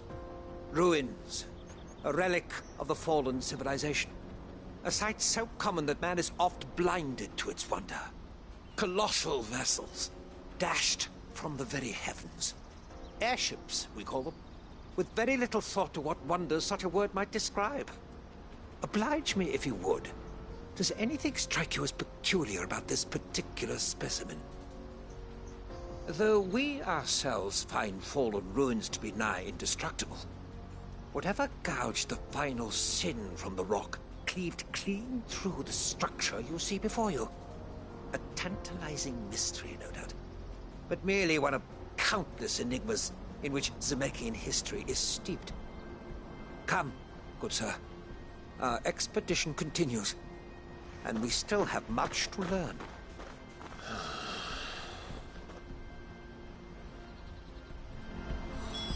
He's passionate. I'll give him that.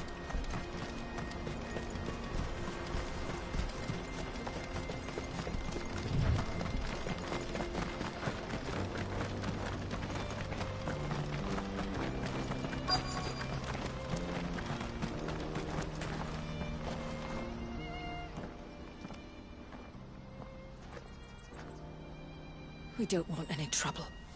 Neither do I. I'm looking for someone. A grey-haired mercenary. Well, we haven't seen him. Yes, we have. We saw him climbing up the rocks. Those ones, over there. Maybe he found his thieves. Mum won't let me near them. She said there's goblins up there, and that they eat little boys for dinner. Shush now. You've said quite enough already. I only told him what you said. I'd listen to your mother if I were you.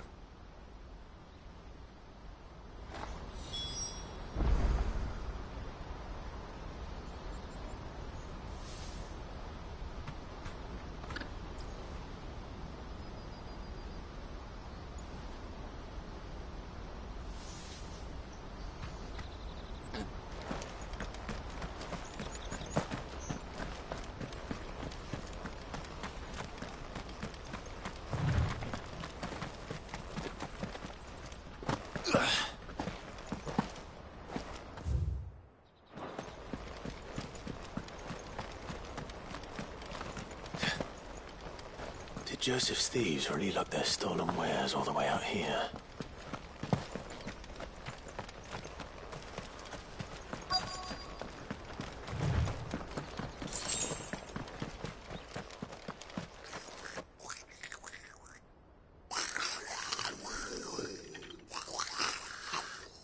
I think we found our thieves. They don't look happy to see me.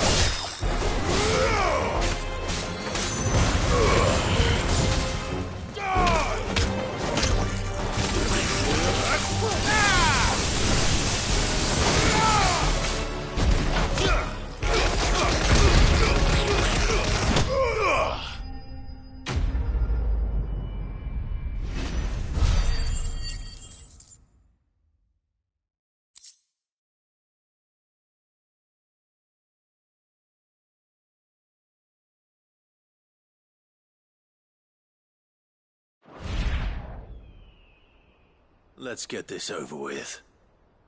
Stop! Don't kill him, he's just protecting his home. Joseph? So the boy was right. I don't know you.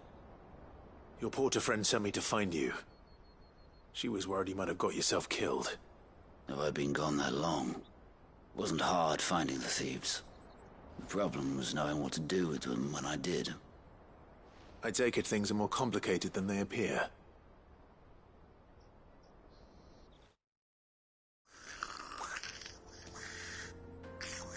I'd all but ruled out bandits before I even left the market. You know why that is? Because our thieves had no interest in gold or gems, or anything they couldn't eat for that matter. Add to that the rumors of goblins in the area, and the mystery practically solved itself. I soon found their cozy little homestead and all the missing food. I launched myself at them, full of righteous fury, but their leader was the only one who moved to meet me. The others, they huddled around that food, ready to die protecting it. They stole because it was that or starvation. I've been there myself, back when times were hard. So you spared them? And earned their trust into the bargain by the look of it. These goblins aren't native to the area. They don't know how to survive such barren lands, so I've been teaching them. And once they've learned to hunt and forage, they won't be fool enough to risk their necks in Boklad.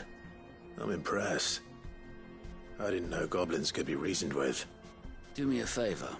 Let the porter know I'm safe. I'll head back to the market once my work here is done. Oh, and don't mention the goblins. I don't want people coming here brandishing pitchforks. Not now this lot have sworn off thieving.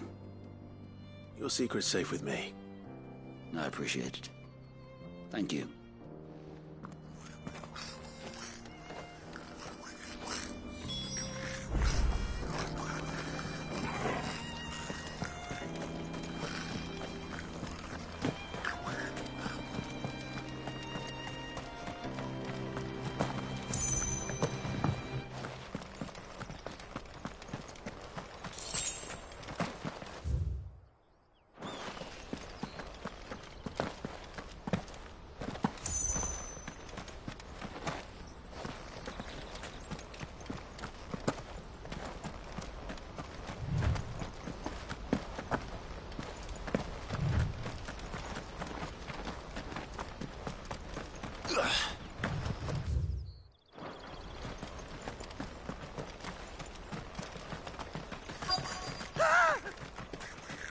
Not... All right, then. First.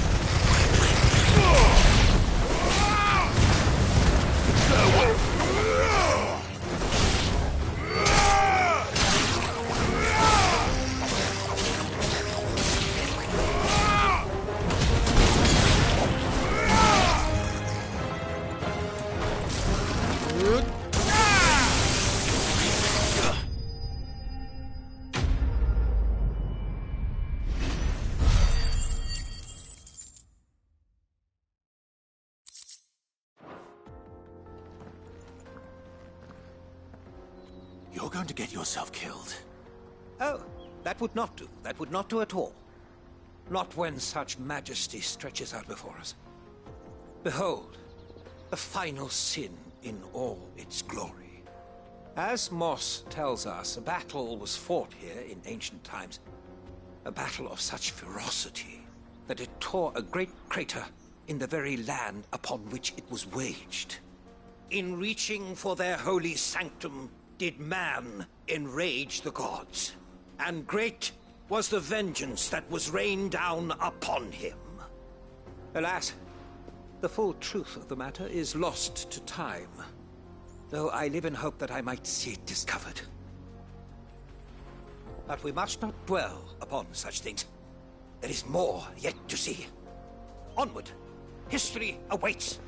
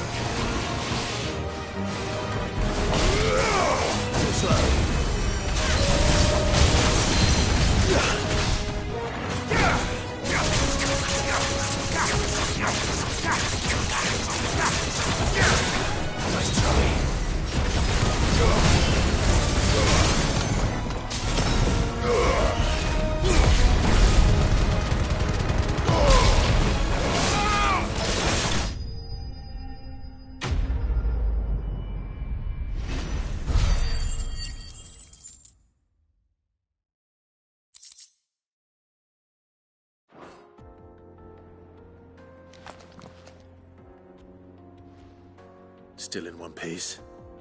It would seem so. Once more, I am in your debt. And once more, you impress me with your prowess.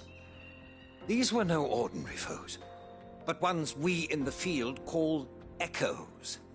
Though Moss the Chronicler concurs with the legends in attributing the fall of Zemeckis to a wrath wrought upon mankind by the gods, he offers little in the way of explanation. Could the ruins we see before us here, in all their elaborate beauty, perhaps suggest an answer? Could the construction of such miraculous edifices have been considered an encroachment upon the province of the divine? Alas, all is mere speculation. But one day, perhaps, I will learn the truth. Not if you keep running headfirst into trouble. You are right, of course. And not only have you plucked me repeatedly from the jaws of death, you have proven yourself a willing audience to my ramblings. Glad to help, but didn't you say you came here to investigate something? I fear I may have rather overstated the case on that front. In truth, a captive ear was all I really desired. You see, even my fellow scholars have grown somewhat weary of my musings of late. And so I came upon the idea of purchasing a companion. A captive audience, if you will. That's what this was all about. I am afraid so. And now, my good man, it is high time we returned whence we came. Fine. Just don't go running off this time.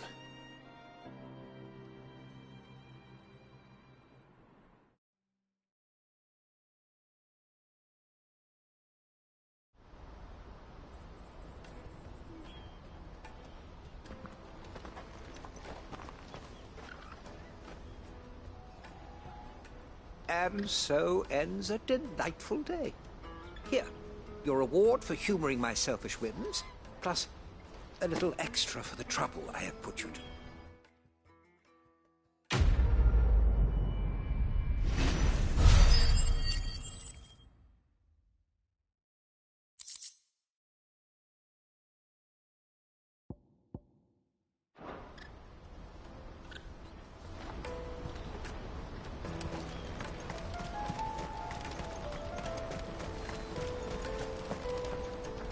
Joseph's fine. He'll be back once he's tied up a few loose ends. That's a weight off my shoulders. He certainly knows his business. You found your thieves all right. And I dare say they won't be coming back. A good man to have around, that Joseph. And if he says there'll be no more thieving, that's good enough for me. Thank you for putting my mind at ease. Here, for your troubles.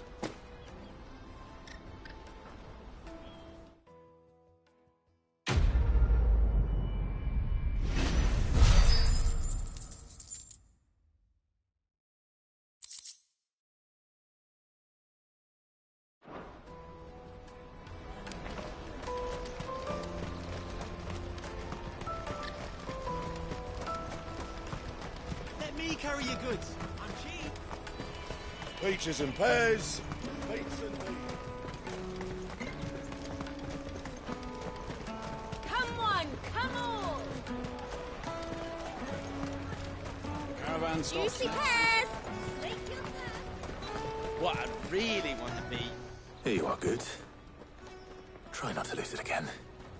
Me pass! You found it! Oh, thank you so much. Nan would have killed me if I'd come back without it. I'll have to say thanks to Elle and Theo, too. So should you, Hunter. You and your friends don't have to steal anymore. If anyone threatens you again, you know who to turn to. We do. And we already have. Miss L's given us a job shifting the chocobo shit out the stables. It's hard work, and the pay isn't half what we got from the Stones. But if we stick at it, we'll keep ourselves fit. You stick at it, then. And Goots, I'm sorry for stealing your pass. That's all right. I've got it back now. And all's well that ends well, eh? You said you're trained to be a blacksmith, right? Well, I'm gonna be your first customer. I'm gonna save up all my gil and get you to make me a massive sword. I'll do me best. Till then, eh?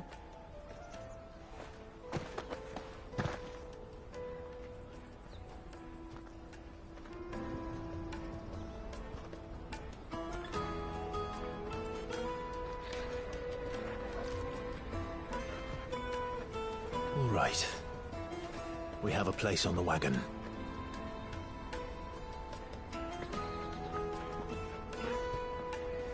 Remember, Goots, we're mercenaries. You hide us to protect you. Mercenaries. And you remember the plan? You're to ride all the way to Twinside.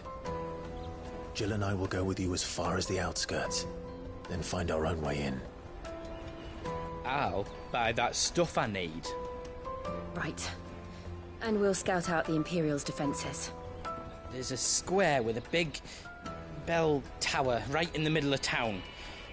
If you get lost, or out goes wrong, we can meet up there. Right.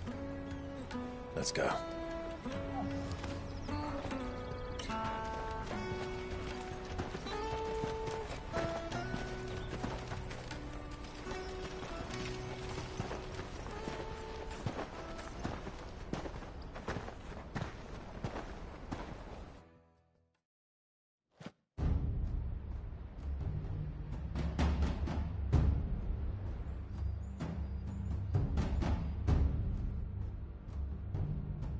I see.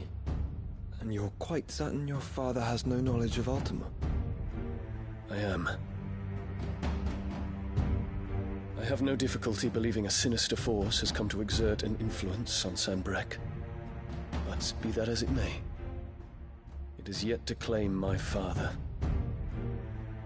For better or worse, his radiance speaks his own mind.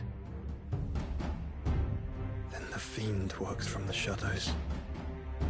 I confess, when first you told me of this Fiend, I had my doubts. And more than a few at that.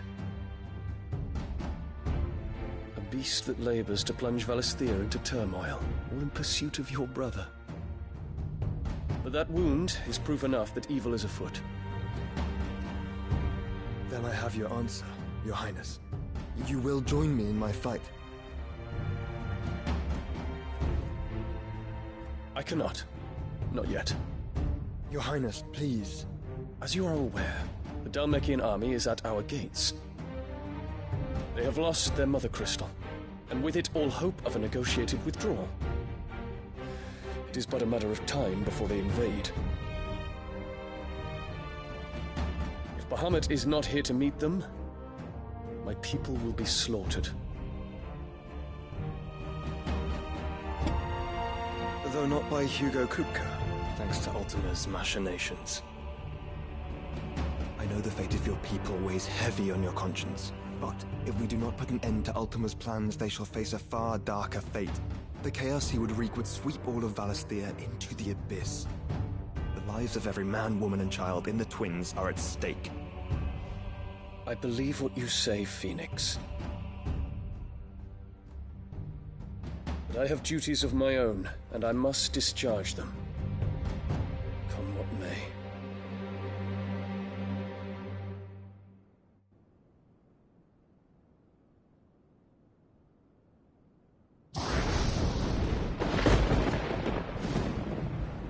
What do you know of my blood?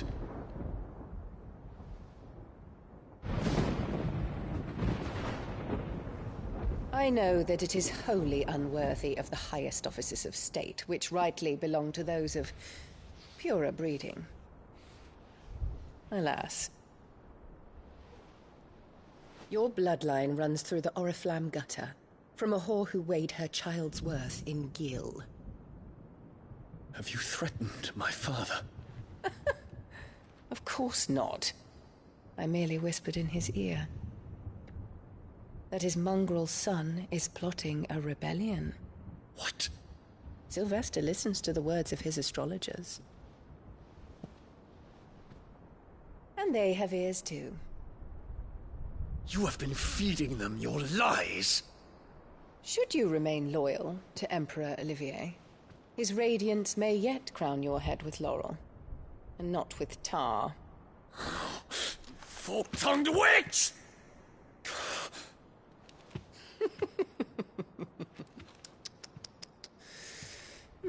In consideration of your long years of service to the Empire, I shall forgive this uncharacteristic rudeness. Now hurry and make ready, Your Imperial Highness. Emperor Olivier expects much of you, Dion. Or should I say, of Bahamut. May your fire reduce his enemies to ash, till all of Valisthea bows to its rightful ruler.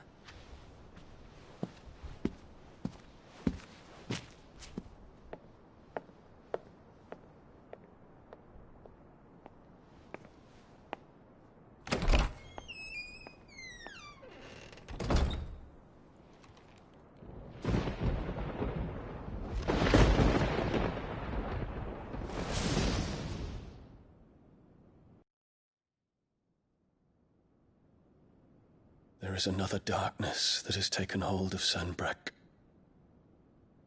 And until its grip is released, the flames of war shall spread ever wider, just as Ultima wishes. Forgive me. My family has caused you much grief. You are not her keeper, Phoenix.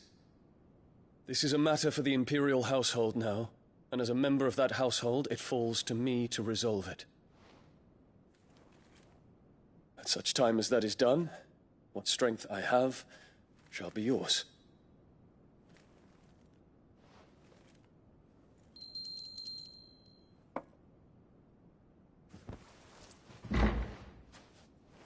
Thank you, Your Highness. Let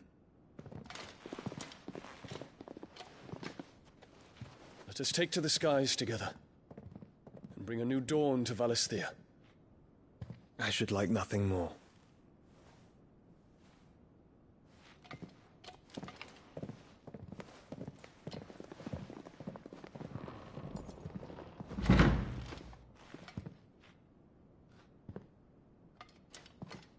Terence.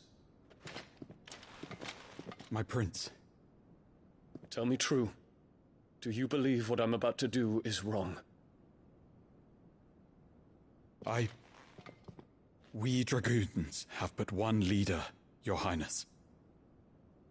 And we shall follow him unto the very end. Thank you. This is my decree. For their crimes against the crown, the traitorous Annabella and her usurping son shall be put to death, and the Empire restored.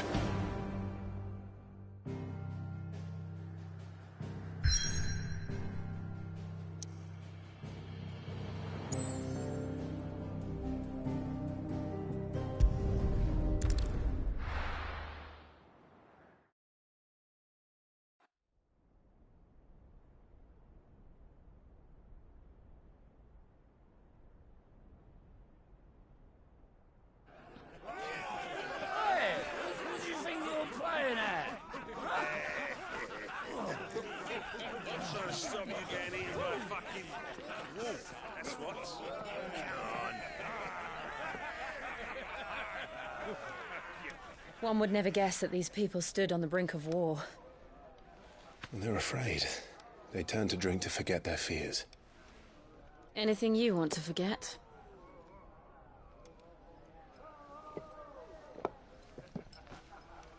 The harbor is empty, and half the market stalls too.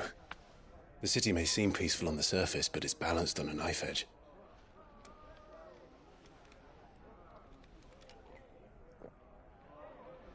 Were we to give it a nudge, it might be just the distraction we need to reach the Mother Crystal. I thought you might say that. We should send for Gav. We'll need someone to keep the fires we start from going out. And we can busy ourselves scheming until he gets here. I'll send a Stolas then.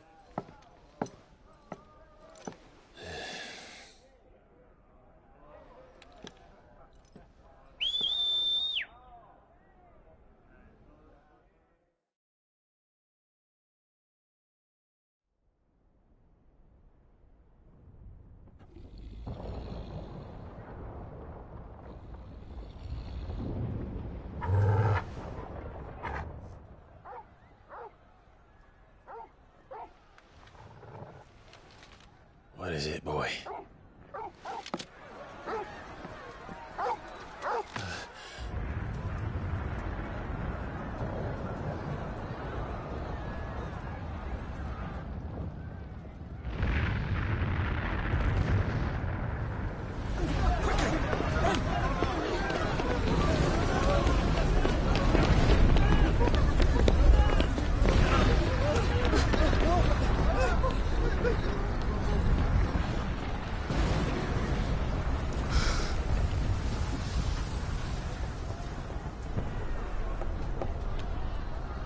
What's happening? I don't know. Torgal!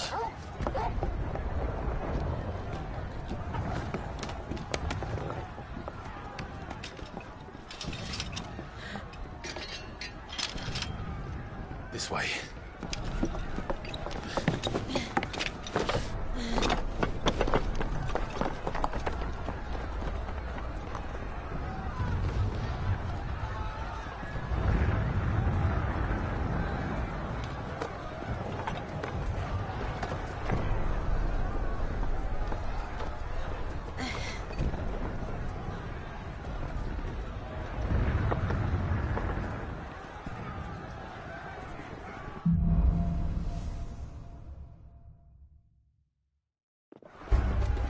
The city's on fire.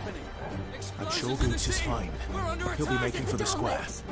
The one with the bell tower. In the middle of town, right?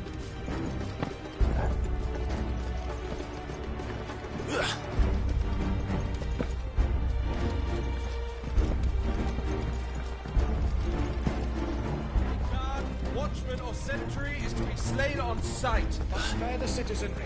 His Highness's orders were clear. Those were Imperial Dragoons.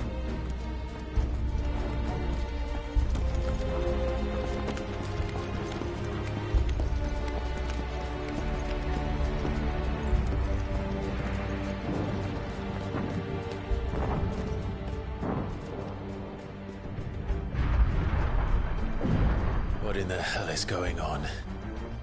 Let's go and see. Right.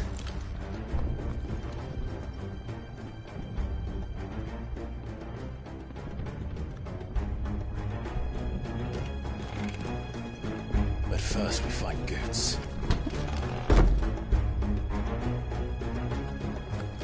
I just hope he's all right. You there! Identify yourself! We have to.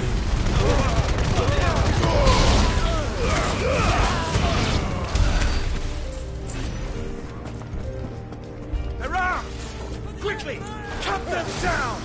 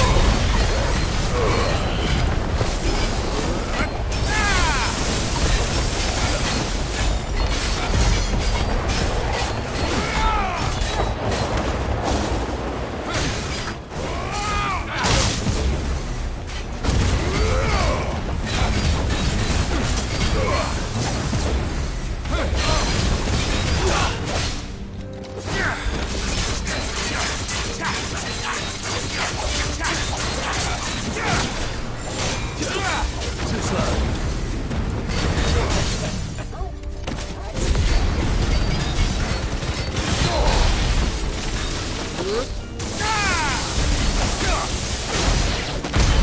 There's no doubt about it. They're dragoons. What is this then? A civil war?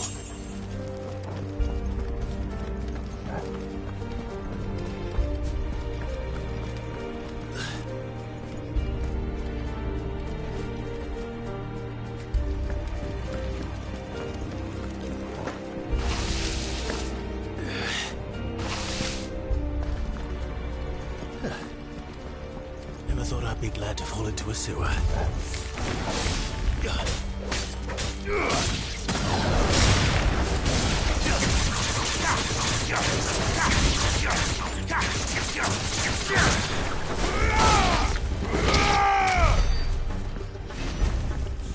Ward secured, Cap. None of the Emperor's forces remain. They gather them up. We press on to the castle chamber. Yes, Cap. What of the men and women in the market district? The evacuation is complete, Captain. Good. Then all that remains is the throne of the Pretender.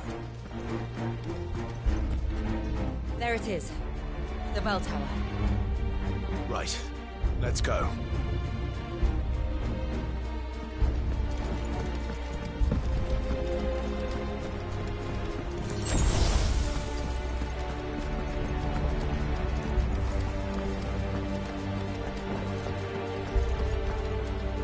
Ah, a goods lift.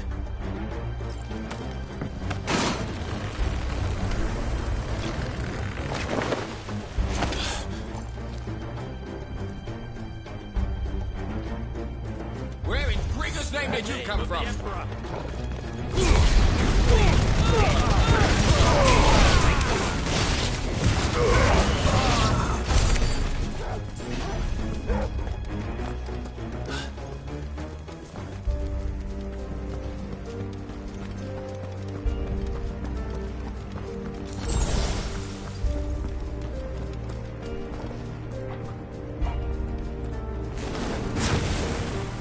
Intruders!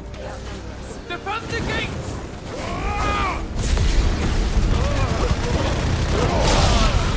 It's over. Farewell. Stay down.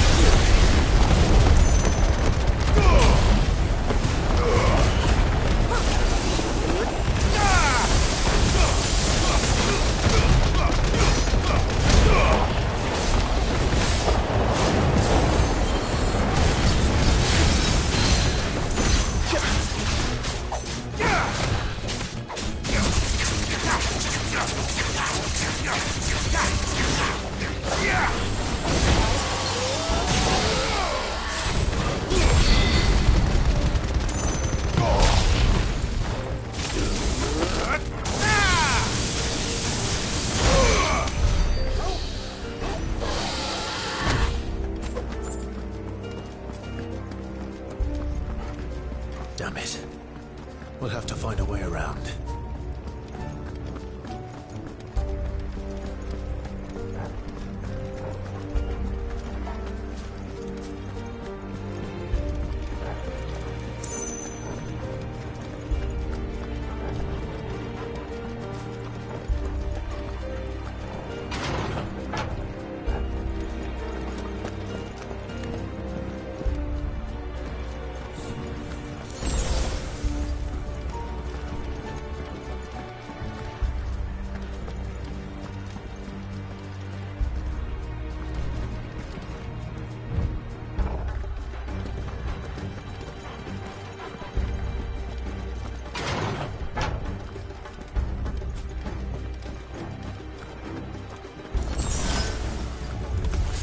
In the name of His Highness!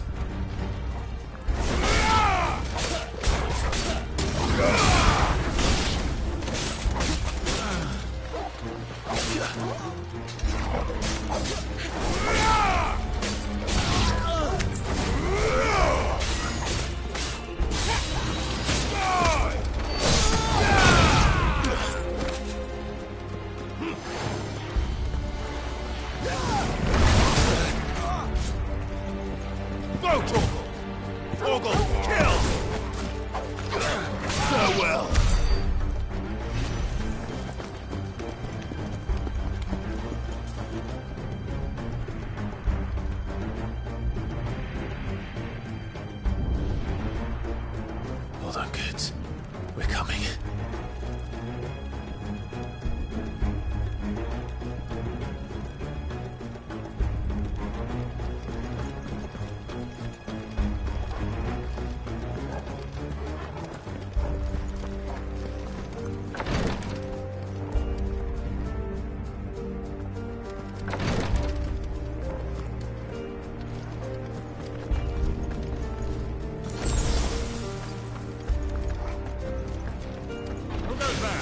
In the prince's name, none shall pass!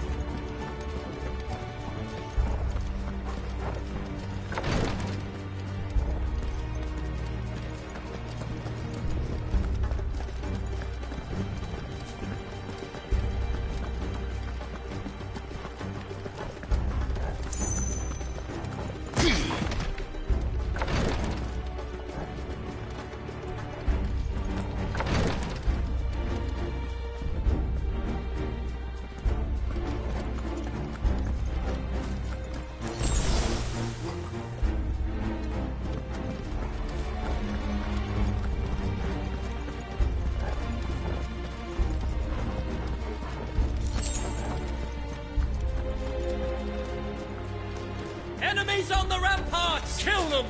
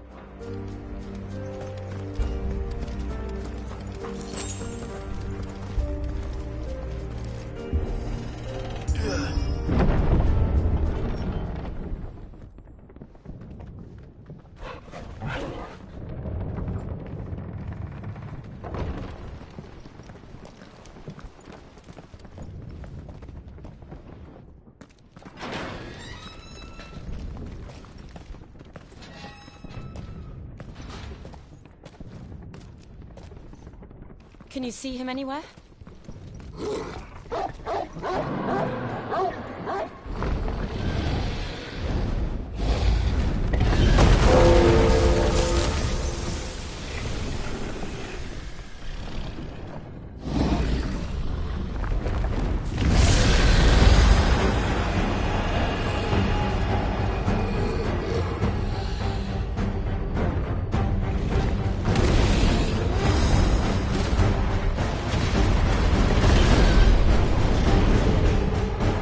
Must be one of the Dragoon's pets.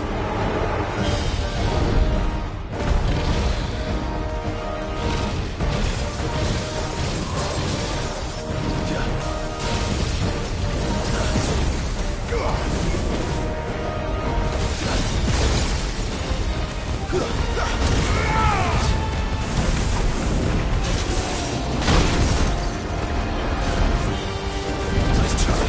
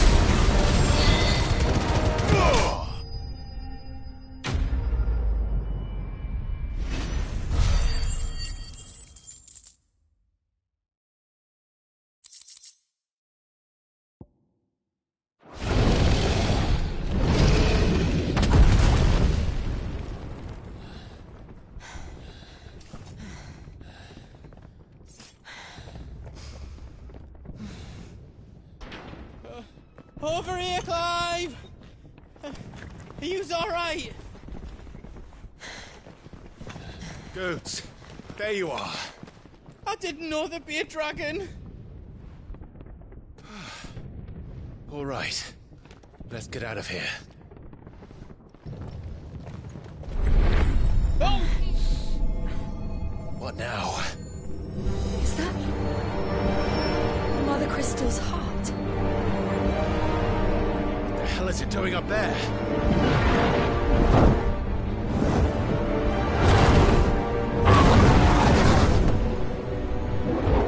Bahamut.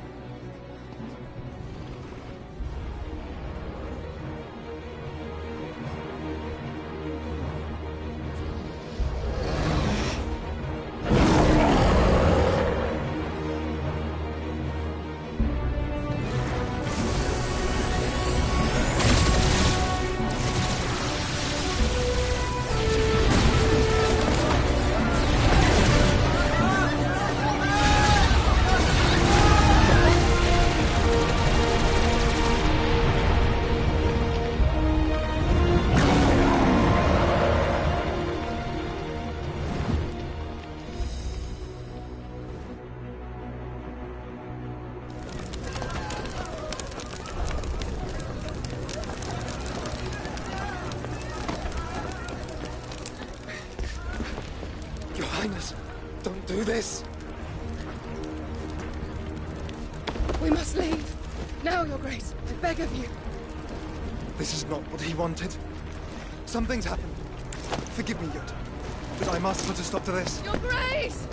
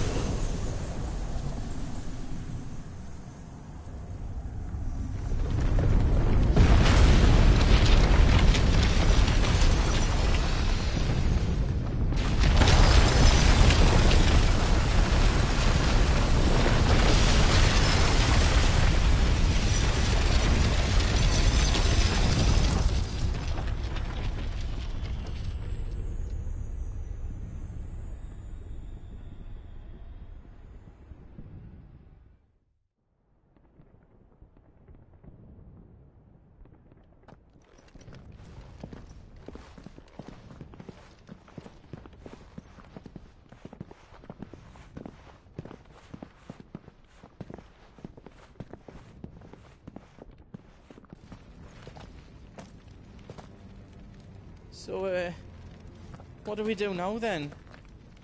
We destroy the heart. But he might come back!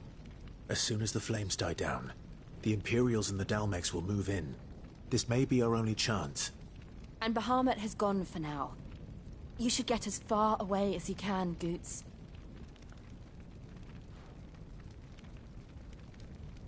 What?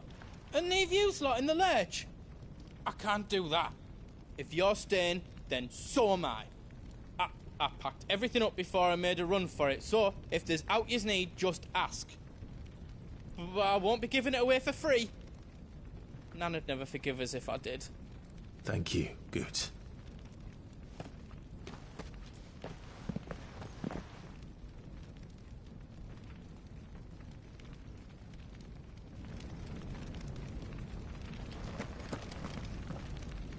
Do yous need out? Whatever yous need, leave it to me.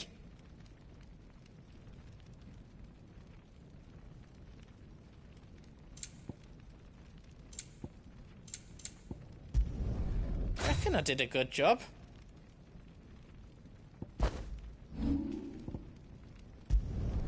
I hope you like it. Is all done then? No.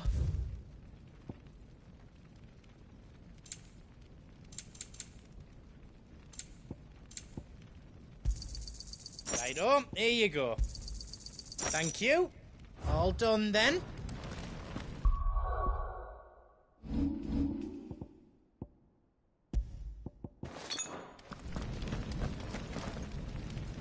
Drake's tail is right there, Clive.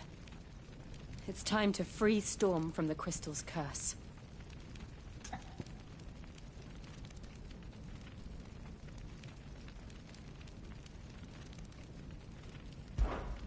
Oh, it's past time.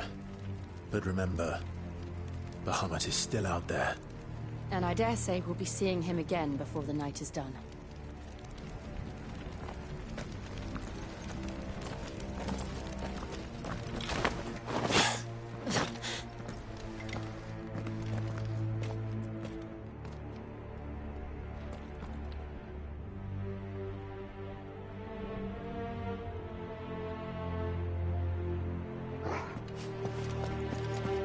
No more roads. We'll have to find our own path. Do you feel that, Clive? Ether. Just what we need. Another flood. It's already turned. Then there's no reason to hold back.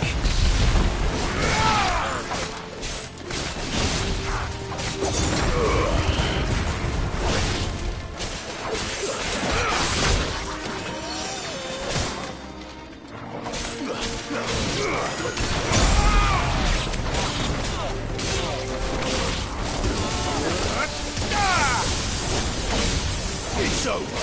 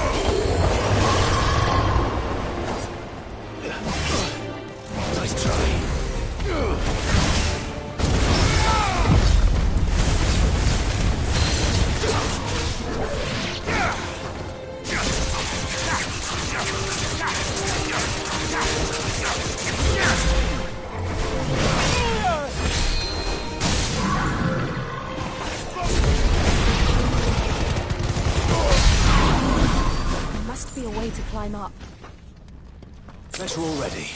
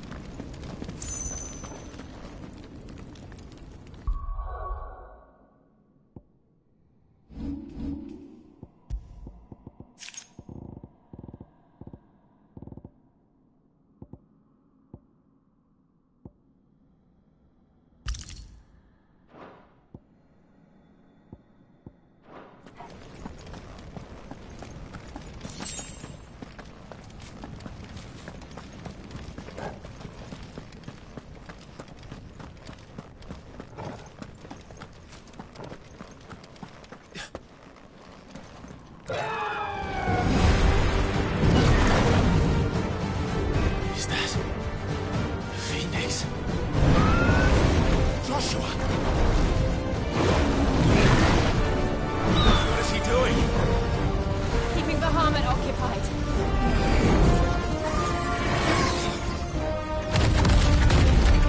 Joshua! Joshua!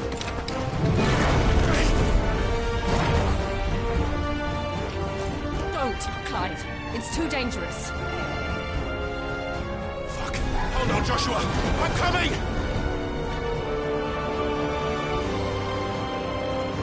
We have to save him. And we will. We just need to keep moving.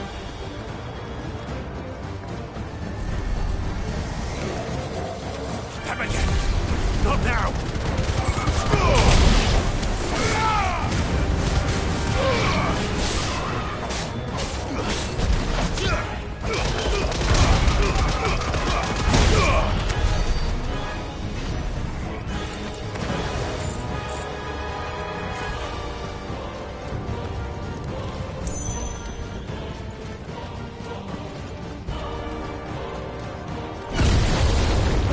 What was that? Bahamut. He'll kill us all.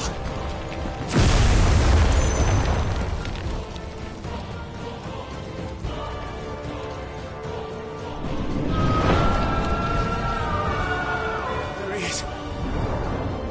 Joshua! I'm here, brother! Clive. He can't hear you. Joshua! They're heading for the heart. And so should we.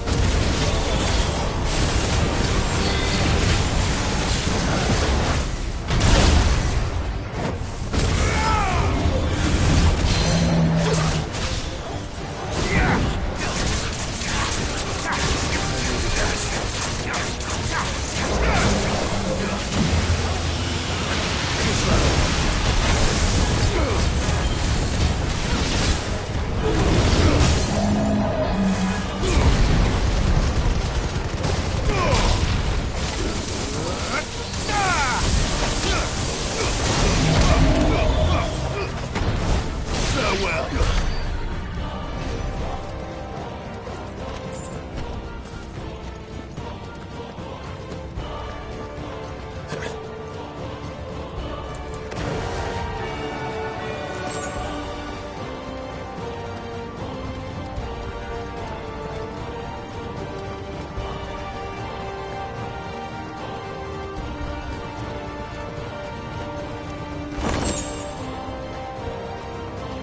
Are those the council chambers?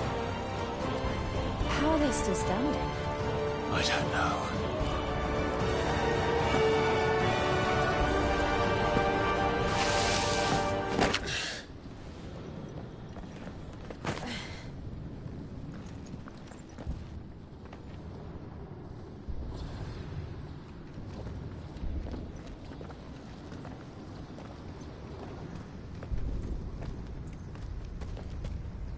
He'll be all right, Clive.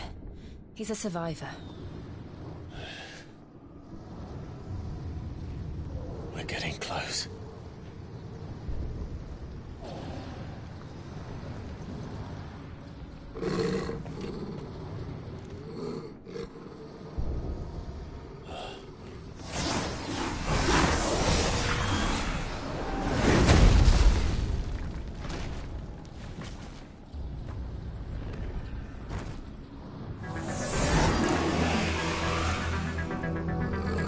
Like somebody doesn't want us getting any closer. I don't care what it wants.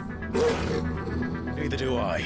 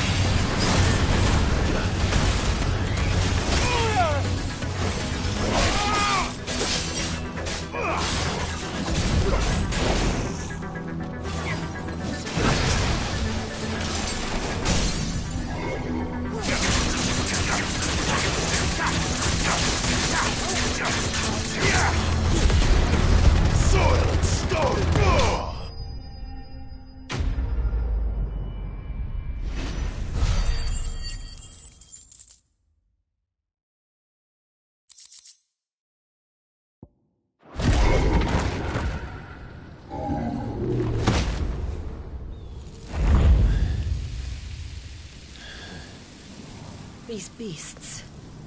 they're getting stronger. We can think about them later. Right now, there's only one thing we need to focus on. The heart.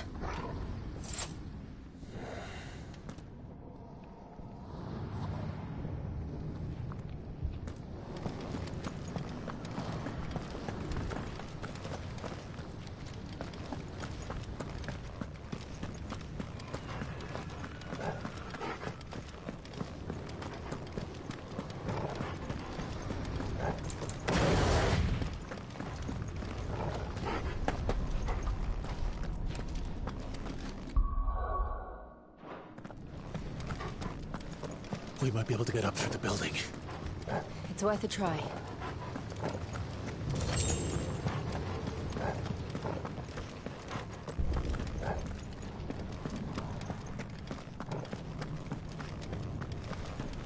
Quiet. There's someone up there. Is someone there? Arthur. It's you. What happened here? He tried to take him from me. Oh, my boy. My darling boy. Is this the child you made with the Emperor? Why, Mother? Why did you betray us all? You have no right!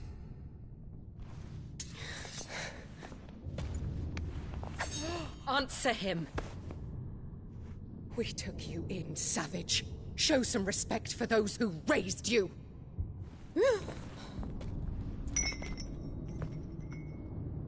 Honorable Elwyn, always thinking of his precious homeland. But what worth is a homeland in a world beset by the Blight? Father did not seek to protect his country. He sought to protect his people. A leader's duty is not to protect his people. It is to protect the source of his sovereignty. The noble blood that runs in his family's veins. So long as this bloodline remains unbroken, what does it matter if a nation falls? One can always found another. Unlike him, I did my duty. I preserved my line. I bore a son of the noblest blood, to whom the whole world might kneel.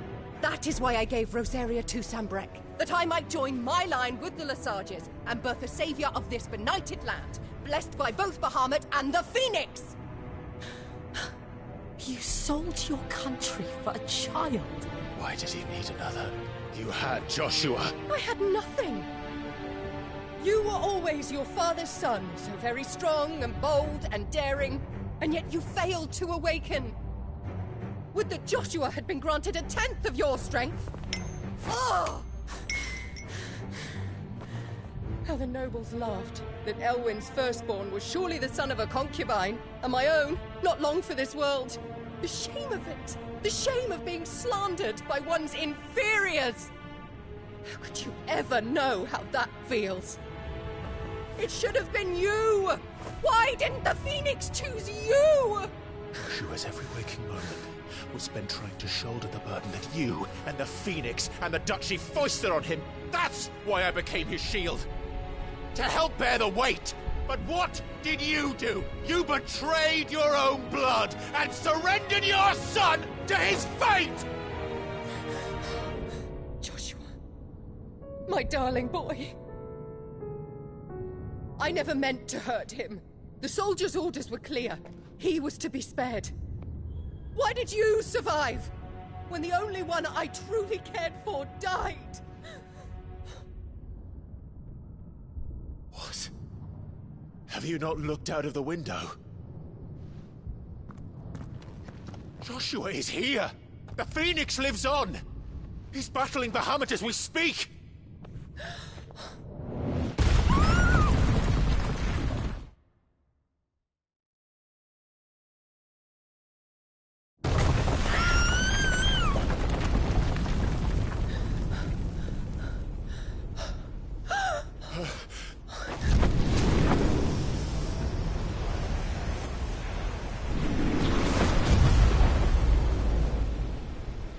Joshua!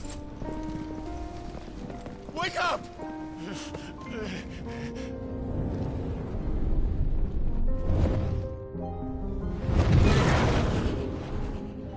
I am a shield of Rosaria.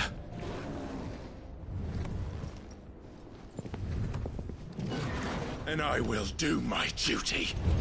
What are you...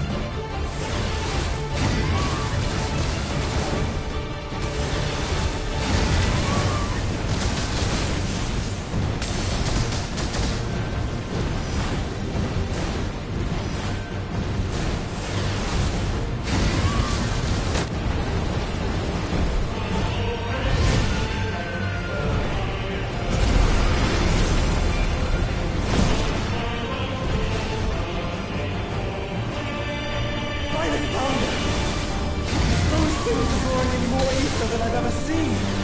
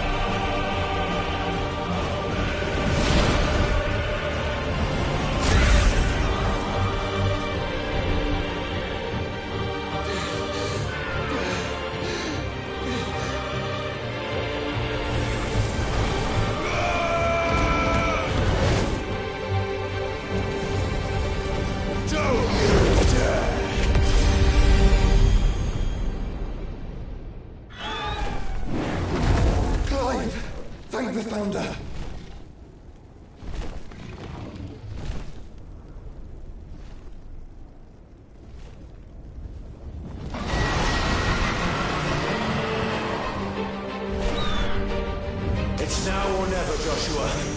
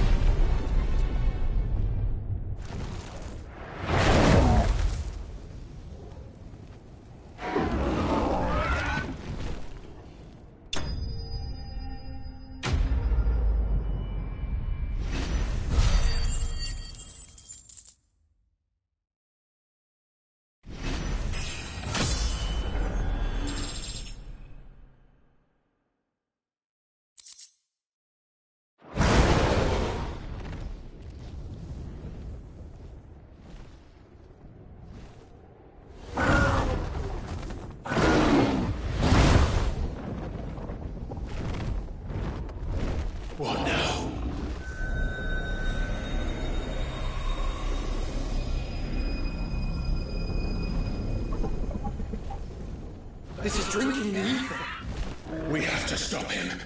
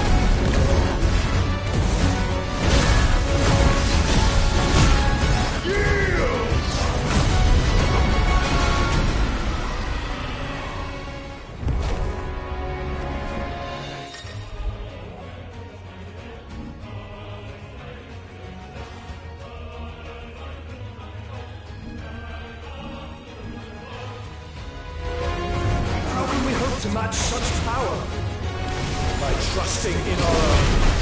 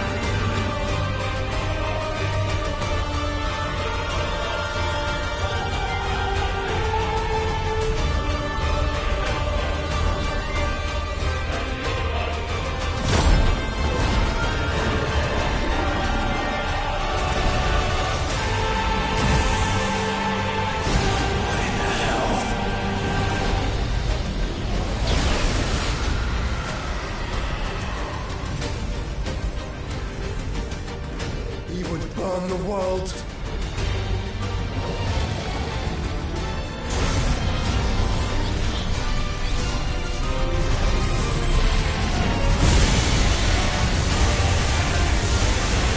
Not today. Come on, Joshua!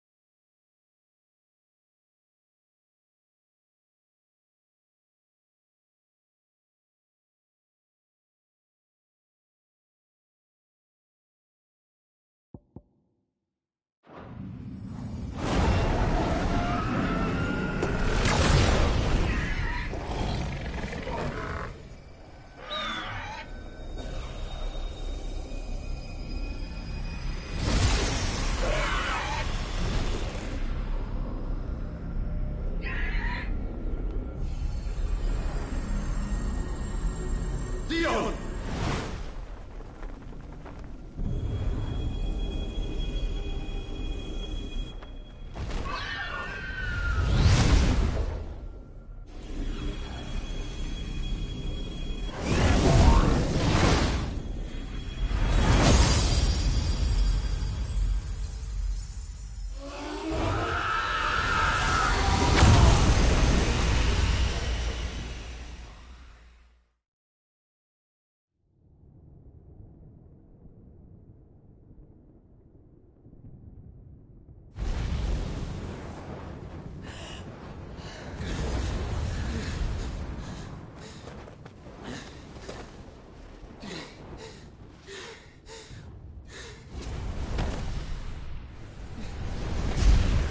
Joshua!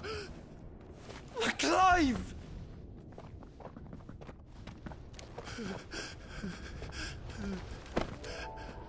My brother.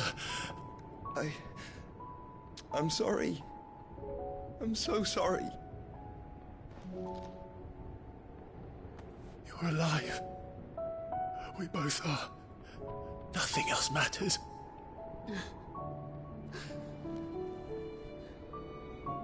I never dared hope that I would see this day.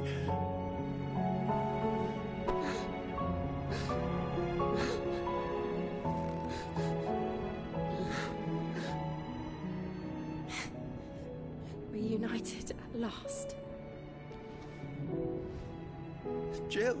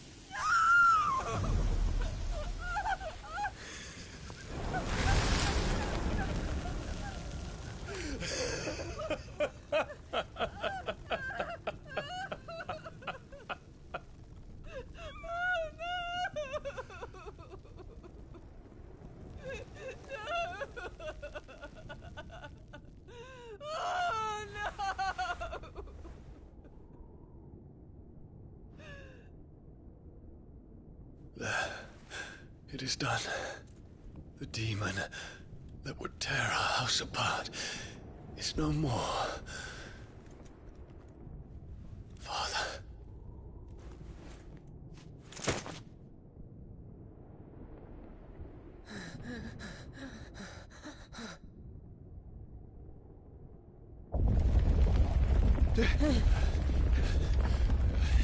The Mother Crystal. It's collapsing. Right. We need to leave. No. Wait.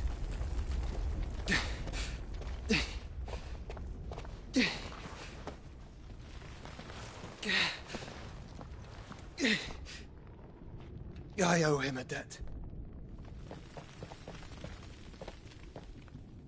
Fine.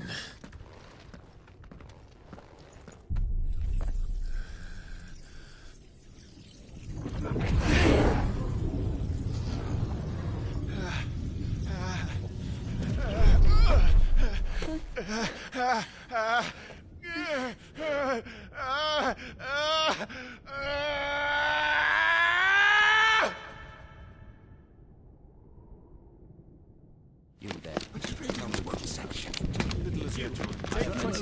Don't reinforce the walls. Situation. Report, Captain. Can nothing be done to call them off? I regret not, Your Radiance. The Dragoons answer to none but His Imperial Highness. The Council is powerless to intervene. We're hearing reports of rebel Madness is this, Dion. throughout the neighboring districts. Focus all efforts on extinguishing the fires around the capital. The city can wait. What about stocks of weapons and armor? Don't dally, man. Go! Your Radiance. And I want you to find out if Down makes a move. By the light! Dion. Have you taken leave of your senses? Call off the Dragoons at once! Fear not. The populace will come to no harm at their hands.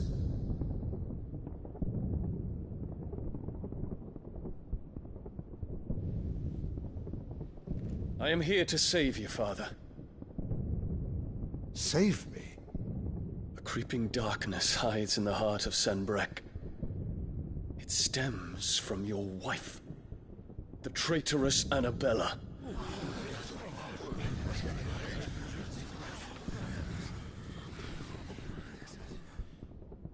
Not another word, Dion. Father, though you may not see it, the darkness has taken hold of you. It has made you forget yourself. But I bid you remember, there was a time when you ruled not with cruelty, but with compassion. Why now do you turn your back on your people? Why now do you seek to stoke the fires of war? You too have borne witness to this change, Your Eminences. And you know, as well as I, who is responsible for it. A puppet now sits upon the throne, but cut his strings, and the master loses the power! What? Dion, you bear steel before your Emperor? Guards! Take him!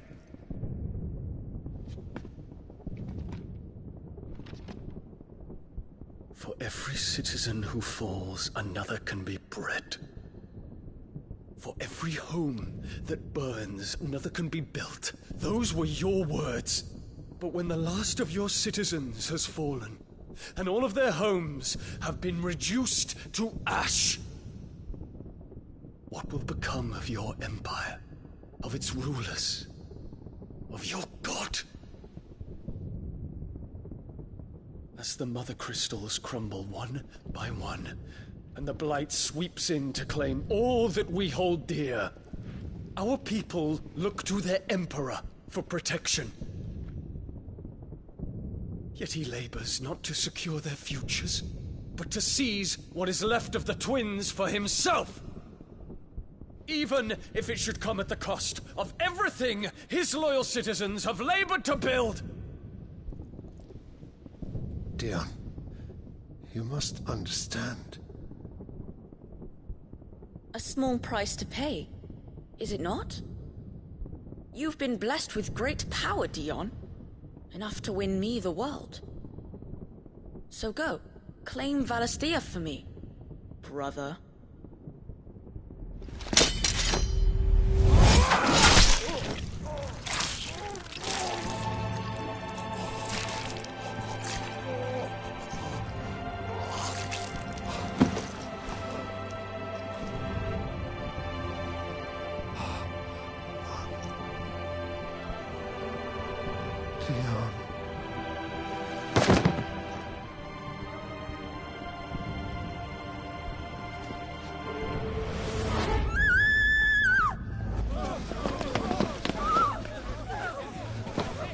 Gods! Gods! Father. Poor father. How he doted on his children. That he would die to protect me was plain. It was but a matter of when. You planned this?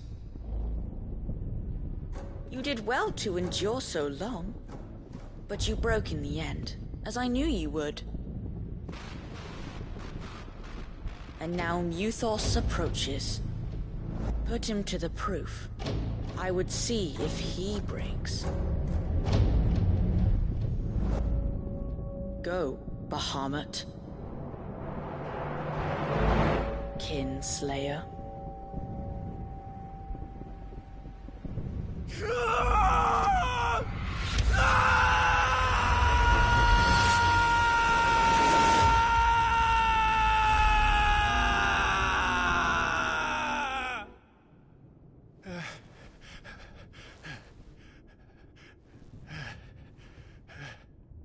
Not again.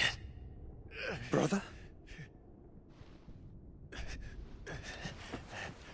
It's a long story.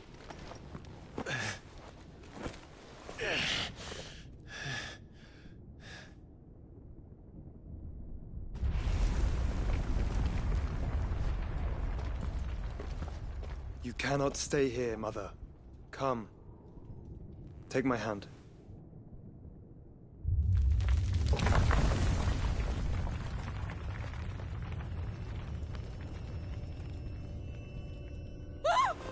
Get away from me!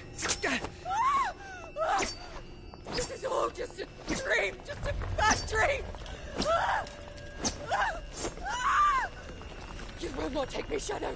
You will not take me!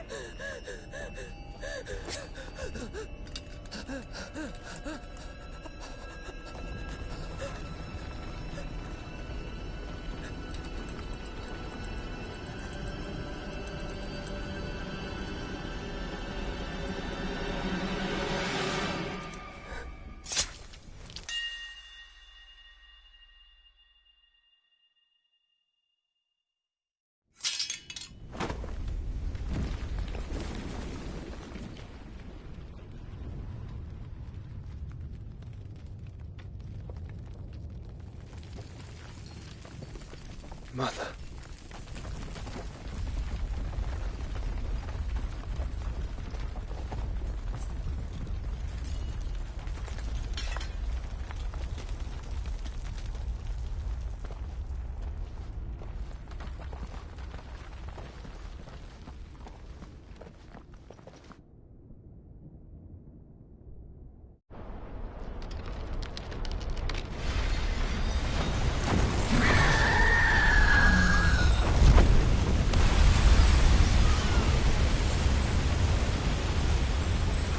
If it is consciousness that weaves your wills together, consciousness that blurs the boundary between your own will and that of others, then we shall set you apart once more. The ties that bind you shall be severed, and humanity return to its proper place.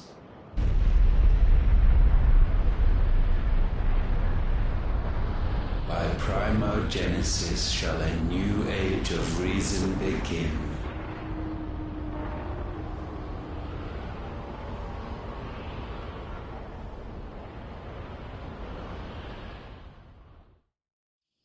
Relax, Your Majesty.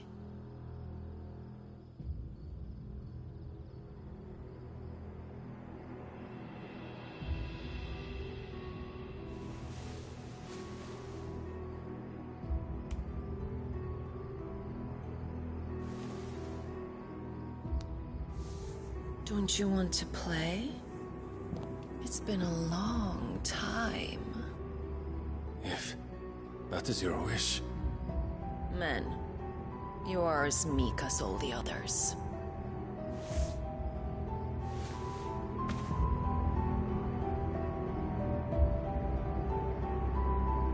Such feeble creatures.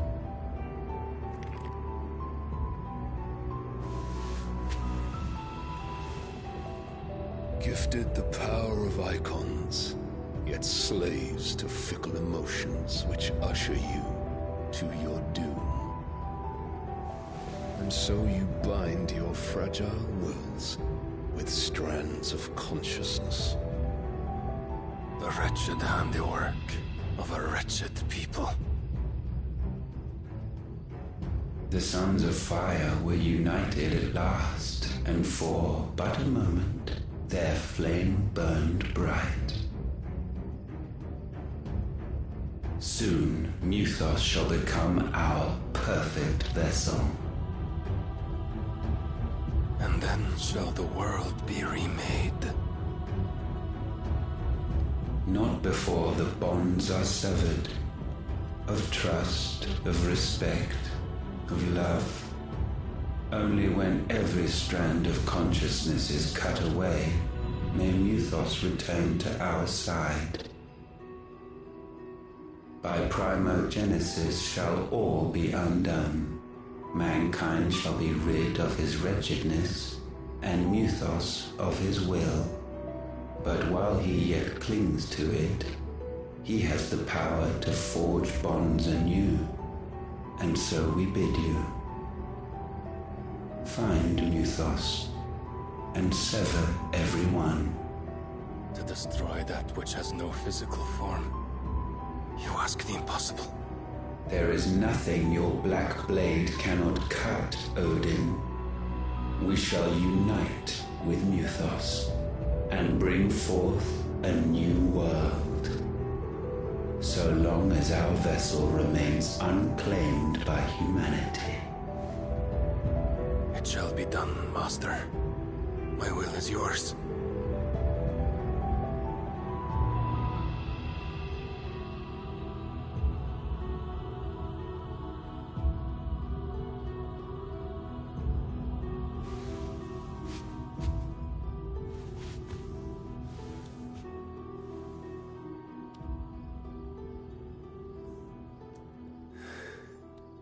Mother.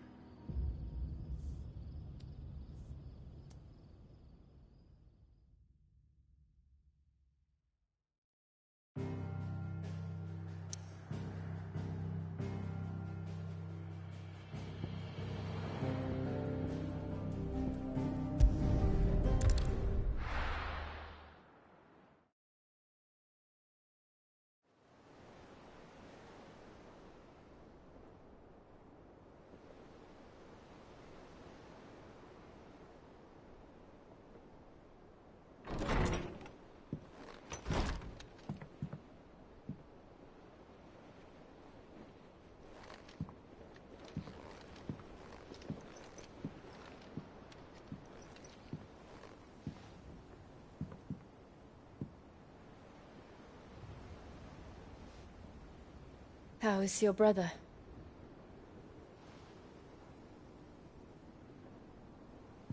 Asleep, since I returned from the Dominion.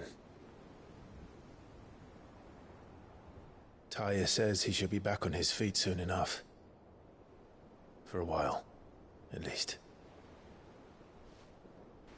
She discovered something on his chest. A swelling, circled in stone.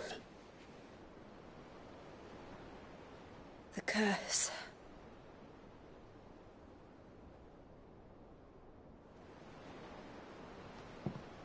For every mountain we climb, another rises up to greet us, doesn't it? It's never ending.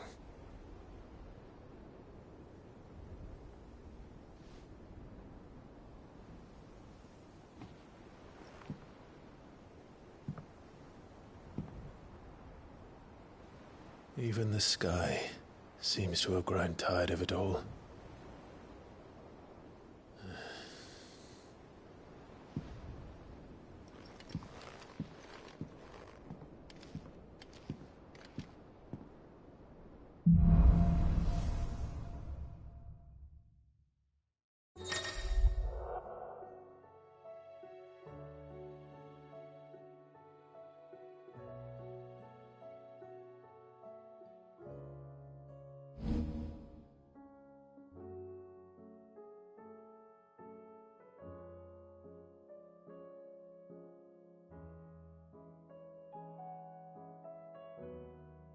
Talia will be happy if I disturb Joshua. While he rests, I might as well see what Otter has to say.